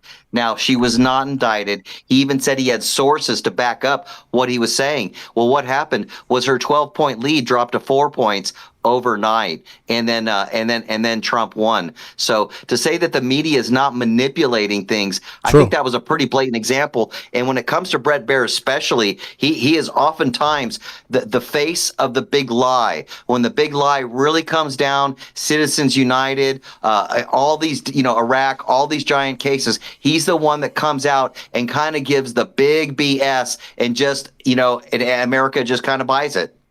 Facts. And I didn't vote for Hillary Clinton in that election, and that's the one election I actually didn't vote in. I'm from DC, so I'm registered in DC as a voter, and that's the one election I didn't vote in. But I didn't vote. The reason why I didn't vote for Hillary had nothing to do with any of the goddamn things they were saying about her. I thought it was basically bullshit, but the reason why I didn't vote for her was just because I don't believe in dynasties. So that's why I didn't. But in retrospect, there's a lot of Americans that do believe in dynasties. Like me, I would never vote for anybody that's related to Donald Trump. Period. I'm not voting for anybody that's related to another president. Period. It doesn't matter if they're a woman or a man. Period. That's how I roll, right? But at this time now, that was the 2016. There was a lot of disinformation put out. That's the height of when they said Russian interference was coming in. And it was coming in through social media, and it's not just Russian disinformation, but that's when social media became a playing ground for disinformation. It happened quite some time ago. So I think Hillary Clinton, she bear the brunt of that new period, this new social media awakening where information just flows freely. And if it's a lie, it doesn't really get checked. You see what I mean? And so a lot of people became victimized by that, and focusing on things like this, focusing on, for example, Benghazi. Also, she took the blame for what happened in Benghazi when you can separate the Secretary of State from the president. You could separate the two. You don't have to see them as exactly unilaterally the same, what her role was in being the Secretary of State from Obama, because I just think a lot of people take what Obama's decision was regarding Libya kind of out on Hillary, even though she don't like it. She didn't like him. She didn't like the Libyan leader Gaddafi. She made public statements about Gaddafi. I think it backfired in general with the administration. In general, I think they backfired. But having said that, that's different from pointing out loads of lies being said about her. So I don't think you have to follow suit. You don't have to agree with Obama's view of Gaddafi. You don't have to agree with that, and at the same time have to agree with everything that's being said about Hillary Clinton either. It's just you have to decide step by step what you agree with, what you don't agree with. But in general, I think my personal view is that was poor foreign policy by the U.S. Period. You know what I'm saying? So I just don't think it was a good look for Hillary either. The fact that she spoke out, she was openly speaking out, and that Obama made that decision. But I think she's the one to take the blame, because look, at the end of the day, people are going to vote for the best friend of Jeffrey Epstein. And what that means, when you've decided that you're willing to vote for the best friend of Jeffrey Epstein, when you know already that there's been people that said he was assaulted by little kids, I think you've now taken a step further than Benghazi. You said, because it's not like Jeffrey Epstein like fucking Gaddafi. You know what I'm saying? Like, it's not like Trump like fucking Gaddafi. He's only willing to say the things to get your vote. Trump could care less. He would take the oil of Libya. Also, you have to understand that. You have to understand that. So to be, somehow like just you can't have your cake and eat it too. That's all I'm saying. So yeah, and Gaddafi is an interesting case because he gave up his weapons of mass destruction and he gave up his nuclear ambitions. Yeah. And look what happened. He ended up being like raped to death in the streets. So yes. You could now see why Iran and some of these other countries are trying to, protect themselves. Exactly. And I think Hillary, I think that kind of is why a lot of people were willing to jump on to anything you say about Hillary Clinton. You know what I mean? But overall, I think also people didn't like her because she was the president of Bill Clinton. Bill Clinton. What? Monica Lewinsky. I mean, come on. It kind of undermined her generally. And and I think it's not a good look. You know what for a lot Americans. of people didn't like Hillary for? Yeah, go ahead. Because before she even met Bill Clinton, before she got married, she was the attorney when she got out of school for the Walton family, the Walmart family. Right. And a lot of people didn't like that. Yeah. And that turned them against her. A lot of but look, working people didn't that. But again, I agree. Like, again, but then look at Trump. So it's kind of like what it is. I think Trump knows something on everybody. I think Trump knows dirt on everybody. People don't talk about Trump the way that people talk about Trump. I mean, you know what I'm saying? Like, so that kind of, it makes me wonder, like, okay, so this is why you didn't like Hillary, but you voted for Trump? I didn't vote for Trump. All I said is that I didn't vote in that election because I didn't like the choices. I didn't like Hillary Clinton being the husband of Bill Clinton. I didn't like that. I also didn't like Trump. I didn't vote. That's one of the, I think twice as an adult did I not vote for the presidency. And that is one of the times, so there's loads of people though that didn't like Hillary, but they love Trump. I'm like, okay. My brother voted for Gary Johnson because he was going to legalize weed.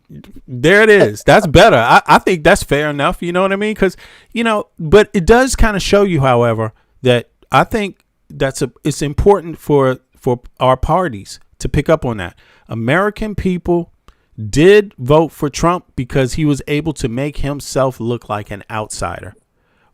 Although he wasn't, he's the epitome of insider, you know what I mean? But he was able to make himself look like an outsider, and he was able to make other people look like they're all insiders, they're all part of the deep state. But the truth is that he's been right along with all of this shit. He's been right along with it. So I think political parties need to understand that we want to start fresh. We don't want legacy politicians. We don't want old politicians. We don't want people that's been serving. We want people that have 100 years bring something new to the table. Yeah. We want people that believe things can be done that couldn't be done before. Generally, I think that's the overall sentiment of Americans. Like, they don't want to hear any more excuses about healthcare. They don't want to hear any more excuses about a fair wage. They don't want to hear any more excuses about education.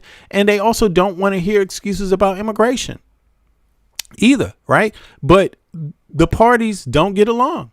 So where did they leave immigration? Where did the parties leave immigration at? Trump, you just see when it comes to Hillary, especially, she brought people CHIPS insurance for their children, and a lot of people took advantage of that. I don't think a lot of people are aware that it was Hillary Clinton who worked very hard for 2 years to bring that to America because children did not have guaranteed health care in America. Right. So I think as just almost as an act of gratitude, voting for her would have been simple.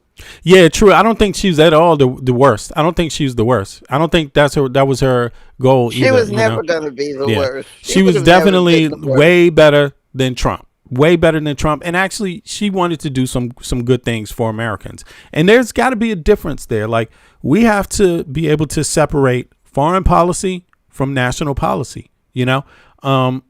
we do. That's part of it. I'm not saying we don't need to disassociate totally from foreign policy, but that's where Hillary Clinton took a fall with Gaddafi. But if you look at what she wanted to do with the national policy, yeah, she wanted more Americans to have health care. That's one of the things she wants. The Democratic Party generally speaks about that as a platform, you know. So fair housing, more education, and more health care. That's really a staple. Whether they deliver it or not is another thing. But Trump talked about immigration, and then before he became president, he told the Republicans to not sign any bill with Democrats about immigration. He wanted to run on that. He wanted the immigration to be so bad that you vote for him to be an extremist. And while he's the president. Wall? Right. So there is no wall anymore. So there's no wall, and he didn't want comprehensive immigration because he wanted the situation to be so bad he could use it to his advantage later. I mean, that's what he did. He has the gift of gab. He was a good liar, a convincing liar. Yeah. My sister and I had death arguments. She was sick. I didn't even know she was sick. We almost came to blows because she got mad with me because I voted. I wasn't voting for Trump. I just couldn't do it. She listened to all of that. PragerU, Fox News, Rush Limbaugh, all of these people, and it doesn't make sense to me. None of it makes sense to me what they say. I don't know. All I know is he's got to go. All right, let's hear some more. Let's see some more about the just breakdown. Let me ask you one more thing because I have to go. Okay. I just want to know if they impeach Trump and he doesn't go, will the army take him out? Yo, Michael, you want to handle that? Or Eric, you want to handle that?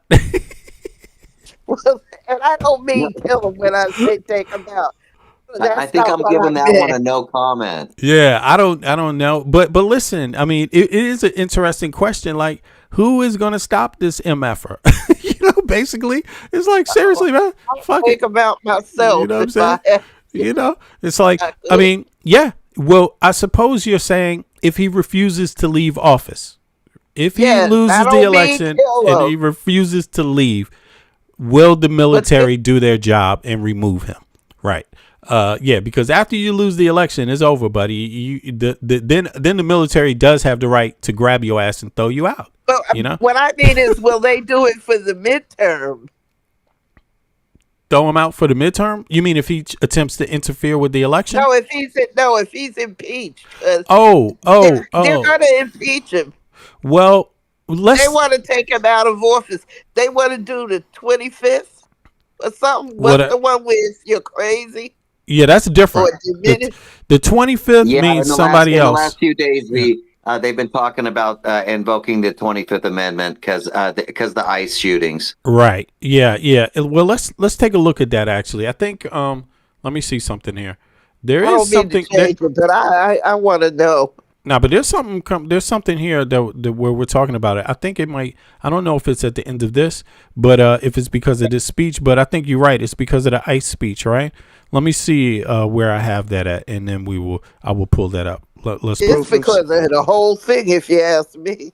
The whole 2 terms. Yeah, Mark Wayne Mullen, the defense secretary, said they're going to go after election officials now if they don't cooperate and give up the voter rolls. Right. They're not going to do it, but they're not going to do it. They're not going to do it.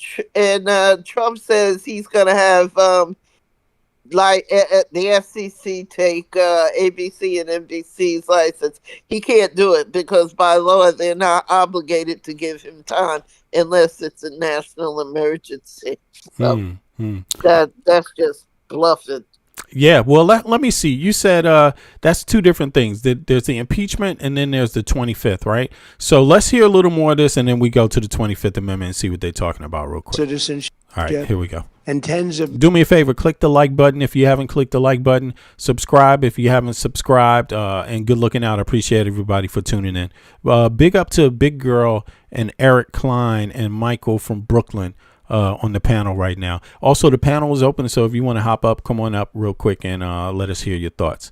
All right, let's go.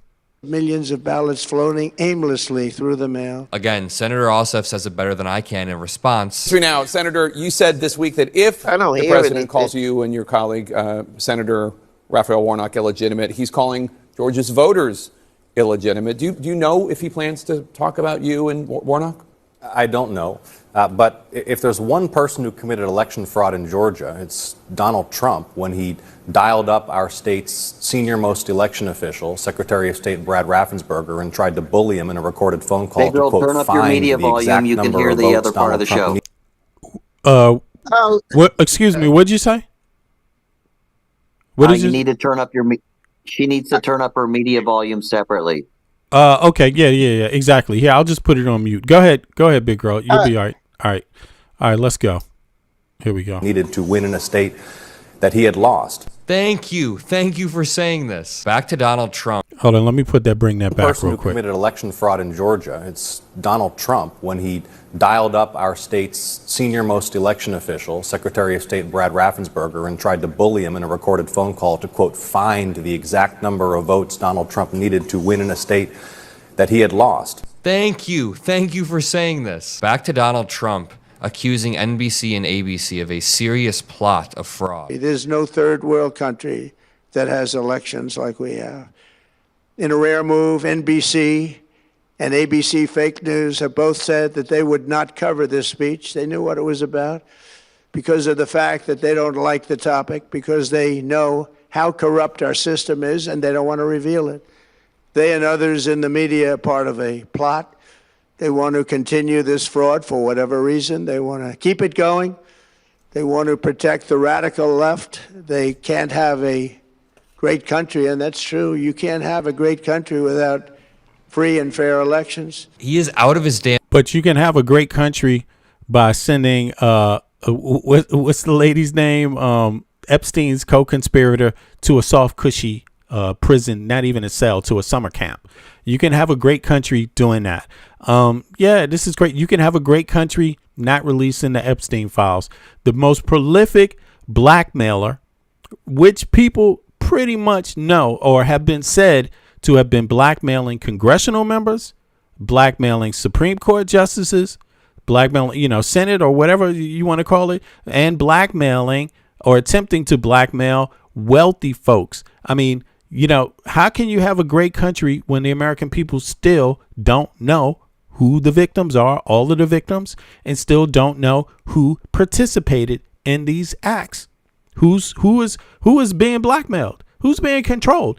And you still don't know who the information was given to. You don't know if that information, whatever is in those files, was given to Russia. You don't know whatever is in those files is given to Israel. You don't know anybody if it's given to Iran. You don't know. And it's your country. It's the American people's country.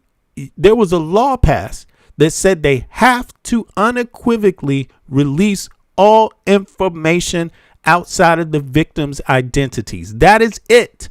Everything else they're supposed to release. Can you have a great country when the president doesn't even ask for it to be released? When the people he appoints refuse to release it? Is that a great country? I'm just saying. He's talking about the elections. Man, what are you talking about? Election for what? Election for what?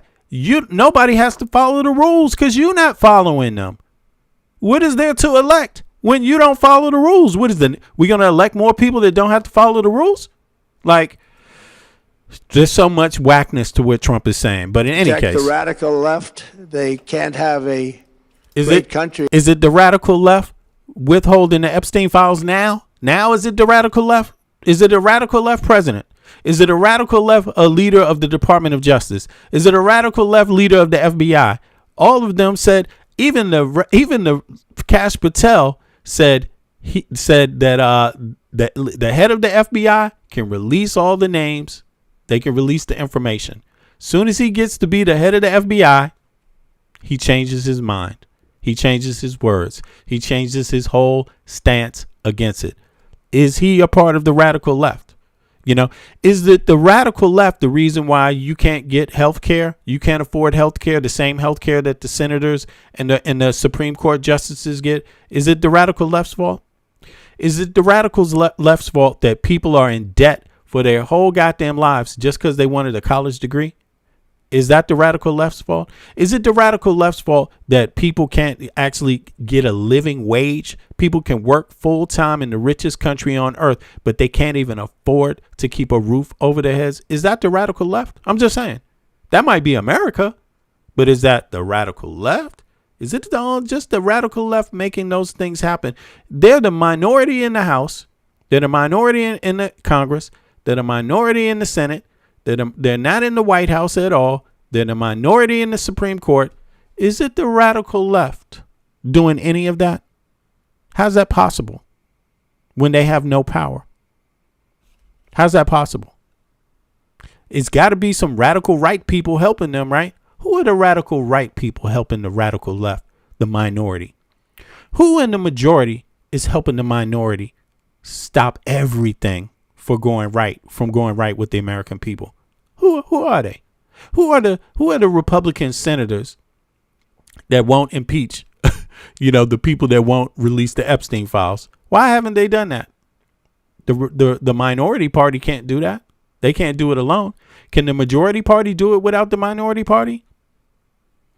Yes. And that's true. You can't have a great country without free and fair elections. He is out of his damn mind lying about these elections. He's controlling the Congress, the Senate, Republicans, the Supreme Court, the White House, and he's worried about elections being fair. He fired. Who did he fire? Didn't he just fire the federal people that are in charge of making sure that elections are fair? Didn't he just fire them? I mean, I don't know who the hell Trump, man. And this is why I'm very grateful to have people like Senator Ossoff. He could be a great presidential candidate. He's grilling all of Donald Trump's nominees for the Attorney General, for the Director of National Intelligence, directly about the elections in 2020. Tell me who seems confident and who doesn't in this video right here. Yes. Who won the 2020 election? I'm not going to do this with you. This is a job interview. We've established that you have an obligation to be honest and forthright with the committee. Yes, you do have an obligation to be honest and forthright with the committee? Yes. Who won the 2020 election? Like I said, I'm not going to get into that with you. But you do have an obligation to be honest and forthright with the committee. Is anything that I just said not honest or forthright? Yes, you're not being honest or forthright. Who won the 2020 election? I think I've answered the question. We can keep doing this. Well, we're going to keep doing it because you're not being honest and forthright. I'm not going to engage in the theater. It's a simple question, Mr. Clayton. And I've answered. Who won the 2020 presidential election? I've answered it. You're here asking for the support of senators to lead America's intelligence community. We've established that you have an obligation to be honest and forthright with this committee and with the American public. Oh, big up, Donovan, man. Peace. Good looking out. Good to see you come through, bro. One. But you refuse to answer a simple matter of fact about the 2020 election. Is that right? No, that's not right. Then answer the question. Who won the 2020 election? I have answered the question. Answer it. What is your answer? I've given you my answer. What is your answer? Can you imagine? I should go to work like that too. As a matter of fact, when anybody asks me some shit, I'm going to start taking his advice. I gave you my answer. I'm not going to comment on that. I answered it already. I answered it. I'm not going to engage in that with you. Sorry. That's hella convenient. I wish you could tell that to the tax man. I'm not going to engage in that with you. I'm not going to engage in that with you. I mean, wow. Why didn't I think of that shit a long time ago? Talking to the goddamn police. I'm not going to engage in that with you. I'm not going to engage in hyperbole. Okay, Mr. Officer. You refuse to answer a basic question about who won a presidential election? No, but you asked to lead America. These people are absolutely spineless. I also want to point out that we're getting reports that the documents released by Trump during his speech tonight are backfiring on him. The documents released tonight actually confirm that Russia tried to spread claims Biden was engaged in criminal activity vis-a-vis Burisma, and that it advanced those narratives with U.S. officials and planned a high-profile corruption scandal at the peak of the 2020 election. I mean, there it is right there. Let me just enlarge this real quick so people can see it. And I mean, this is what they're saying, man. This is crazy. and Trump is not even refuting it. That's the crazy part about it. President Putin and senior Russian officials are overseeing efforts by proxies to spread claims about former Vice President Biden, as well as Ukrainian politicians and alleged Ukrainian influence in the 2016 U.S. election. These claims include that when the former vice president was in office, he engaged in criminal activity in the dealings with Ukraine and individuals tied to Ukraine energy firm Burisma, Derkach, Kilmenick, is that it? Kilmenick, and other proxy actors. So, I mean, obviously Obama was the president then, and you could see how prevalent Trump is, because Trump is going back and having influence back here by spreading, even engaging in this rhetoric that Russia was putting out, obviously to help him win the election. You see, so I mean, what type of person, what type of American is going to work together with foreign adversaries over your own countrymen? Who does that? Who does that? Is that the kind of American you are? Like, because I'm sorry. If that's what's going to go on in the United States, it's finished. There's no United States. That's not supposed to happen. Nobody else can do that. That's supposed to be wrong. That's supposed to be wrong. That means that you actually differ and don't care about the sovereignty of your own country. That means you don't agree to disagree with your own countrymen for the sake of your own country, so that you can have other underlining things that are agreements that no one can break among you. You see what I'm saying? Like, as countrymen, there's supposed to be some underlying things that we don't ever allow other people to penetrate into. You see what I'm saying? We're supposed to have that agreement among each other to not sell each other out. It doesn't matter if you're right wing, if you're left wing, if you're independent. No country can survive that kind of philosophy. None. Denmark has right wing, has center politicians. It's got 20 different political parties. I mean, 10 major ones. They can't survive shit like this. They know it, which is why there's a line they don't cross with each other. Same thing with Norway. There's a point where they know where they're more, the point of them being more Norwegian than anything else is going to kick in. And that's when Norwegian people are not sharing in the prosperity of the nation. That's where they all kick in and say, fuck this, man. This is too much. Fuck all that other shit. Norwegian people have to be taken care of. You see what I mean? Americans, when are we going to do this? You see what I mean? And keep in mind, he's not just collaborating with Russians. At the same time, he want to cut your health care. Who the fuck agrees with that? Who the fuck agrees with that? So just keep in mind, he's not just bitching about the election. He's saying you want too much from your tax dollars. At the same time, he's collaborating with Russians. In any case, let's get on to the next one. This is Jack Cocchiarelli, and then we're going to be out. We got a couple more minutes, like 15 minutes. This is crazy. This is where they're talking about the 25th Amendment. Video is brought to you. Let me see. Let me pull that down a little. By Incogni. Before Donald Trump had even wrapped up his incoherent, rambling 30-minute speech lying about election fraud, Democrats had already started moving on the 25th Amendment, and rightfully so. The man is obviously deranged. His brain is broken. He is out of control, and everybody can see it. And that is why now, more than ever, we have to connect Donald Trump's insanity, his desire to lock himself in a ballroom bunker with a hospital and Big Macs right above him, to the fact that he is about to try and steal the midterms. He is doing this because he thinks the presidency keeps him alive.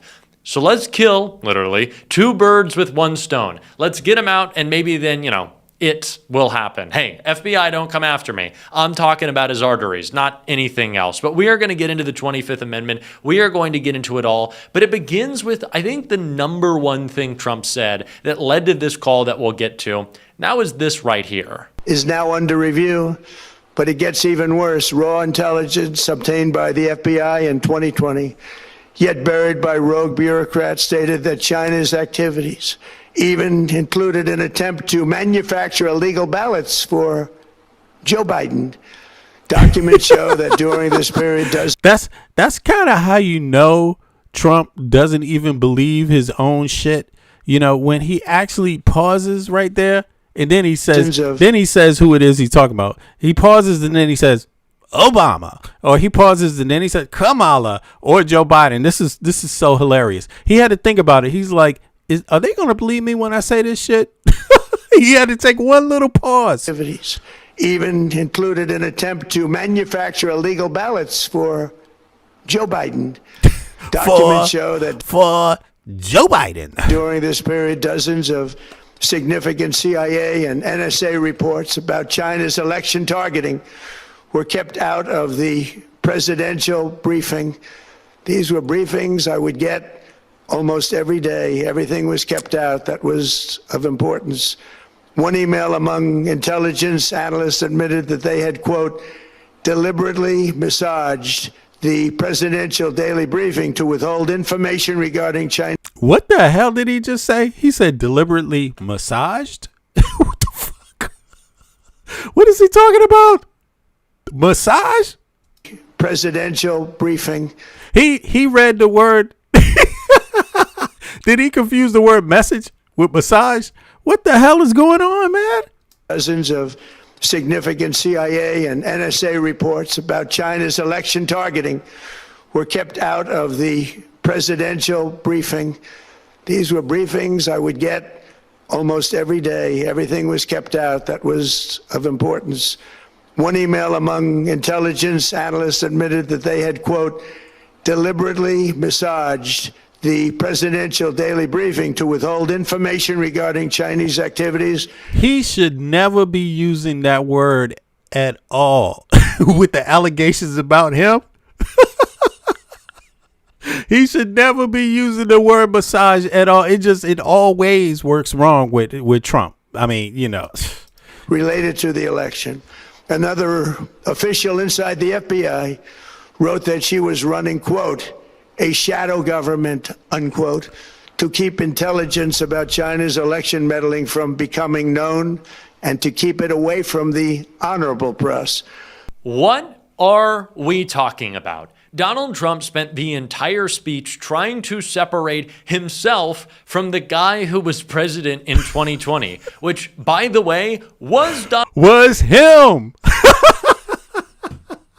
He's talking about himself like he was involved in a conspiracy and shit. It's like, what the hell? Yo, do me a favor. Click the like button. It's 200, almost 300 people watching. Click the like button. Let's get up to 150 likes, y'all, please. This is hilarious. This man has a way of talking. It's amazing. Donald Trump. And we all remember that, even though he doesn't, which is the clearest sign of his dementia. He kept saying China wanted to make the person who was president look unfavorable and untrustworthy in the eyes of the American public. And I thought to myself, they did a really good job because it was you, Donald. But this wasn't some large conspiracy. And if you want to know how I know that, it's not just because Donald Trump is the biggest liar in history, so if you just bet against him, you're usually going to be right, but it is because on several occasions, Donald Trump, during his speech said, go to whitehouse.gov, check out these documents that we posted. And we did. And it explains the calls for the 25th Amendment we're going to get into. So a couple of the folks out there decided, hey, Donald Trump is begging us to go look at these documents, so why don't we? Friend of the show, Mike Nellis, posted this screenshot. Trump's own file released tonight says Russia was working to attack Biden and boost Trump's re-election campaign. It reads, we assess that Russia is using a range of measures primarily to denigrate former Vice President Joe Biden and what it seems as an anti-Russian establishment. For example, it is directing or encouraging proxies to spread claims about Vice President Biden. Some Kremlin-linked actors are also seeking to boost President Trump's candidacy on social media. More broadly, Moscow's efforts to seek to amplify social discord in the U.S. undermine Washington's global standing. Sam Stein of The Bulwark wrote, "This is really incredible. Docs released by Donald Trump tonight confirm Russia tried to spread claims that Biden was engaged in criminal activity vis-a-vis Burisma and that it advanced those materials with U.S. officials and planned a high-profile corruption scandal at the peak of the 2020 U.S. presidential campaign." Stein continued sharing, "One of the documents that Trump has disclosed tonight has a section noting that China targeted the Biden campaign and does not currently intend to covertly interfere to try and sway the outcome of the election."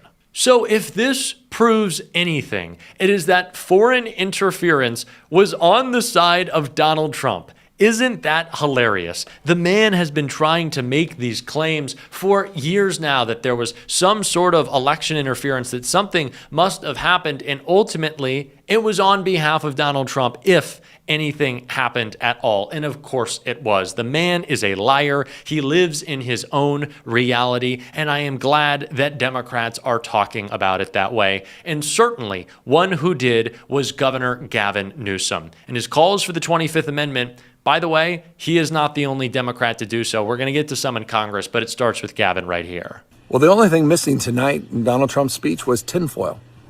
This was a legitimate 25th Amendment moment, the ramblings of a mad king. Don't get me wrong, foreign interference in our elections, that's a real thing. Nothing about what you watched tonight, though, was real. It's make-believe. He wants to rig the election in 2026. He knows he's going to lose.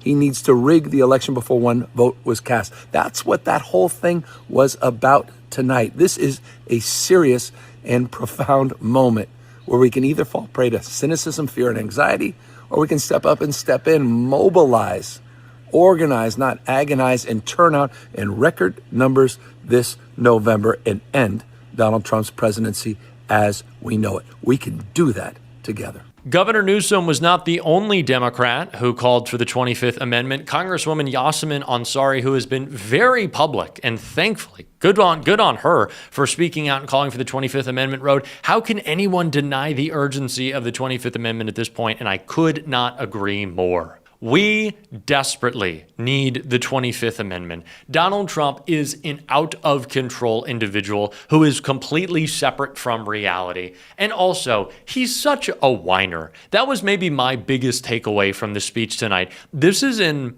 80-year-old billionaire who has made his billions as a scammer, lying to people and stealing your tax dollars.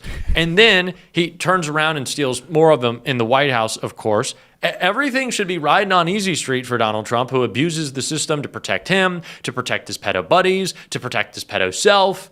Everything should be good, yet constantly, the man who created an affordability crisis and makes life a lot fucking worse is complaining that everyone's out to get him. And it's a boo-hoo Trump party. And I'm just so sick and tired of it. It is exhausting. It is annoying. It is boring at this point. I know it's deadly serious, but it is boring. All right, let me just say what's up to folks in the chat real quick. Because I haven't stopped to say hello. I appreciate everybody coming out. Let me see. We got Orlando. Aaron, what's up? What's good? Rafika, you back? Rafika. Okay, there you go. We got One Mexica. We got Spitfire. What's up? What's good, Spitfire? Appreciate you, man. We got Christopher. Christopher says Trump isn't running in 2026. Yeah, but Christopher, have you heard the news? He's worried about it. He's worried about elections, even though he's not running, man. Come. All right. So I wonder why that is. It's because people keep saying they're going to impeach the man. You can't impeach without having control over the House. So let's see here. Dennis said, oh, no, this is Orlando. Dennis Moore, we can't laugh at the same time. This man's stuff. This man is so damn dangerous. True. Well, I don't blame you for laughing, but it's really nervous. It's out of nervous energy. What else can you do? This is part of human psychology. People laugh at some of the most tragic things. It doesn't mean they're laughing at it, though. It's just the way we get ourselves into it. The way we got ourselves into this, though, it really means we have to laugh at ourselves as Americans. Like, we have to laugh at ourselves about how we got into this, because we got into this in the most silliest way, and that is shooting across the aisle at each other, having culture wars, while we not looking up at who's on top, getting all the benefit from our tax dollars. That's how we did it. And yeah, we got to think differently. We got to learn how to think differently, man. You know, learn how to live and let live, and learn how to demand that the people we elect use our tax dollars for us personally, to benefit us personally, our families personally, our kids personally, our communities personally, and then other shit after that's covered. Okay. Yeah. But let me see here. We also got the Irish Paul. What's up, Irish Paul? You here? You still here, Irish Paul? We got Jeremy Gogans. Appreciate you. Yeah. Jeremy says, what does he say? He said, this man is so unfit. Yeah. Yeah. Then we got Dennis Moore. He says, have to love Trump funny stuff. Yeah. In some, yeah. I mean, until it's time to vote, you know, laugh at it. I guess how he looks delusional, but he has some serious consequences to our country, man. And speaking of that, this one stream is titled, let me go to the title so you can understand. It's called Trump Won, the American People Lost. Let's celebrate his personal victory. Yay. And that's basically it. Trump, he won the what do you call it? What war is that? He won the war against Iran. He's won that war because he self-ingratiated his pockets. Yeah, the American people lost that war because we paid for it and got nothing out of it. Yeah, Trump has won a lot. He's been the guy, just like Jack said, he's gotten everything he wanted. How can you call that losing? Trump has gotten everything that he wanted. He's got the best of the line of the oil. He went in there a couple of days before that war with Iran, probably bought him and his family and everybody else, his friends, probably bought loads of stock in oil. And when that war kicked off, boy, woo, price of oil just hit the jackpot. That's why he keeps talking about how great the stock market is, because he's benefiting from it every step of the way. You might have paid for it, but he benefited from it. What about the tariffs? What about the tax on foreign goods? Who benefited from that? Did the American people? Did you get your tariff check yet? I tell you who did get a tariff check. The corporation, the billion-dollar corporations, they got their check. Who paid for that? The taxpayer, American taxpayer. Who also paid for the high prices? The American taxpayer. So they got you on both sides, you know? So, and if you're cheering about getting effed on both sides, damn, you into some weird shit. That's all I could say, because they really got the American taxpayer, boy. You know, so Trump won. Everybody, let's clap for Trump. Yay, Trump. Way to go, man. There you go. I'm happy for you, bro. I'm happy for your family. You guys are richer than ever. Too bad the American people aren't.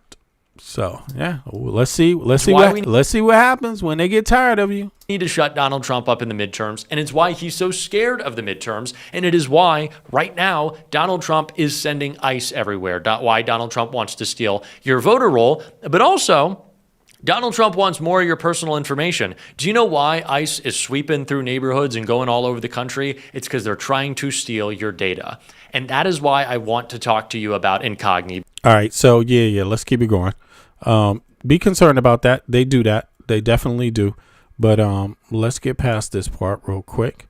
The last thing I'm going to review is some information about the current state of Russia real quick.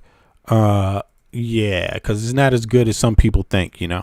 But in any case, here we go. Right after this speech, he went on Lawrence O'Donnell, and he just laid into Donald Trump, completely humiliating him right here. Did you do it? How did you figure out what Donald Trump was going to say tonight? Lawrence, thank you for having me. And tonight I heard a failed president desperately casting about for excuses to meddle in the upcoming election if he can, or to discredit the result when he loses decisively, as I expect he will. I heard a president who has his war. Yeah, Trump is not, he's not running for office, but, you know, the whole thing is that people are tired of him. They want him impeached. Yeah. And so the only way you can impeach him and put limits on the president of the United States is through Congress. So you have to have enough congressional members and enough senators, both houses. You have to have enough of them to want to stop this guy and remove his powers, right? That's the only way you do it until you get a chance to elect another president. That's how the Constitution is designed. So if there's people trying to figure out why the midterms are so important, that's why the Congress has the power, the Parliament of the United States, which is the Congress and the Senate. They have the power to put checks and balances on the White House and on the Supreme Court. They're the ones that have the power. They can stop it all when people have the representatives there that want to stop it. Right now, it's just not the way it is. You know, a lot of these Republicans pretty much know they're on their last job. Even their constituency is pissed off at them. Why? Because they didn't put Americans first. They put everybody else. They put the billionaires first, which is only like less than 1% of the country. They put Israel first, which Americans aren't necessarily all against Israel, but we don't like other people coming before our health care. We don't like other people coming before our access to education. Even Israel has universal health care. Even they have universal education. We're helping them. Okay. Do you think they're better than you? Do you want more for them than you want for your own kids? If put a 1 in the chat, if you want Israelis to have more for their kids than you have for yours. Put a 1 in the chat if you want Israelis to have more for their kids and families than you have for yours. Put a 2 in the chat if you think, as an American citizen, you're more concerned about your family and your kids than you are about Israeli families and kids. And there's no pun intended. I'm just curious what you think. I think as an American citizen, I'm more concerned about my family and my kids first. That's all. It's no pun to Israel. But there are some Americans that really do believe that Israel's access to universal health care, their access to universal education, and their families matter more than other American citizens. There are plenty. It's just that way. Now, let me see here. I see a lot of people don't want to put a 1 or 2 in the chat because they know that question's like a killer. You see what I mean? And it's okay. I get it. I've seen it all the time. I understand how that works. That's why I got the chat open. And that's why I ask certain 1 or 2 questions so that people can qualify every other statement you make with those simple 1s and 2s. So it's important to do that. Now, but don't worry, the chat is open so you can be anonymous and unidentified. It's okay for today. Now, let's get on to the 25th. They're planning the 25th, right? This is what they say they want to do. I'm not really sure how that's going, but in any case, let's move on with a little more. Let's see here. We have this little bit of news about Peter Thiel. Let's check that out real quick. Hackers have just exposed exactly how depraved billionaires like Peter Thiel actually are, and it's worse than many of us already suspected. I don't know, maybe it's not worse. I know I have a pretty low opinion of these types already, and I imagine the same it goes for many of you watching this. We see the things that they fund, we hear the things that they say publicly, we watch what they do to our planet and to its people and to its history. They're not normal in the absolute worst ways imaginable. They're cartoon villains, and that's nothing new. But now we have evidence that over 200 of the world's elite signed up for a retreat that features panels on everything from prepping for World War III to starting a cult. They're doing villain conferences. It's like How to Villain 101. The slogan of the Antichrist is peace and safety, and that there is, we're told that there's nothing worse than Armageddon.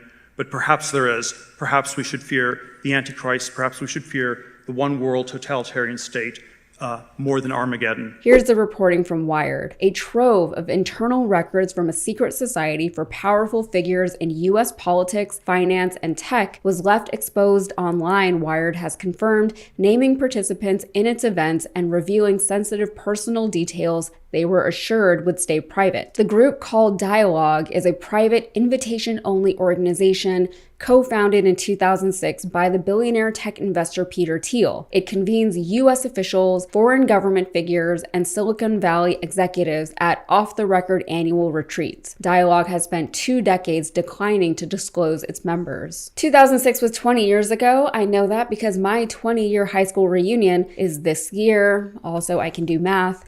But a lot has changed in the last 20 years. The world is a different place, and I suppose that can be said for any 20-year period. But for the first time since maybe the Industrial Revolution, we've seen all of society not just transform around rapidly advancing technology, but be shaped in the vision of a handful of elites who profited from the mass adoption of said technology. So in 2006, social media was not that widely used. There was MySpace and Zynga and Friendster, things like that. Facebook was still pretty new, and when it started, it was only available to people who had college email addresses, but most people still had flip phones, or dumb phones as they're called now. The internet lived in a specific room in our homes, and if we were not in that room, we were not, for the most part, online. Back then, technology was exciting for the ways that it could make life more convenient, but the promise of convenience is often a gateway drug to becoming entirely dependent on an increasingly intrusive technology,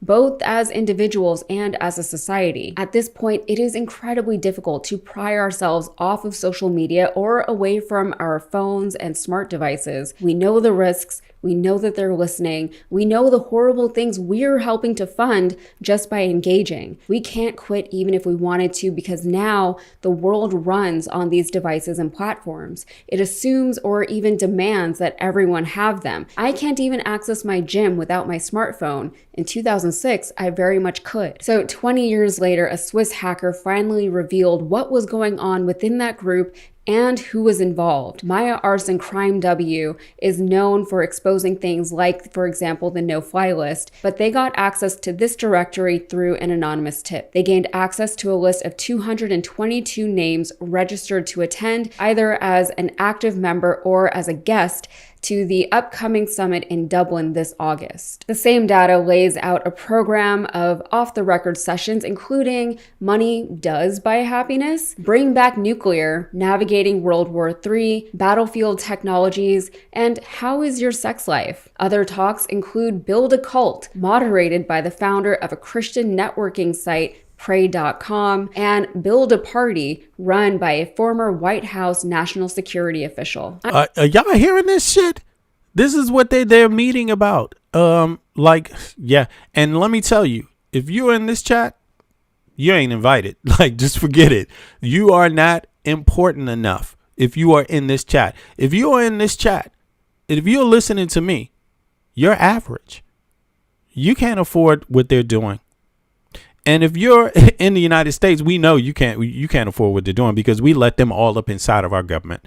But if you're outside of the United States and you see what's happening to the United States right now, and you see how people are being led to slaughter, Republicans against Democrats, Democrats against Republicans, Americans against the immigrants, all the culture war, straight against gay, everything except what is my tax dollars going to be used for that I need in my goddamn house, on my street, with my kids and my particular problems myself.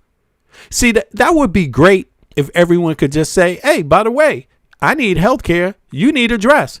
Get your dress. Give me my health care. Let me support you with your dress and you support me with my health care. It would be great if that's how Americans think. But Americans don't think that way. Americans think, I'm heterosexual.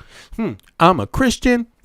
I'm going, I'm going to church on Sunday. Not all of them, but you get my idea. And by the way, fuck my kids' health care. Fuck my kids' education. Fuck me and my wife getting a living wage and not being in debt the rest of our life. I'm more concerned about the gay dude with a dress. That's how American politics works. And who do you think is taking advantage of it? That's what she's talking about. They're controlling the metasphere. They got people arguing on the internet about dumb shit. And it's right there in the United States of America. They hit up the wealthiest country on earth with the people that could fall for the scam. And that's what they did. Once they out of the United States, it goes downhill from there. You know why? Because nobody else wants them. Because everybody else witnessed what they did with the metasphere in the United States to keep Americans so fucking preoccupied on dumb shit that they don't actually see the big picture. And what is the big picture? The big picture is this. The big picture is very simple. Americans have half the parliamentary representation that a European citizen has at best. At best. That means 1 million Americans might have one representative in Congress. One. Meanwhile, or let's say one in general in their own parliament. Put it together. 1 million. That means a European would have 2. 1 million Europeans would have 2. We're talking about a best case scenario. Worst case scenario, when you compare the United States to places like Denmark, a Danish person would have 35% more political parliamentary representation than an American citizen. That means for that percentage of people, they would have 35%. They would have 35 more representatives in the parliament. So you're already starting off at a deficit there.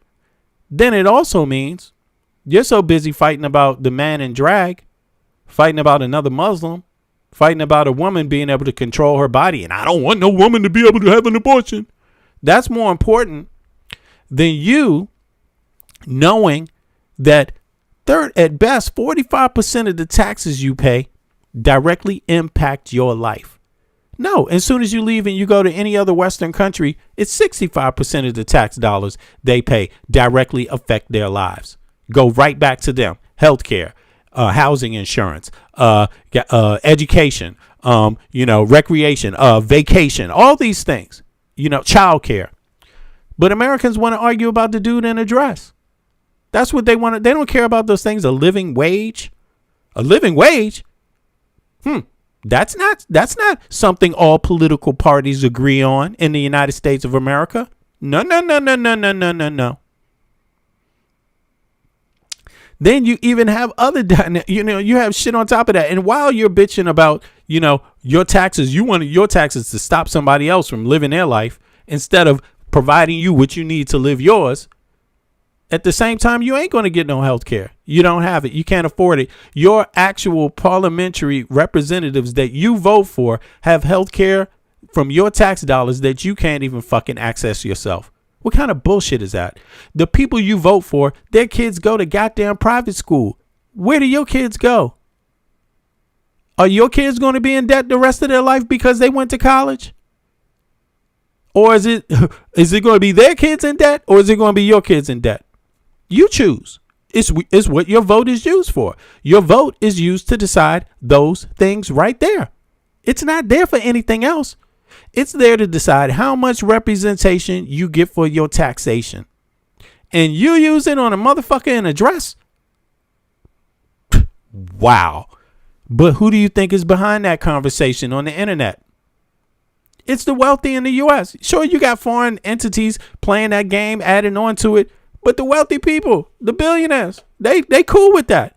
As long as they have Americans shooting across the aisle at each other, liberal, Democrat, all of that shit, straight, gay, all of this other stuff, black, white, Christian, Muslim, Jew. As long as people are fighting with each other in the middle class and fighting each other in the poor, you will never have time to focus on the bigger pictures. The fact that everybody else has better representation in any other country in the West. Period. You will never focus on the fact that you are last in the Western world in terms of how your government treats you in comparison to how other governments are treating their own people. You are last. Americans got nothing to brag about whatsoever, especially right now. It was already a problem before, and you just made it worse. There's only one reason why things should get worse. And that is so enough Americans can wake up and do what? Vote. Register to vote. If you're not registering to vote, if you're not using this energy you feeling in your life right now to register to vote, something is wrong with you. If you're not out there trying to find the 90 million other Americans that didn't vote in the last presidential election, something is wrong with you. If you're not walking down the street asking everybody, are you registered to vote? Ask a stranger. Ask anybody you encounter, anybody that asks you for help, anybody that asks you what time it is, anybody that asks you a motherfucking question, ask them, are you registered to vote? Very simple. Very simple. And then ask them, when they tell you no, ask them, well, are you happy with your life? You know, I mean, because it's directly connected to that. Everyone in the Western world that has every country that has universal health care and universal education, and they're all capitalistic nations, all of them have way higher voter turnout than the United States of America. The U.S. has about 60%. That ain't good enough. It probably has less right now. I mean, I don't know. But I'm going to tell you one thing. If you want to make the billionaires sleep and have nightmares when they sleep, if you want to make them have nightmares, what you can do to help them have a nightmare tonight is register to vote. And let them know. Start talking out there that you want something for your tax dollars and fuck everything else they're talking about. All right. Yo, Eric, you there? Yeah, I'm here, V. What's up? Did you want to say something? I was just listening in. You guys were doing great, and appreciate it. I wanted to say hi to Rafika. Yeah, Rafika. Yes. Yeah. She's down there. She said, fuck Israel and Russia. Yeah, it's just very telling, because you could tell that these guys have been, involved with these foreign, powers for a long time. And it's like, well, don't we have some kind of checks on this stuff? Don't we have some people saying, that work for the federal government that are separate from these parties that are being paid doing a job, to make sure that this doesn't become so insidious in our politics? Right. True, man. And then we also got the Supreme Court justice. Where's the FBI? Where's the CIA? Late on the job, bro. Late on the job. And I'm not dissing them, the rank and file. I'm just saying at some points it gets a point where you have to say danger and stop it. And I think we said danger way too late, man. And the American people we're the ones that pay the government, all these FBI officials, all these CIA operatives, all the military, everybody. We pay all these people with our tax dollars. And a lot of Americans are just feeling like they didn't do the danger call fast enough. Yeah. Well, and now Peter Thiel's got a brain implant, in the vice president's head. So, when are we going to change the battery? These people got their hooks in the United States government. These people are getting your tax dollars right now as we speak. And these people at the same time are not advocates of Western policy. They're not advocates of universal health care. They're not advocates of universal education. They're not advocates of you making a living wage. They're not advocates of unions. They're not advocates of nothing, of you controlling your own body. They're not advocates of anything other than give me your tax dollars. Like, that's it. And they're not even advocates for people to lift the cap on the congressional members, even though the population has grown like 3 times since 1920s. They're not even advocates to lift the cap on the amount of members in Congress. You know what I'm saying? Like, it's still stuck like it was in 2019. Like, who the hell does that? That's actually the opposite of democratic representation. So especially while you paying taxes, that's the opposite of what you're supposed to have, and it's like they just have way too much power, bro. Did you see Elon Musk? Another goddamn rocket just crashed. You know how much money that is? Like, we have money to blow on everything. And the moment you start talking about childcare, healthcare, education, fair housing, they start calling you a goddamn communist, bro. They start calling. Yeah, and he's also got an electric car up in space with a mannequin inside, and I guess an amateur astronomer saw it and mistook it for an asteroid and created quite a little quite a little mess. Yeah. So Elon's just everywhere these days. Hey, he's living high off the hog, bro. He's living high off the hog. And if you don't give him a reason not to, shit, why shouldn't he? Look, he's got the best drugs on earth, all the money he could ever want, taxpayers fueling his pockets every goddamn day.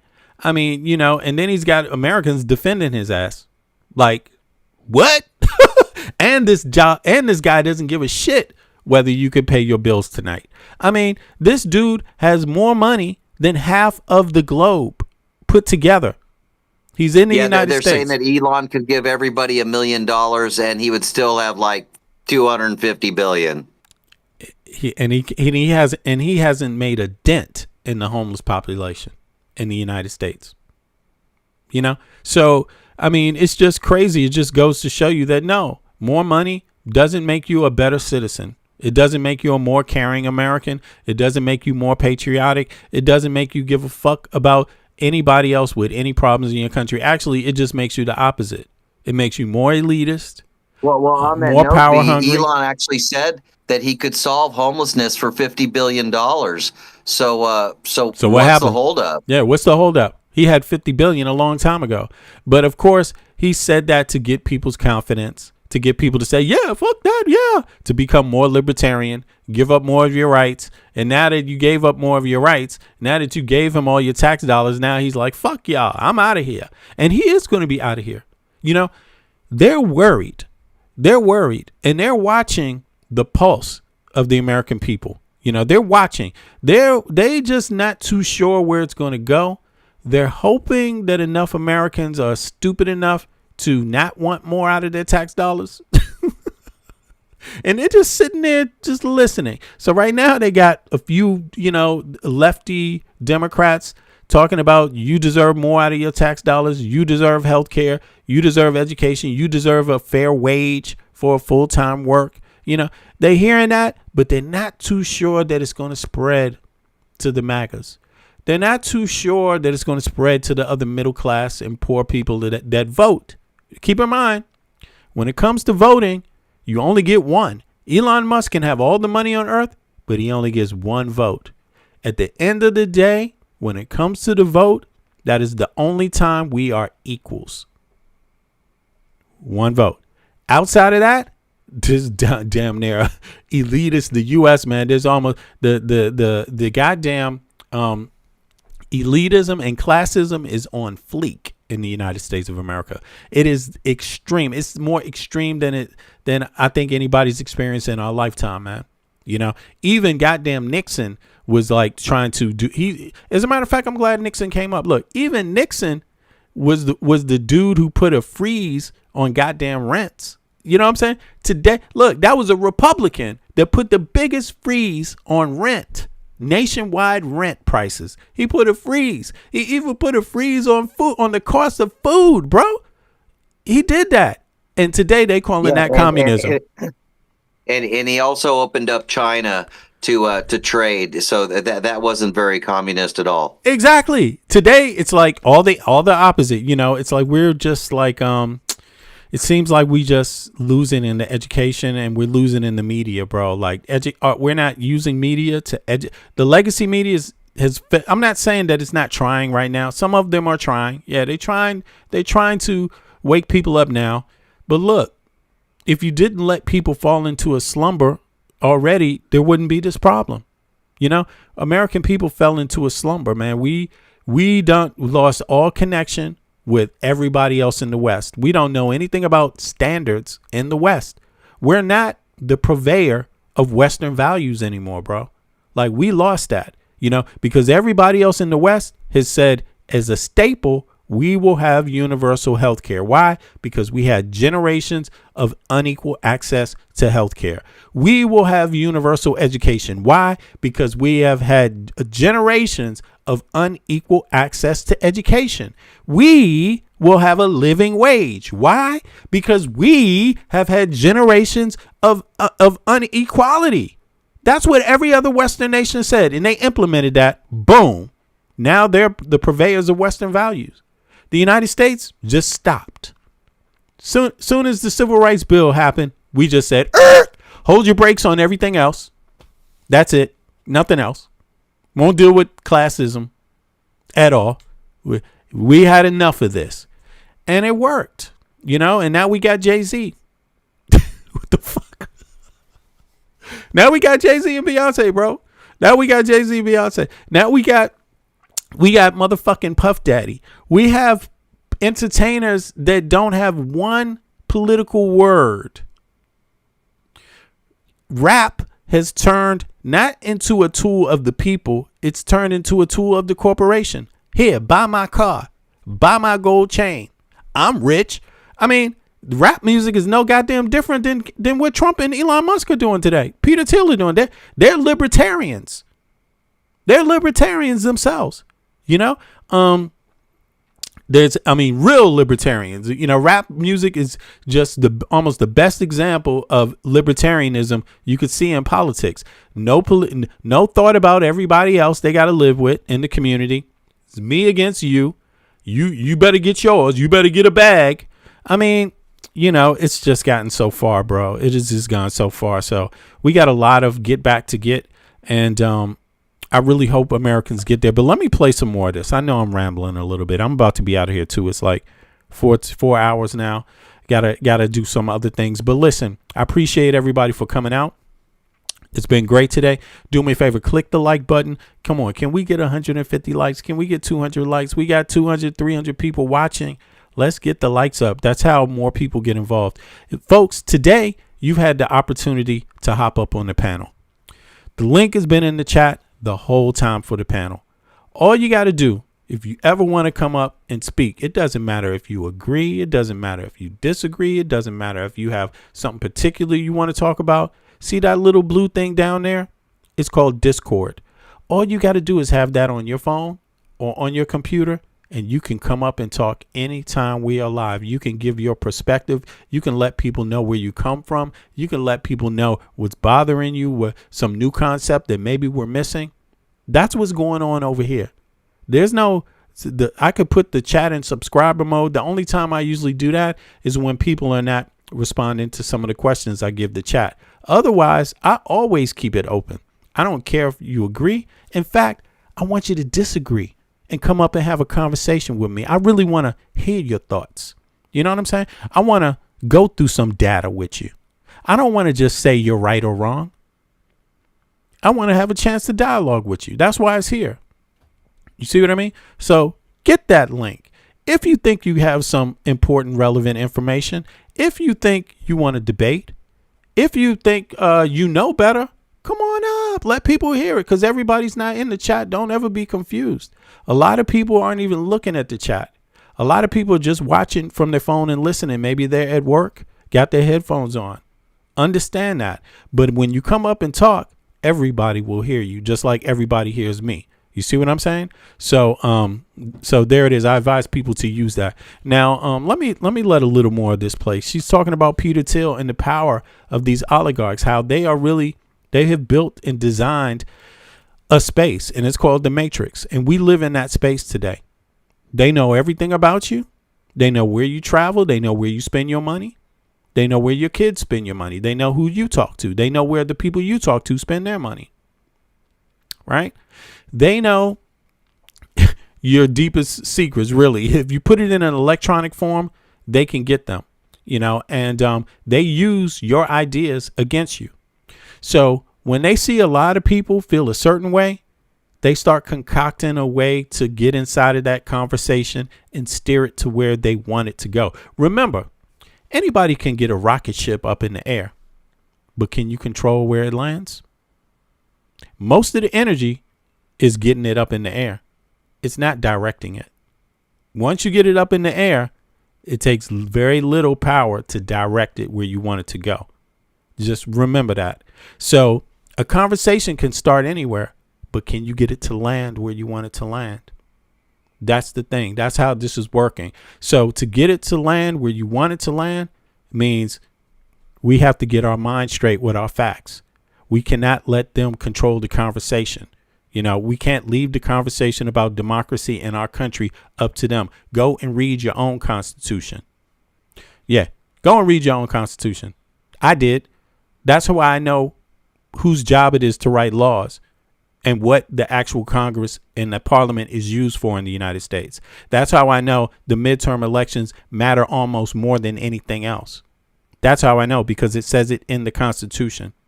That's how I know when people say, well, the Bill of Rights ain't part of the original Constitution.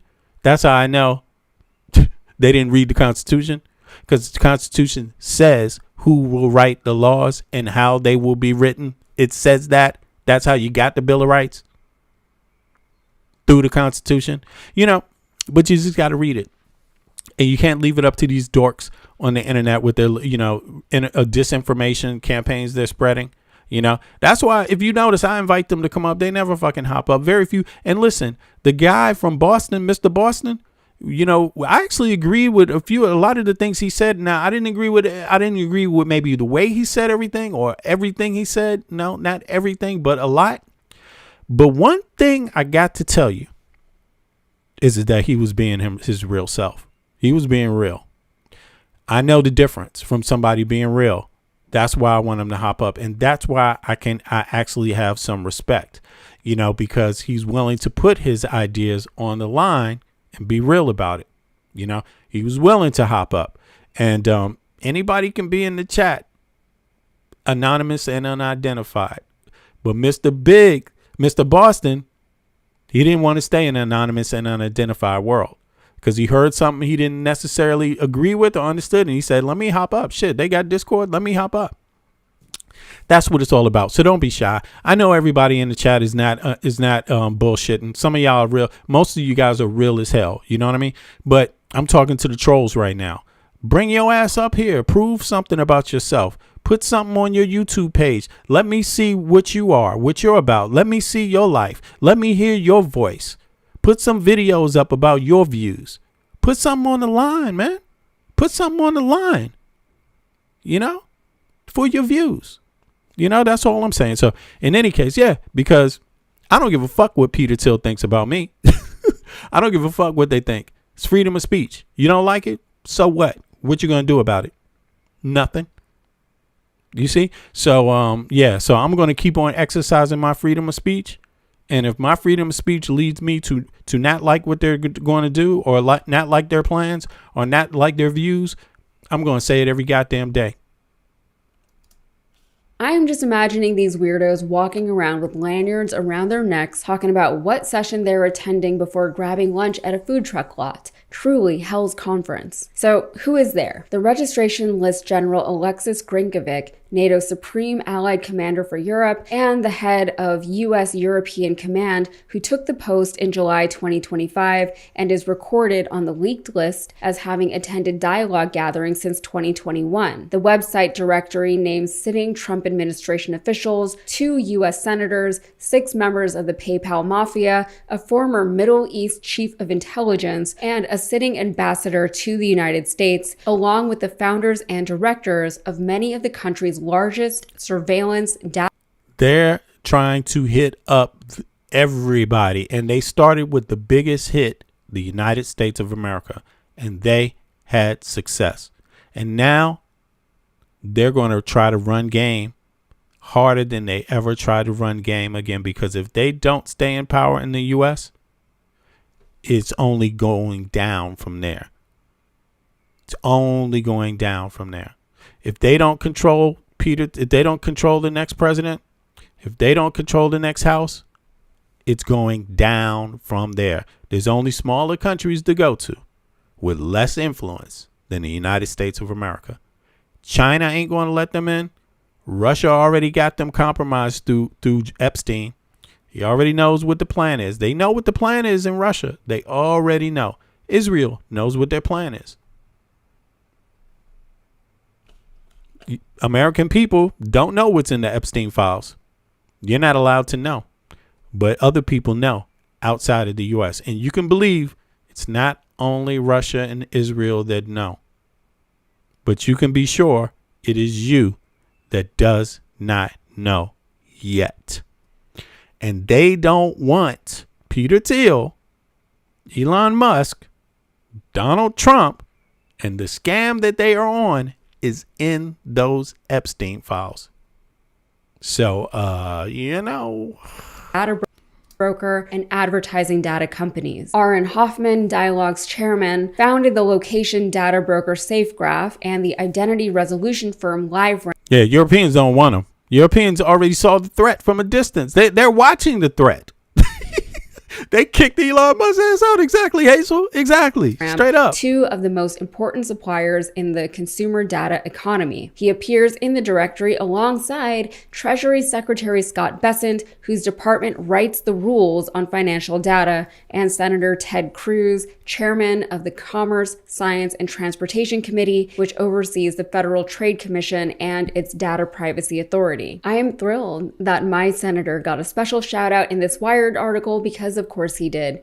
And Palantir co-founder Joe Lonsdale, whose software runs case management for U.S. Immigration and Customs Enforcement and data fusion for the Pentagon and intelligence community, is listed in the same society as Army Secretary Dan Driscoll and Representative Jim Himes, the ranking member of the House Intelligence Committee, which oversees agencies Palantir contracts with. But the article points out that more than just occupying the upper strata of society, the people on this list are all future obsessed. They're obsessed with AI and living forever. They're a bunch of weirdos, okay? And speaking of the future, they were actually asked to predict the future. Here is some of what they have foreseen for the rest of us. That AI will reorder work, war, education, and belief within a few years. Several foresee mass labor displacement and a swing back toward unions and government programs. Others predict an AI winter, domestic terrorism targeting data centers, criminal defendants choosing AI lawyers over public defenders, or religious revival provoked by the disruption. Societal degeneration predicted one person will continue to accelerate. Great. Otherwise, people associated with this group include high-ranking members of the DEA, the Anti-Defamation League, which makes a lot of sense,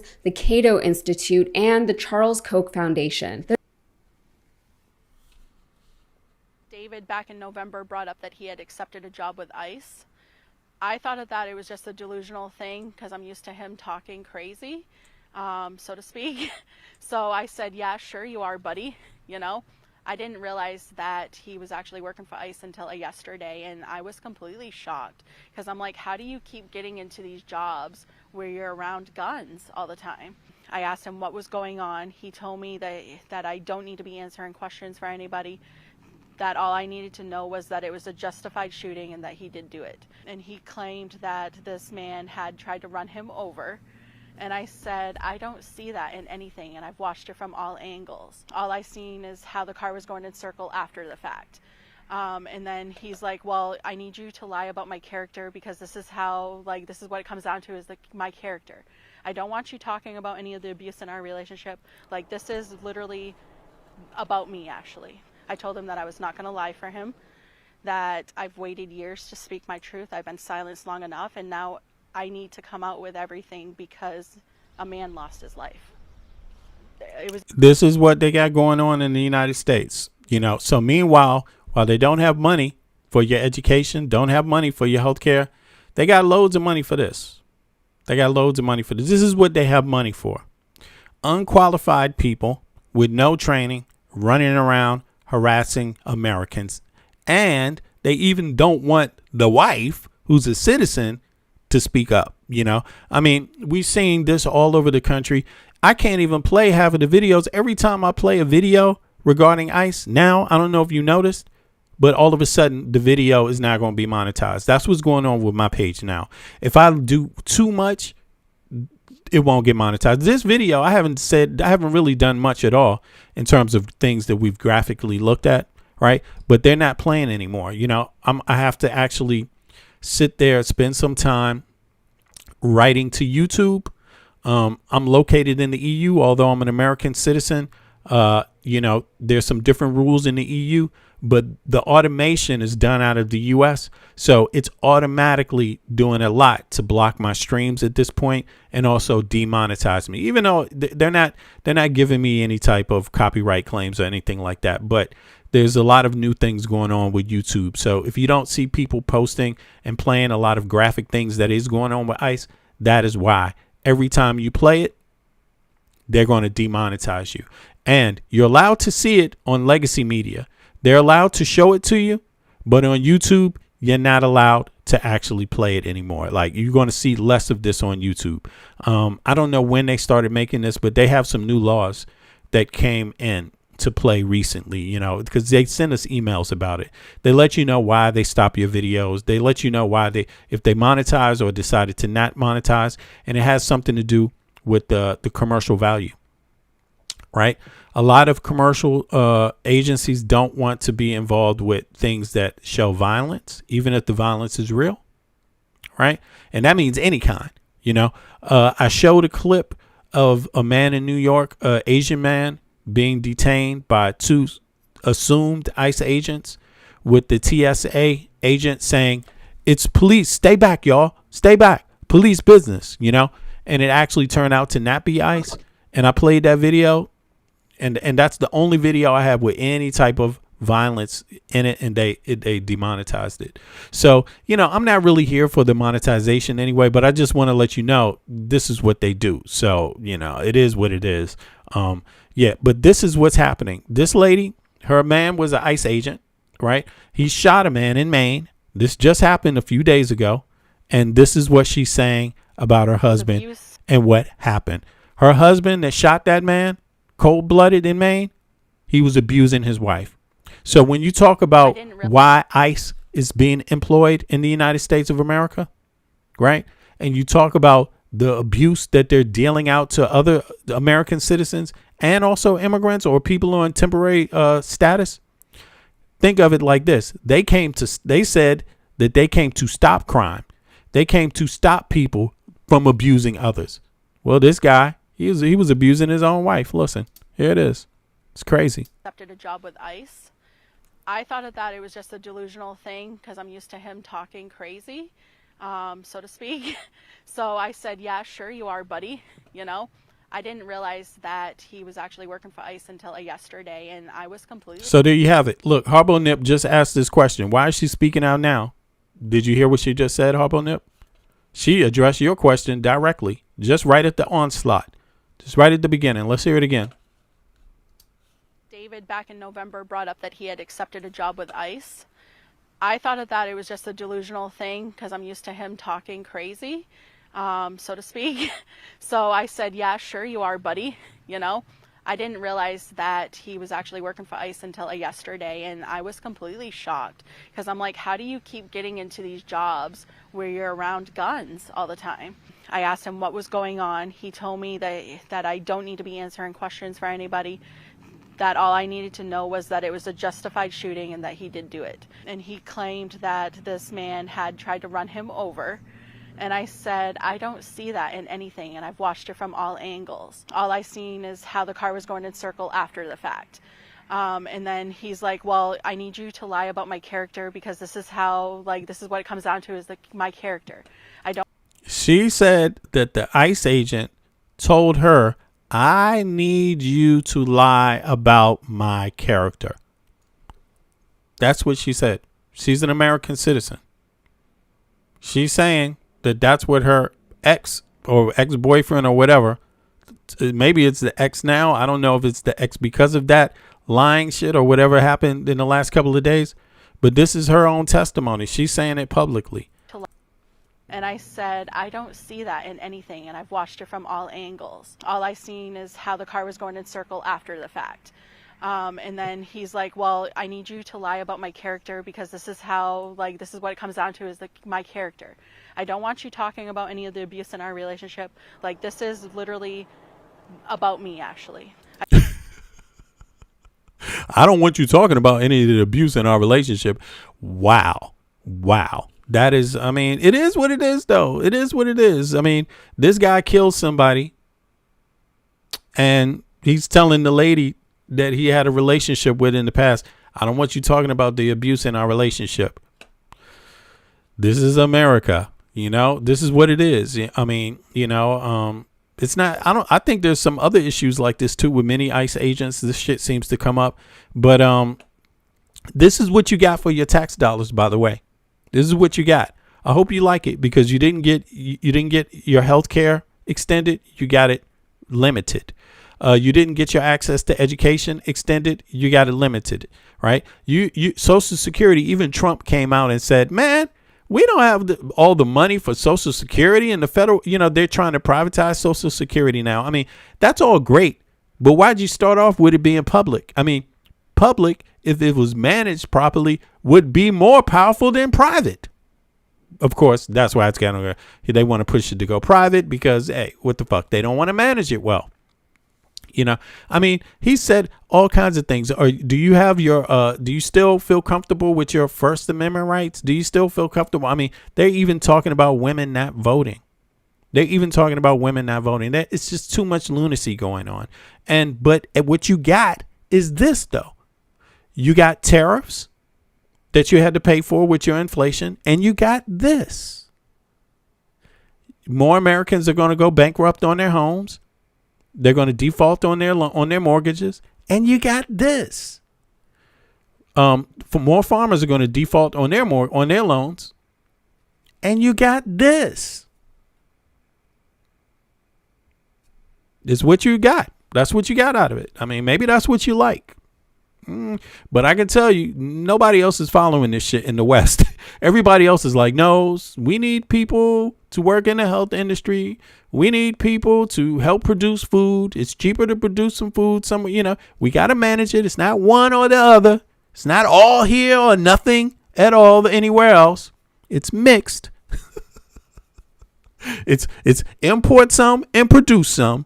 And we do it. We micromanage how it works. We look at how it actually works with the economy. We don't exclude one thing or the other. It's not totally left or totally right. You know what I mean? And whatever we're doing is supposed to serve the voters, the taxpayer.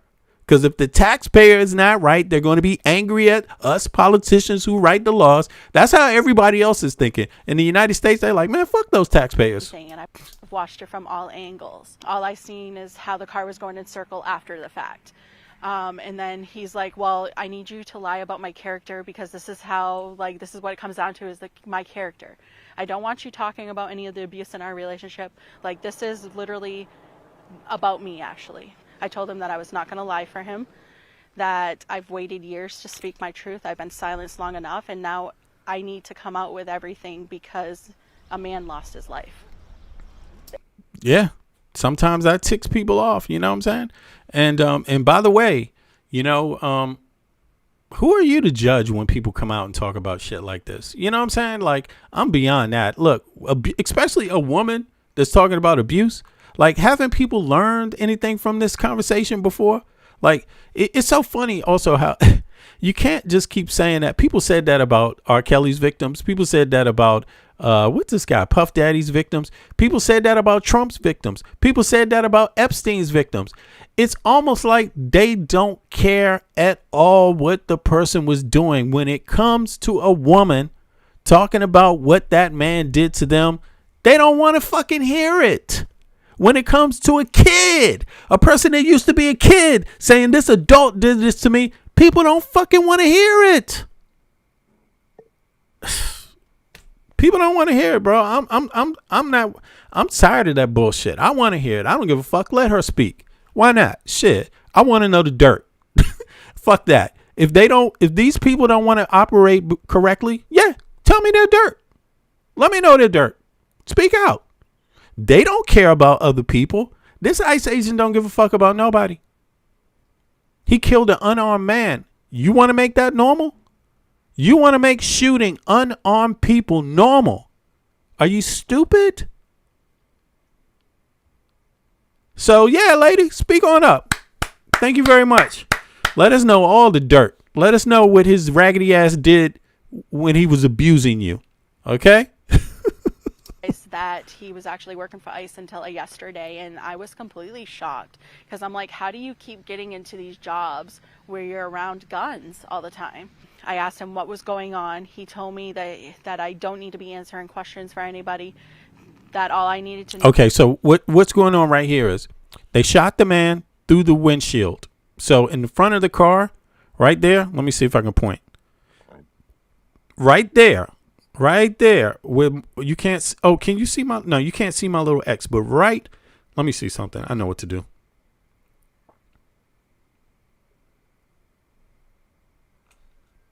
Right below my finger is where that bullet hole is. Right below my finger is where that bullet hole is. They shot him in the front, through the front window. Right. And they said that he was going to run the guy over in the car. Another Renee Good story. They watched the video.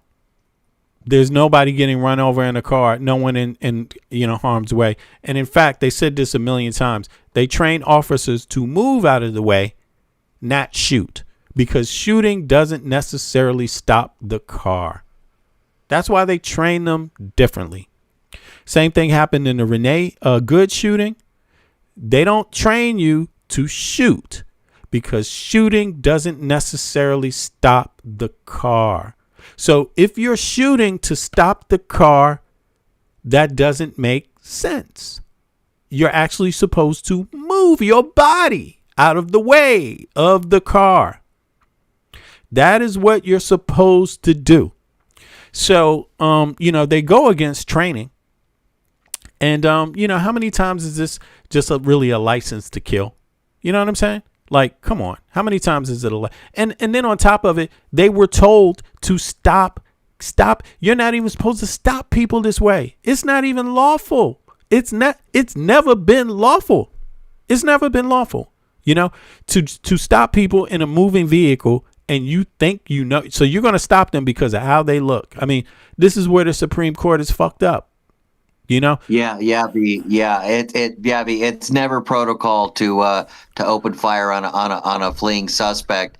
And if you think about that Renee Good situation, that car could have easily gotten out of control. She stepped on the gas. Thank God it got stopped by I think it was another car. Light pole.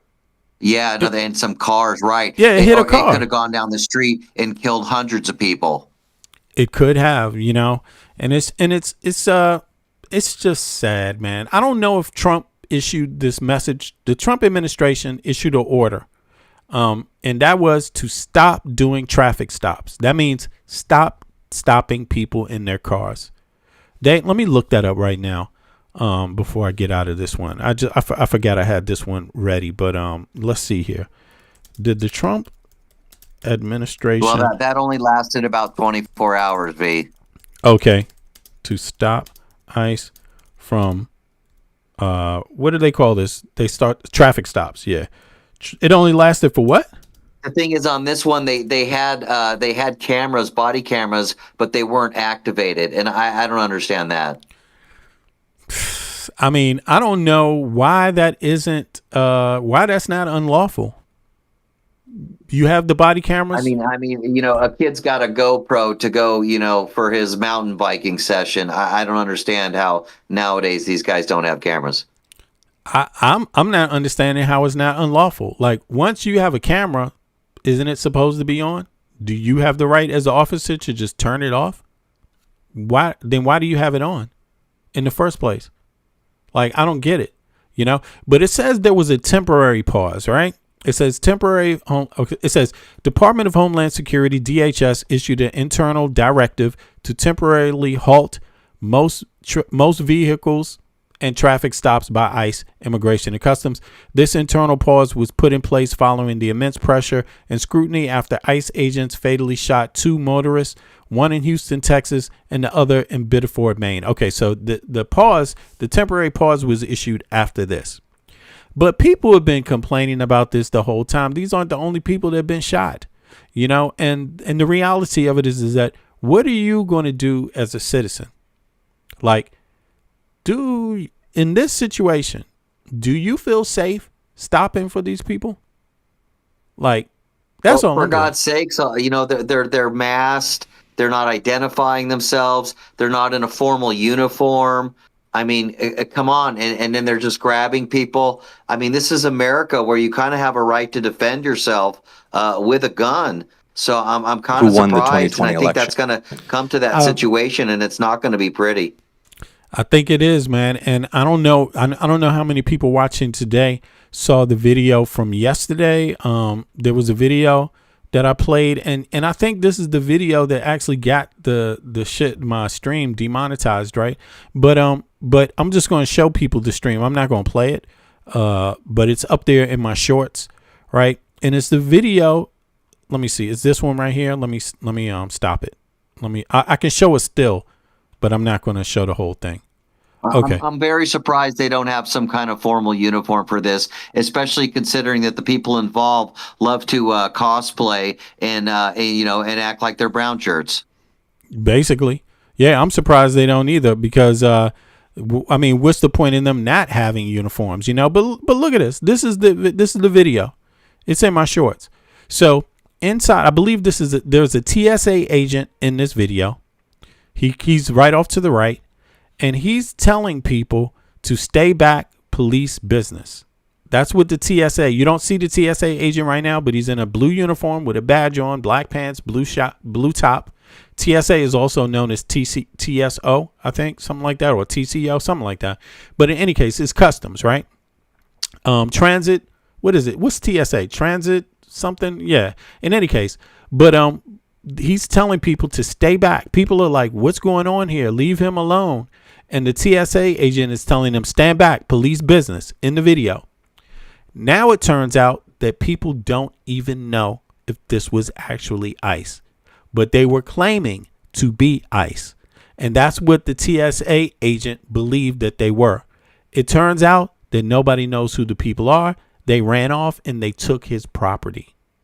So there's people going around pretending, allegedly, to be ICE, dressing up with masks, having little uniforms. You see this guy got khaki pants on, and he had some thing on his hip. He had some stuff, and they were portraying themselves like ICE. And the guy was like, "What are you doing?" Right? Panicking. He was like, "What are you doing? Leave me alone!" Like, and the TSA agent. Let me show you the TSA agent real quick.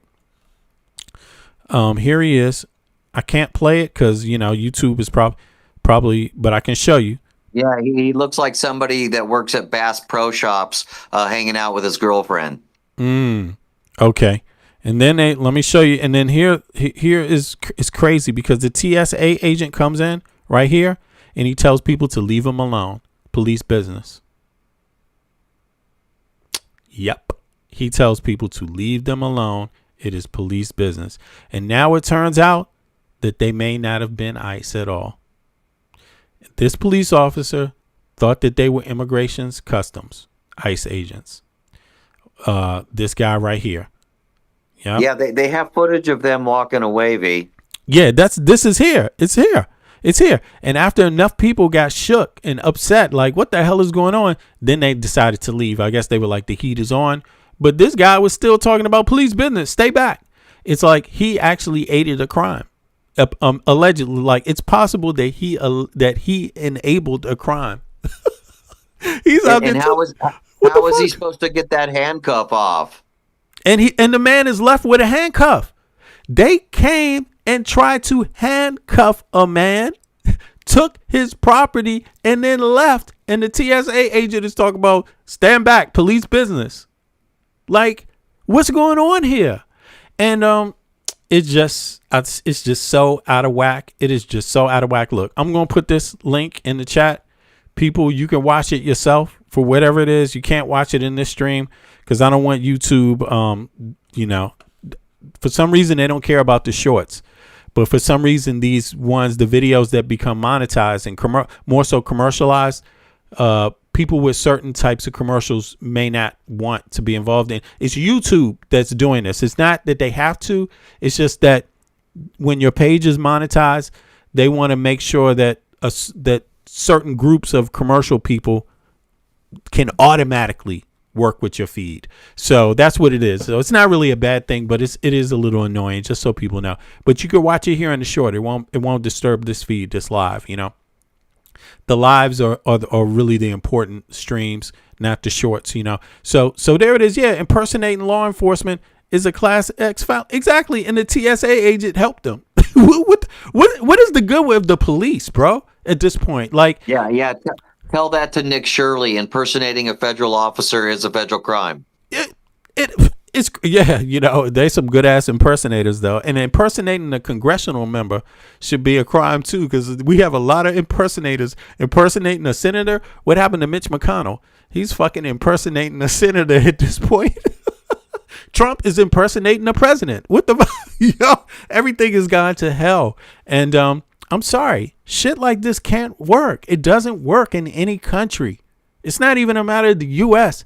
No country can work this way. This is what they call, and excuse the term, we often call people banana republics and all of this.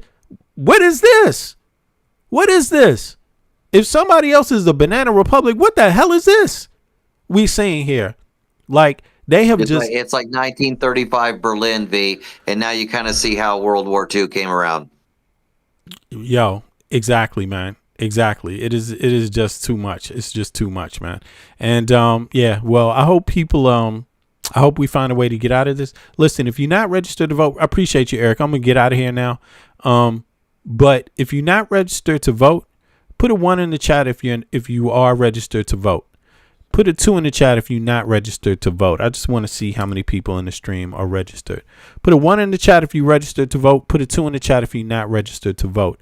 I'm just curious about that, how many people are. I'm pretty sure a lot of the people are that watch my streams because they know how important it is to register. But if you're not, I'm going to put the link up for you.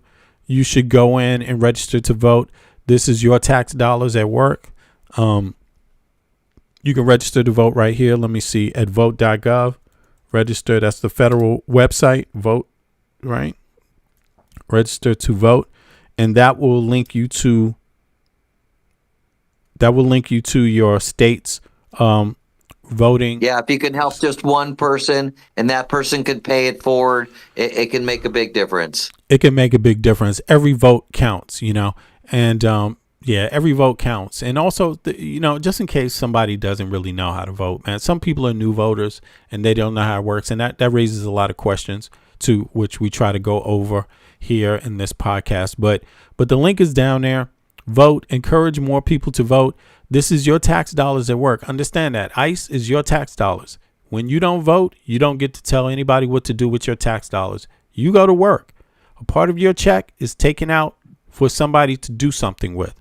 You should want to be able to tell them how you want your tax dollars spent. And how you do that in a democracy, or how you do that in the U.S., even more importantly, is through voting. And the first step is registering to vote. So that link is going to, you open that link up, and then it's going to tell you pick your state, and then it's going to tell you to take you to your state's actual voter registration internet page. And all the rules about how your particular state votes is on that website once it takes you there. Don't believe that the rules are the same in every state, because they're not. Some states have slightly different reasonings and rules and regulations. So it's not unilaterally all the rules. But be prepared to make sure you use your correct address when you register to vote. And that's all. Some people, and do not assume that because you registered in the last election or you registered 2 elections ago that you're still on the voter registration list. Don't assume. So when you go here, let me show you what happens. You can also do what? You can find out if your old registration is still actually valid, right? So you can go here where it says register to vote. You go down, let's say register to vote, but let me see. Let me go back. But you can pick, let's say you pick Florida, for example. Boom.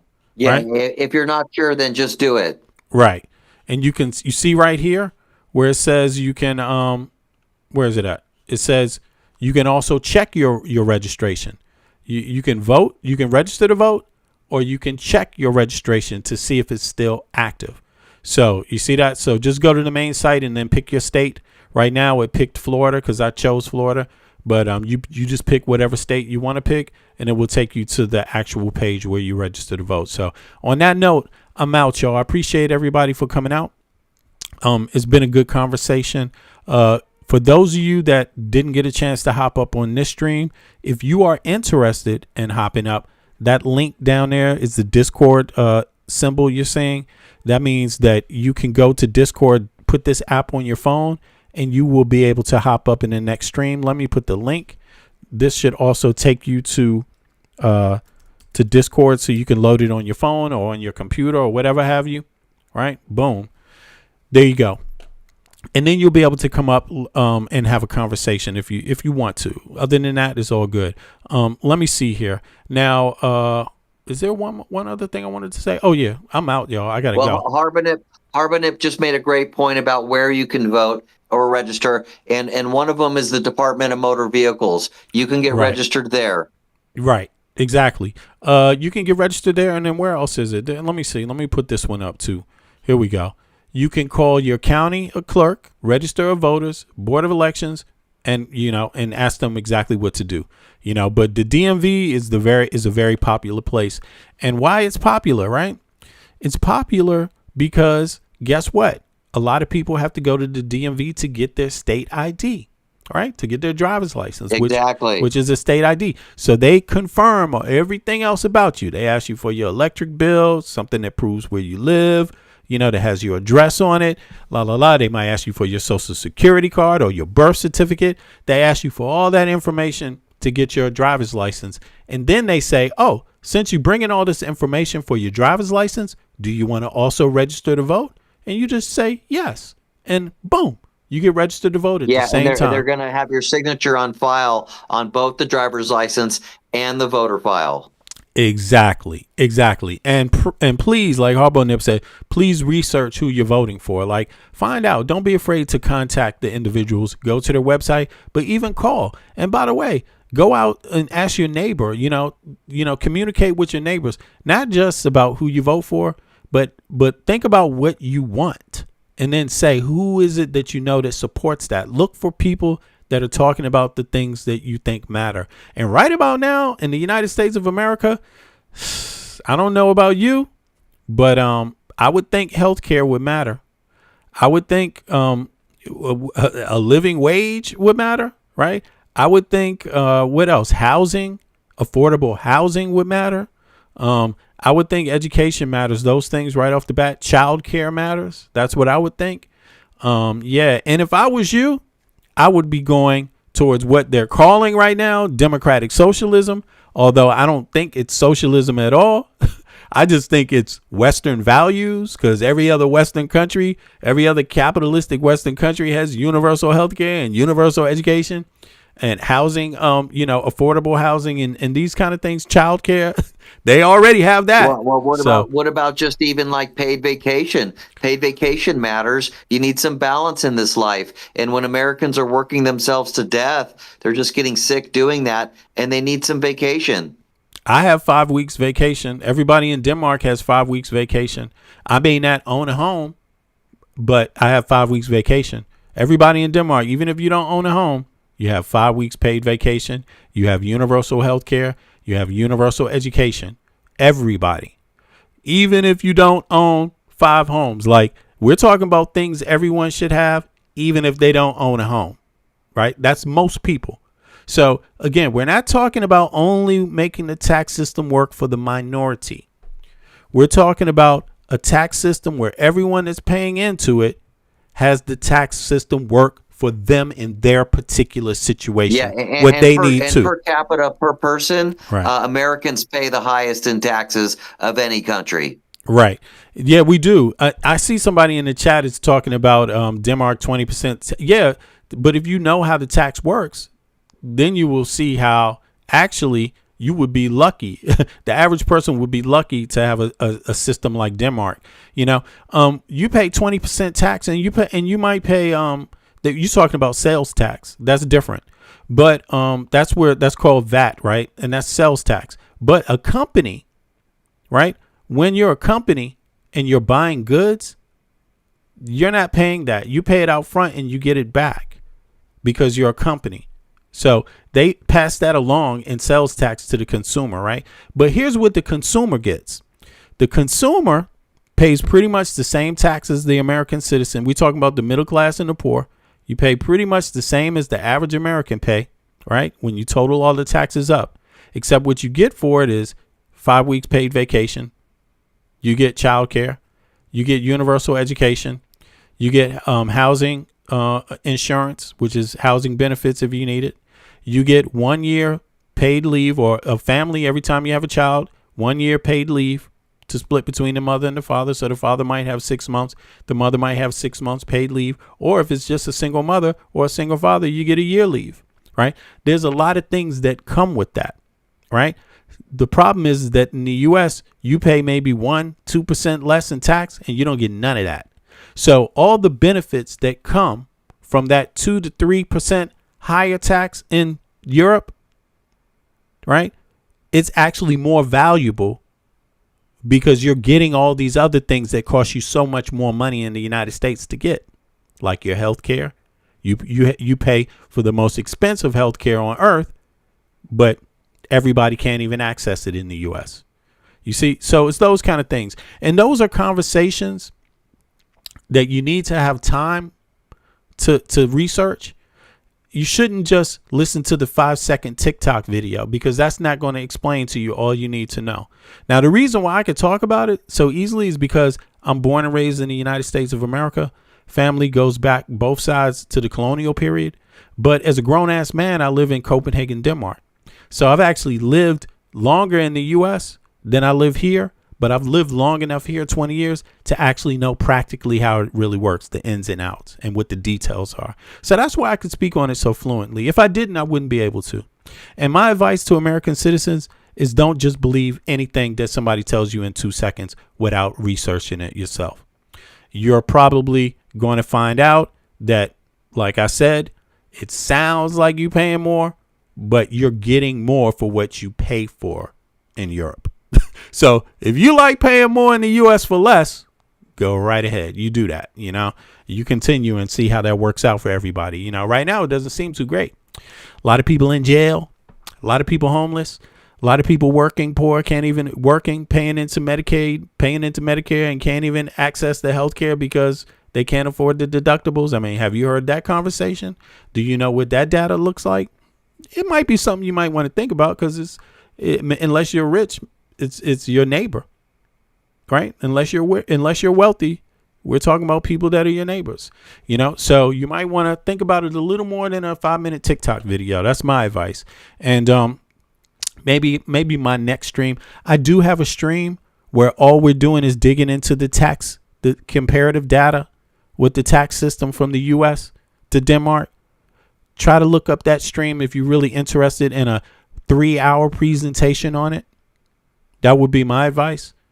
Can't do that and talk about everything else at the same time, every video. Sorry. But yeah, you know, maybe I'll think about doing another video on that, or rerunning the one that's already there, just in case you can't find it. But we do a lot of comparative data here. And let me ask you this.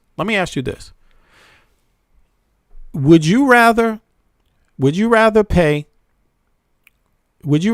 pay the taxes that you pay right now in the U.S.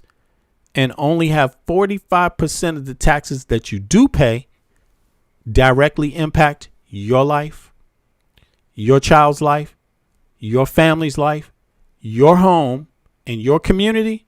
Would you rather continue to pay the taxes that you pay and only have 45% of it actually be used towards things that benefit you directly? Or would you rather pay 2 to 3% more tax and have 60% of those taxes come directly back to you? Yeah. That's the choice.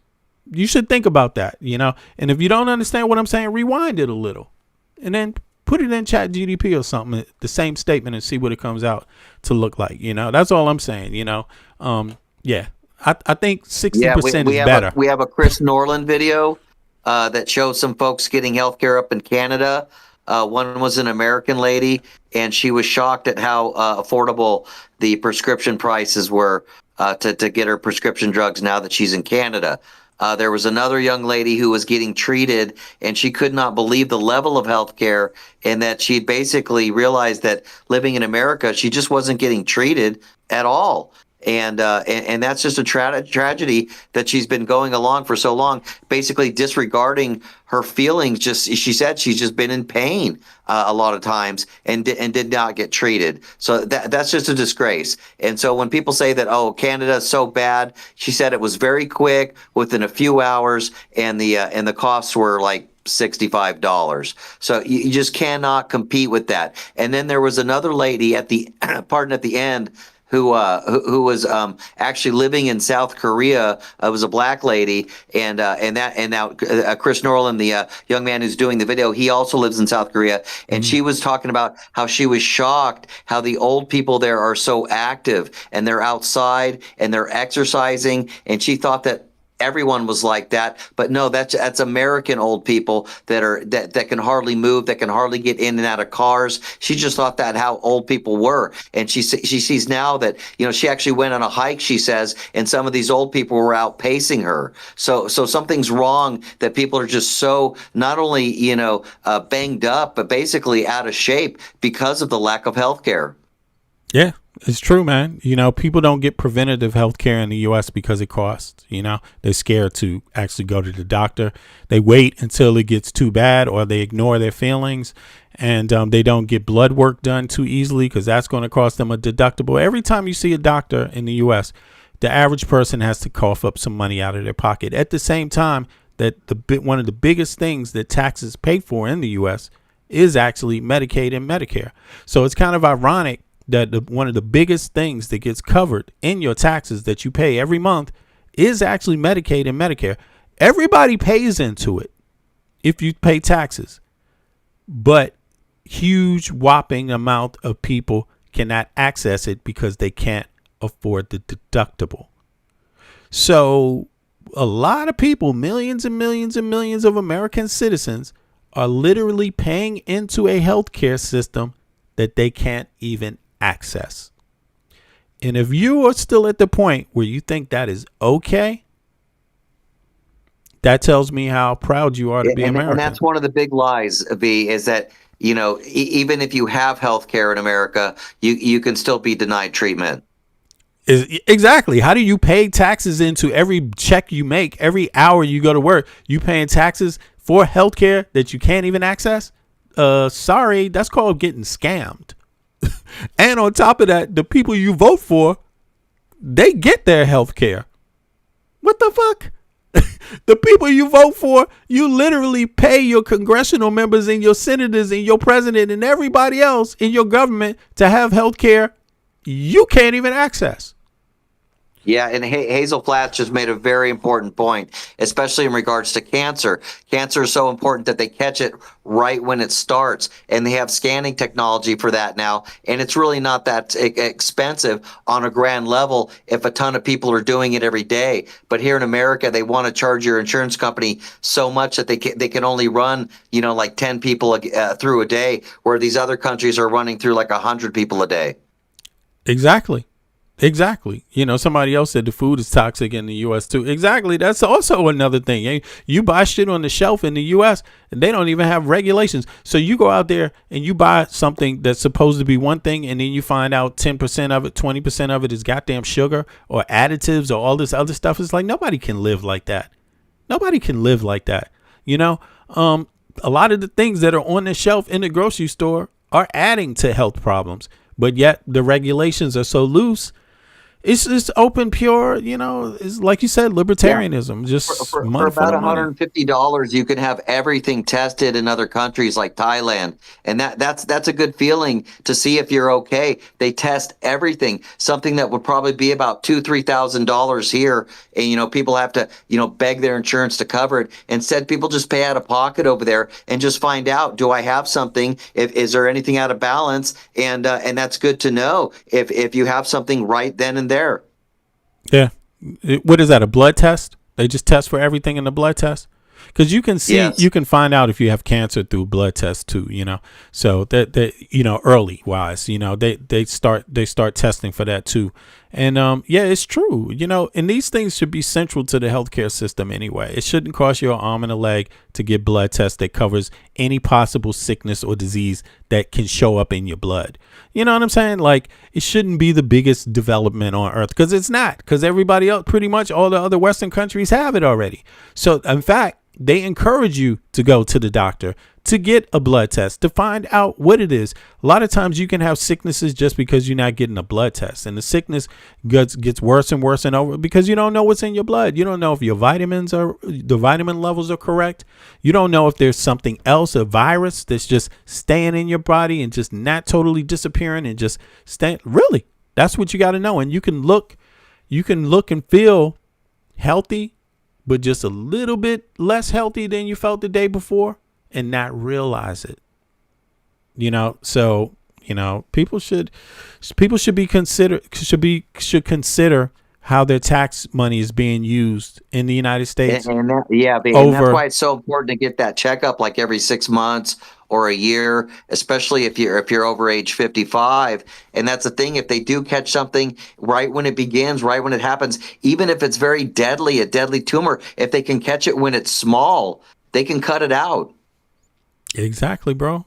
Exactly. It's called preventative medicine, you know, and that keeps healthcare costs down, you know, but that is according to the experts. But if Americans don't want to know, if they don't want to learn from other Westerners how things are done, how they do things, look, you might do some things better than some other people. But if you don't even want to know if you do it better, if you don't even want to know how other people are doing it, then how do you know how good what you're doing is? How do you know how bad what you're doing is when you don't have anything to compare it to? You know, and you should always want to compare it to other major economies, because that's what you're contributing to. You are a major economy. Who else are you going to contribute your services to? A non-major economy? You know, so you only have pretty much the next place where you would be looking is the EU. That's where you would be looking. That's the most comparable place on earth, really, to the U.S. right now, you know. So, you know, but on that note, I'm out. I appreciate everybody for coming out. It's been over time. Yeah, man. It's been over 5 hours now. My goodness. But it's a good way to spend a weekend morning. I'll be back in like 18 hours at the regular time, top of the morning. That would be 0830 Central European time. That will be 0230 East Coast time in the Americas. I appreciate everybody for coming out, and let's see what we can do to keep the conversation going and spread the word. Yeah, I appreciate it. So hit the like button, hit the subscribe button if you haven't subscribed, and I'm gonna catch up with you guys in a few. Have a wonderful weekend. All right, so we catch up with you all later.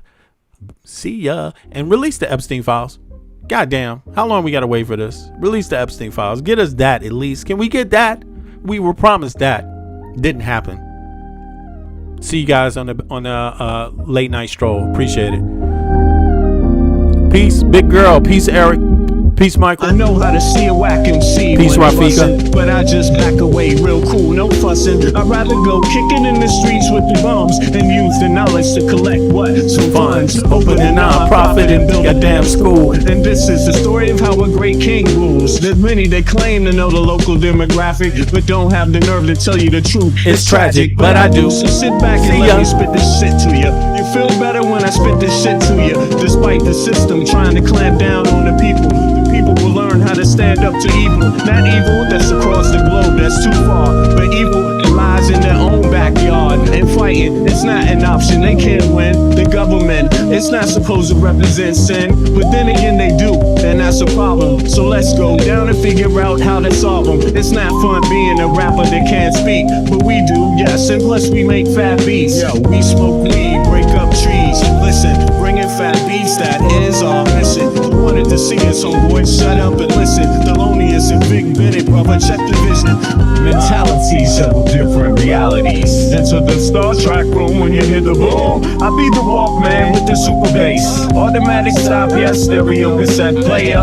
With the delayer, freaky lyrical sprayer. Extraterrestrial rhyme sayer. I be the poetical VIC/master of the ceremony. Tenderoni, won't you come step with me? I'm on a historical journey. Kinda like Sigourney. Implore me to represent the attorney that represents my niggas. Go figure, it's the card. They call me Uncle Bigger. Niggas love your blunts, down your liquors. I be the parallel to the fiction. You're fixated on this brother's nature. Relaxed behavior, I might save your change. Flip it, rearrange. The whole concept, yo, is good for all your brain. Insane, psychotic, neurotic, black onyx, and hooked on phonics. Just atomic, beats like a bonnet. Cut with the Asiatic, they all up on it. Rhyme static with the Bugatti type of skill. You wonder, is this nigga Vic really for real? It's still, but only necessary in the berry. I'm milk like dairy, they quite contrary. That's scary, but I'm a dog in the prairie. I scurry to grab my bones and just worry. Lyrical flurry, go get your secretary with impeccable dictions. My style might vary, so get a hold of your own shit real fast. Fucking with us, we take it right out your ass. Prairie dogs chill while those other dogs howl. Too many dogs get sent to the pound. Back on the hill, me and my peeps just lounge. Prairie dogs, we keep it on the down. Splatter, don't like gun splatter. We try to climb the ladder, wicked men get better. They make it like splatter, but it really don't matter. Cause you know we coming back to our sons and our daughters. So father him the one who protects ya, and the mother she will never neglect ya. Through divine nature, the people respect ya, and in this way I deliver my lecture.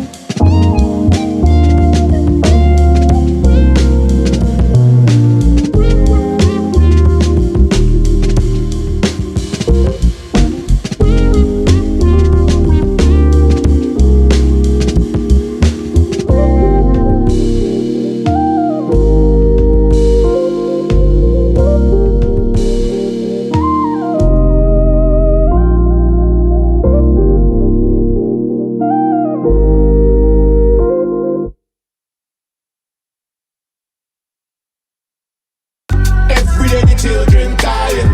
What about the children crying? No. What about the kids? Don't forget the children. Tell them about the children. What about the children crying? Yeah. Digging, scratching, working, struggling, hoping.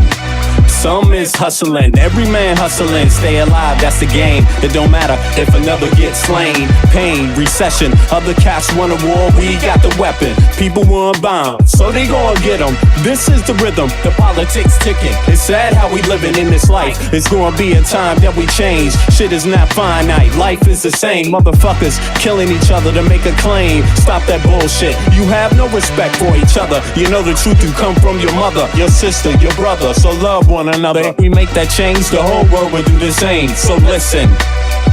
Only this one love. Every day the children dying. What about the children crying? No. What about the kids? Don't forget the children. Tell them about the children. What about the children crying?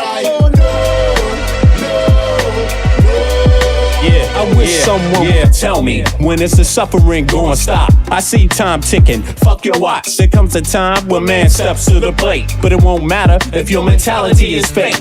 Where I'm from, we got a system, overcrowded prisons, 2 cents an hour, man. Listen, shit don't change if we keep exploiting each other. One day you find out you only did it to your brother. A homeless mother, a baby, no supper.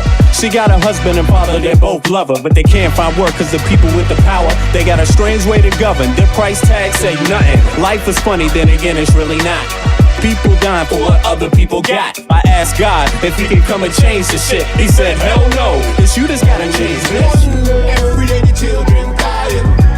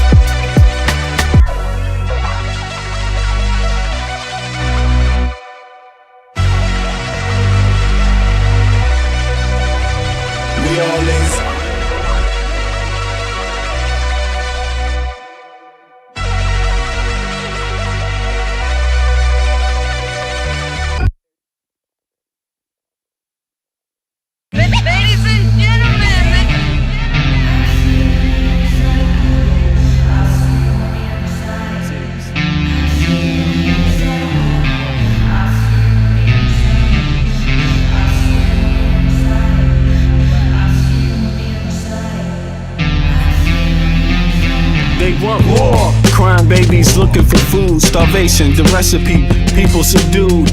When the people you trust got it in for you.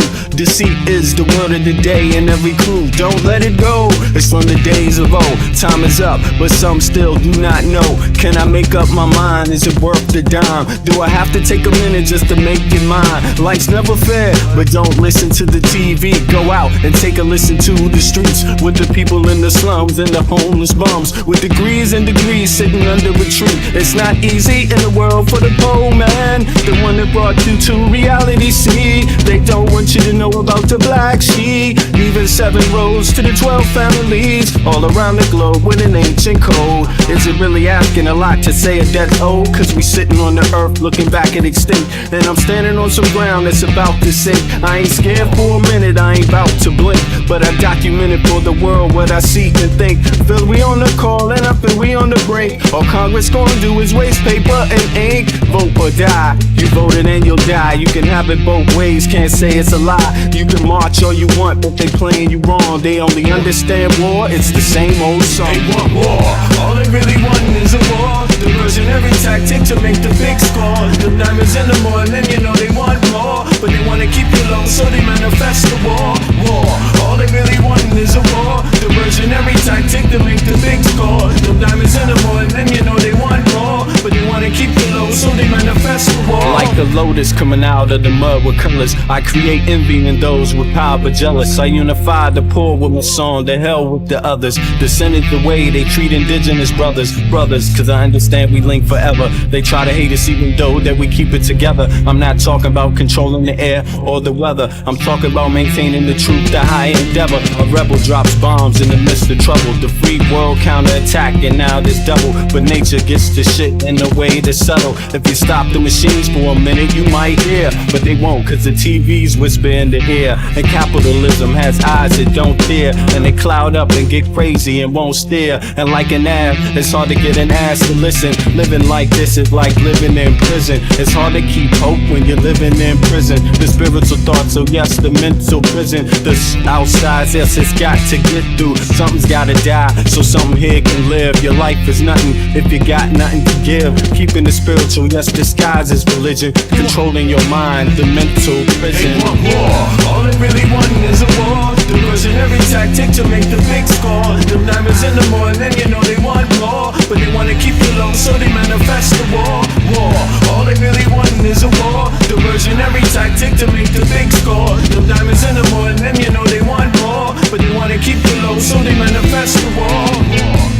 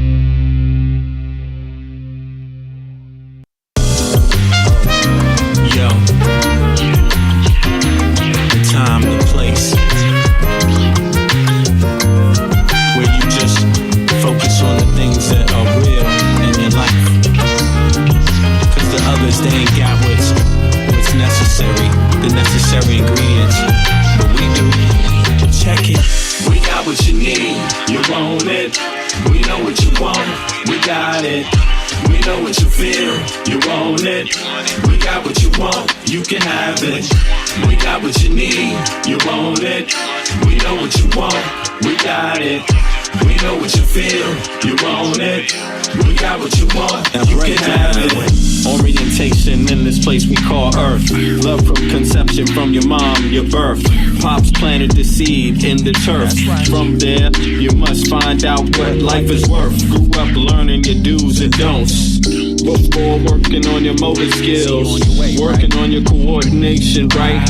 And orientation to what you like. The brand new thing, so gentle the soul we're capturing. In this distance, the alphabets the kids sing. They celebrate when it's time to go outside. As you get older, you learn to let all the troubles in your life just glide away. Stay focused, keep it smooth, keep you cool. Things in life can make it get rude. If you let it, don't let it. If you let it, don't let it. If you let it, don't let it. If you let it, don't let it. If you let it, let it, let it, what? If you let it, don't let it, let it. If you let it, what? Don't let it. If you let it, don't let it, let it. Don't let it. We got what you need, you want it. We know what you want, we got it. We know what you feel, you want it. We got what you want, you can have it. We got what you need, you want it. We know what you want, we got it. We know what you feel, you want it. We got what you want, you can have it. We embark on this journey to your soul. We wanna have a good time. We embark on this journey to your soul. We wanna have a good time. We do something that you know you can't deny. We're just slipping in and out on a journey, you and I, on a mission to salvation. Our spirit be our transportation. We think you'll do a little loving that is true. For real, we bring something that you know you can't deny. We're just slipping in and out on a journey, you and I. We got what you need, you want it. We know what you want, we got it. We know what you feel, you want it. We got what you want, you can have it. We got what you need, you want it. We know what you want, we got it. We know what you feel, you want it. We got what you want. Oh, yeah, I wrote this one because I love you. And I want you to love me too, girl. I just want to love the way you love the way I love. I love you. I just want to love the way you love. I love the way I love you. You my TRL, I'm looking at you. The look in my eye, you can tell that I wanna know you, better yet show you that I treat you right, this I owe ya. The feelings I feel are not obscene. It's no secret I'll go in public and scream. I'll LOV you, my baby girl. The feeling's so true, we can make our own world. We were made for each other, I feel like you love. We had a child, we be father and mother. There ain't no other I'd rather spend my time with. This love can endure anything that splits. If it wasn't legit, you wouldn't hear it. I could never be confused by your spirit. We just take it still a rollie cause we both know what we do. I'm in LOV with you. I just want to love, baby girl. Love the way you love me. The way I love. I love you. I just want to, hey. I want to love. Oh, love the way you love. Love me. The way I love you. I love you, girl.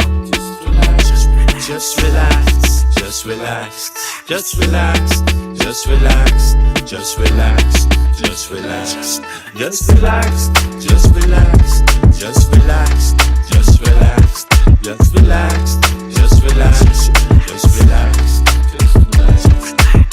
Hold your hand when we in town. protect this love, even in the underground. Joy to God, eating brunch on a blanket. This God that granted us these days, I thank it. It's no wonder why I'm comfortable with you. It's all the simple things for me that you do. When you rub my back, it's feeling so nice. Much more than reunion and ice. It's about the kindness I can see in your face, and the way it's at the right time and place. No other woman I'd rather spend my time with. This love is so fresh I can taste. I just want to love the way you love the way I love. I love you. I just want to love the way you love. It's about you. Love the way I love you. I love you. Just relax, just relax, just relax, just relax, just relax, just relax, just relax, just relax, just relax, just relax, just relax, just relax, just relax, just relax. LOVU, my GRL. What?